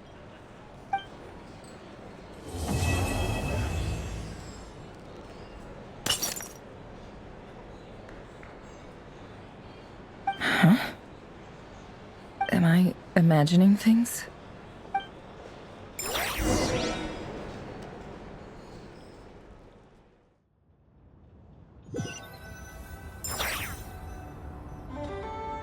So, that close colleague who stayed behind with you?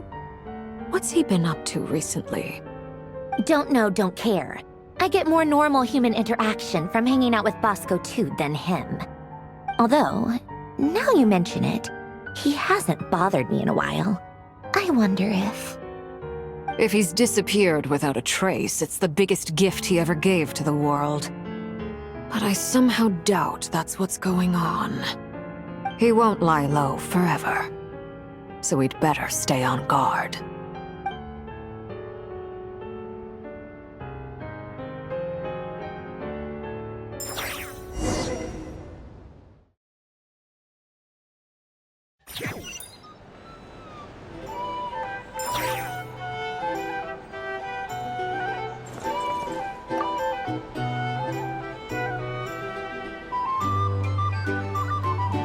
Ah, Lord Sangama Bay. How lovely to see you.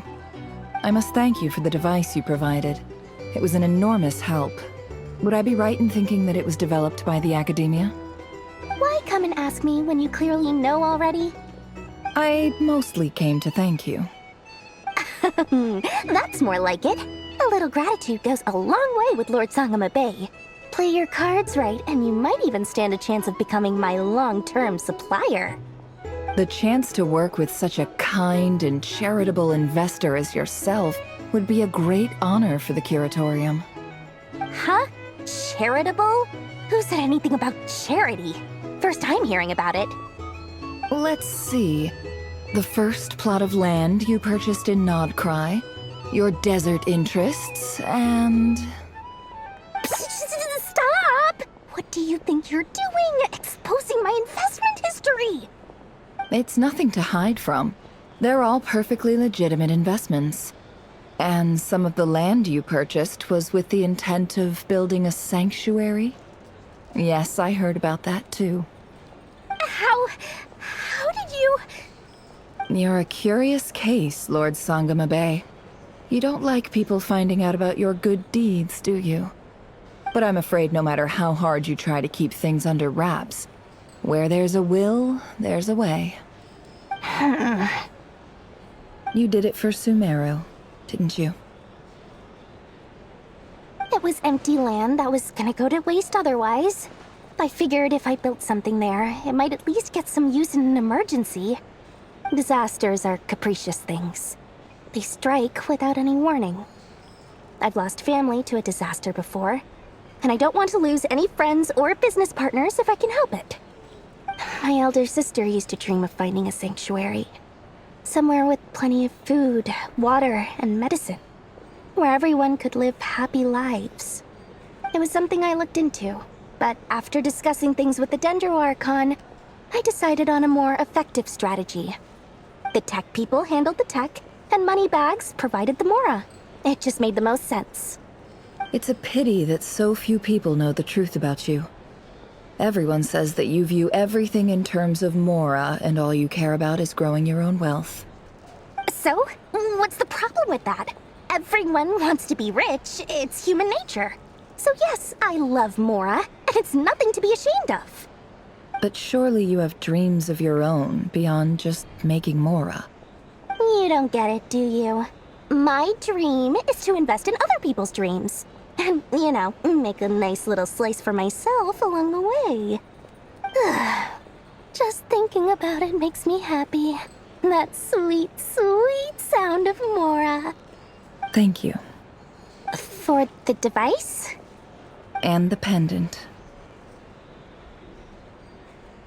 Oh, that. I was just returning a favor. Don't worry about it. Seems like we've both been away from home for a very long time. Yeah. So long that I barely remember what my family even looked like. That would be your mother, father, and sister? Yeah, though it's been years since my sister passed away. It's not like I want to forget them, obviously, but memory can be even more ruthless than the most calculating business person. Beyond a certain point, if something isn't helping you, it just gets rid of it. My sister can't help me now. Slowly but surely, her face is fading from my mind's eye. It's become a vague impression. Not everything will fade. When loved ones pass away, the beautiful memories are the ones that last the longest. Yeah, that's true. If you ask me, that's the one silver lining in all of it. Well, that, plus, I'm sure that life is much better now than it was back then. Oh, absolutely. I have tons of Mora, a big beautiful house, business is booming, and I'm as happy as can be. You've got a lot going for you too. Boss of the Curatorium of Secrets? I'm sure there's plenty of Mora to be made in that line of work. I appreciate the vote of confidence.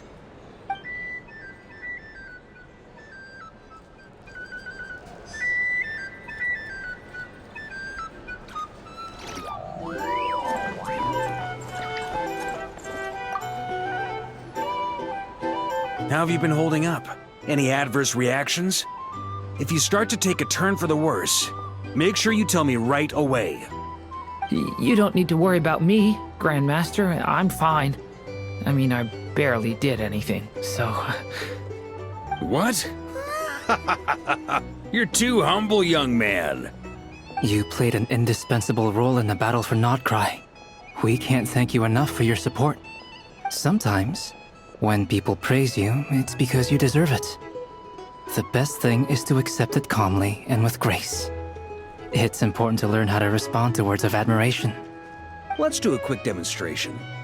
Albedo, that was an incredible feat of alchemy. The pressure was on, but you worked flawlessly at lightning speed to get the job done. Thank you.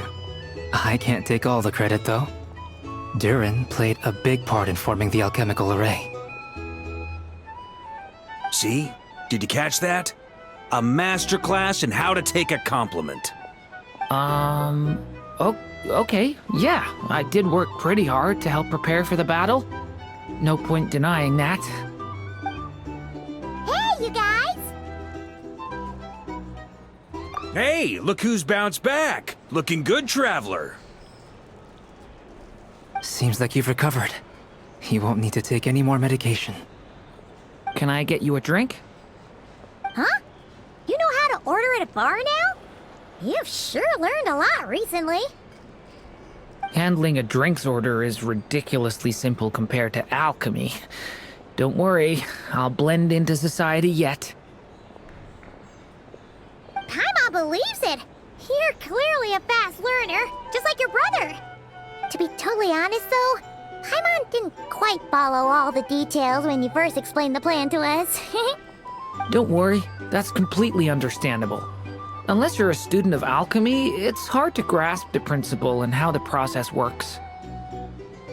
To put it in the simplest terms, we saw how our enemy stole the power of Kuvaki.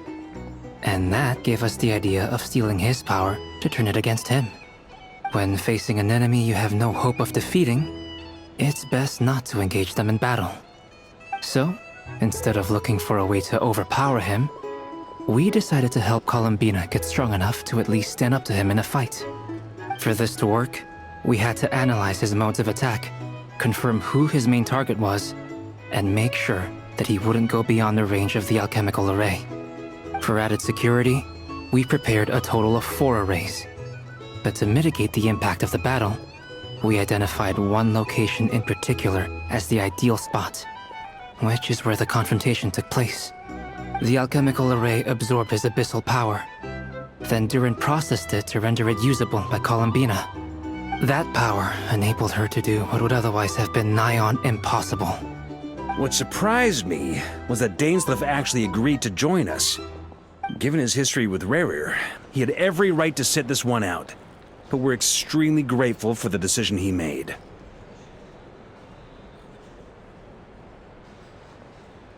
It must have been a painful choice to make. But I'm sure that making a decision was far better for him than staying in limbo. Absolutely. He was torn between 2 paths, but in the end, he made his choice and stuck to it resolutely. He doesn't strike me as the sort of person who'd stay trapped in limbo for long. Anyway, however you cut it, everyone gave a stellar performance. And now, it's time to kick back and celebrate.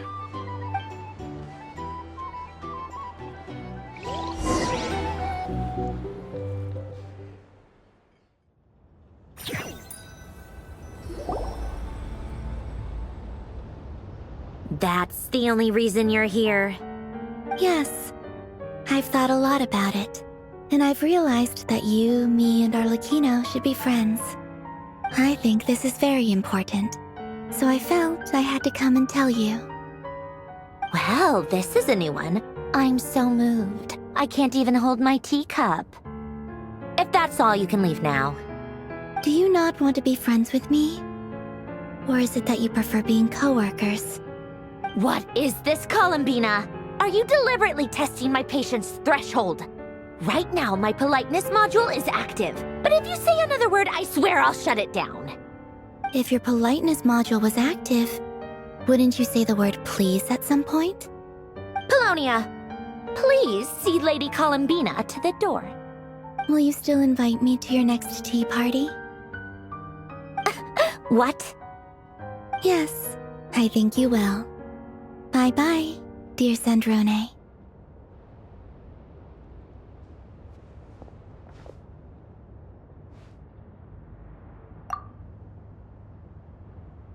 Last time, the Wild Hunt escorted you out.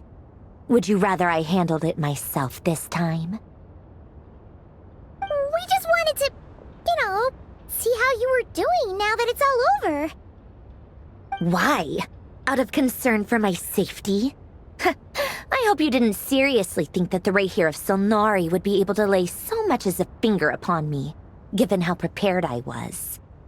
Mostly because you kind of helped us out, so we just wanted to check you were okay. Looks like all your robots are fixed, huh? Oh, don't you worry about that. Tea time is already a write-off. The visitor before you managed to kill my appetite. If you're in the mood for tea, go ahead and help yourself. Otherwise, it's going to waste. My coasters are still missing in action, though. Use this notebook instead. Whoa! Pretty hefty notebook. Look at all those calculations. You can ignore those. They're just dumb scribblings. I doodle and write in my free time. Sometimes I remember the distant, dreamlike past. Sometimes I imagine the far-flung future. And other times, I grit my teeth and note down all the crazy nonsense going on in the present. Some people do the crosswords in the newspaper. This is my equivalent of that. Trying to predict the future is like daydreaming. And writing about the present just makes me furious. The past is my favorite. If nothing else, it's already set in stone, so I don't have to rack my brains trying to figure it all out. Huh. Although, having said that, the only vaguely interesting memory in my past is probably that guy they call Lord Artificer. Who else? Pretty much all the mecha and Fontaine are his personal handiwork. Wait, are you saying you know him? Like, personally? As a friend? I mean, I guess we were friendly enough. Yep. In fact, I'm probably the only normal person left who knew him at all. We used to chat occasionally back when he was still around. Before he passed away, he asked me to destroy all his manuscripts. I honored his request, but I did read through everything first before destroying them. I mean, I couldn't let the genius of Lord Artificer Alain Guillotin disappear like that. Would have been such a waste. So, that's where the formulas in your notebook are from? I just told you. Those are my equivalent of crossword puzzles. They're just dumb formulas that I solve for fun when I'm bored. Alain's work was like epic poetry. The formulas in my notebook are just silly little riddles in comparison. Not that there's anything bad about them. I mean, at least, solving those riddles isn't going to hurt anyone. Except me, 'cause I lose a few brain cells in the process. Anyway, while we're on the topic, I might as well tell you about what happened to him and his friends. Alain Guillotin had two close buddies, Renee and Jacob. They spent their childhood years together in the Narzissenkreuz Institute. They were all quite competitive, so there was some rivalry between them, but it was a friendly rivalry. But beneath the friendship and the rivalry ran something deeper, a sense of nostalgia for the past. Unfortunately, childhood would end. The prophecy would come true, the apocalypse would arrive, and the future would never be. A mad dream that would normally only capture the minds of lunatics began to take root in their hearts. A dream of saving the world. And if Renee and Alain had been people of lesser wits, that dream would probably have ended up as something for them to joke about in their older years.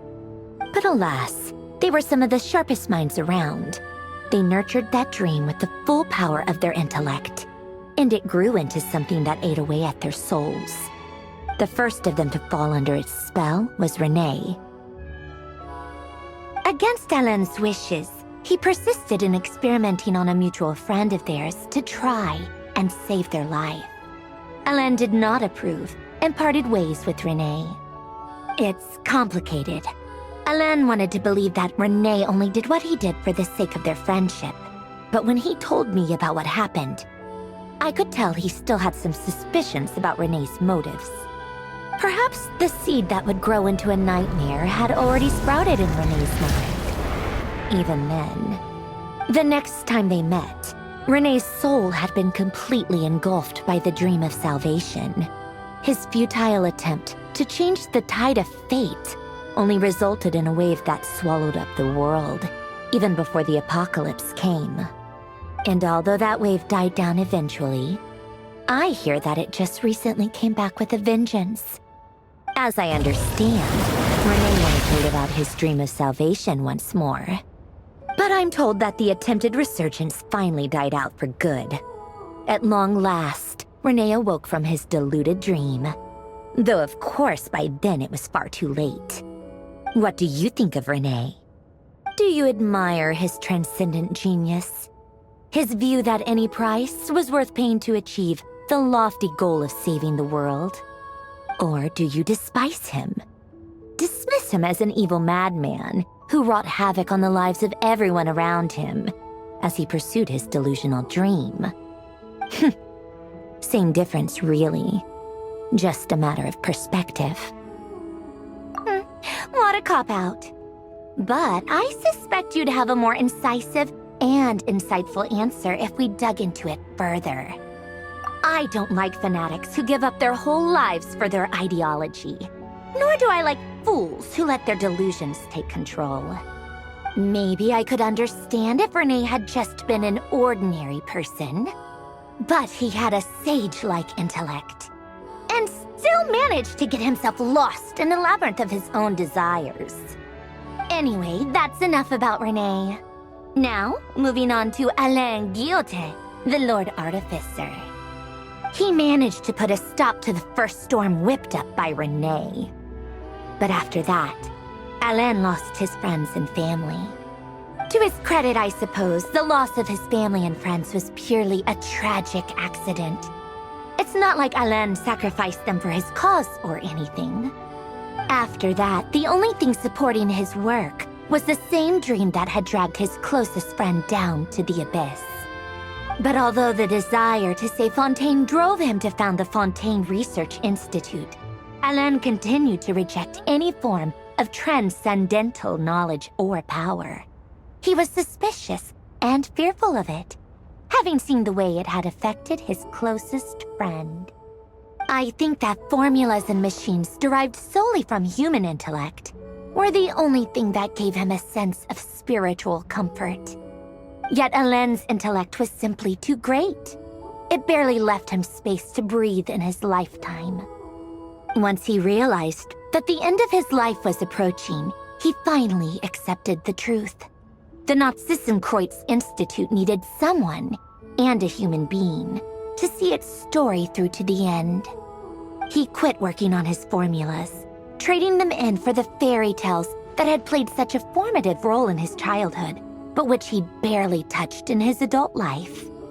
He told me that the director of the Nazissenkreuz Institute used to read those fairy tales to the children as bedtime stories. Apparently, they worked wonders at sending kids off to sleep. I think that all he wanted at that time in his life was to be able to sleep deeply without being plagued by depression. By that point, nothing else really mattered. At the very end, he laid down to rest in the ruins of the former Nazissenkreuz Institute orphanage, while the Fontaine Research Institute he had founded continued tirelessly with its work. Many years after that, tensions over competing dreams would once again cause a rift, this time between members of the Fontaine Research Institute. But the actions of those fools had nothing at all to do with Alain. And that is the story of two people from the Nazissenkreuz Institute who both wanted to save the world. One went all in on his fantasy of salvation without ever looking back, and ended up calmly sinking to the bottom of the deepest sea. The other sought desperately to burn bright in his life, even though he wasn't sure where he was going. I do sometimes wonder, why is it that people like them have such grand hopes of saving the world? Even the grandest tree starts as a tiny seed. So perhaps, for each of them, their mission to save the world began with a very simple desire: to save themselves. They were young children with friends and family who mattered to them, desires to explore the meaning of life, ambitions to have a successful career. They didn't want to see all of that taken away in one fell swoop. Or maybe they just wanted to find something to anchor themselves within the chaos, to stop them getting quietly swept away by the storms of life. But instead, the search for their own salvation took them down the rocky road laid out by fate. Do you think the desire to save oneself is enough of a justification to try and save the world? You don't know? I guess that's a fair answer. At least you're not trying to hide your confusion. Alain was much more straightforward about it. I asked him the same question back when he was in his prime, putting all of his energy into his work. Yes, it's enough. That was all he said before getting right back to his work. He was always that way. All right, tea time's over. I owe Arlecchino a favor for telling me these stories. I'll have to bring a whole sack of gifts the next time I visit the House of the Hearth. I'm gonna go tinker with Polonia now. You guys can do whatever you want, as long as it doesn't involve interrupting me. Polonia, exit hibernation mode. Begin diagnostics.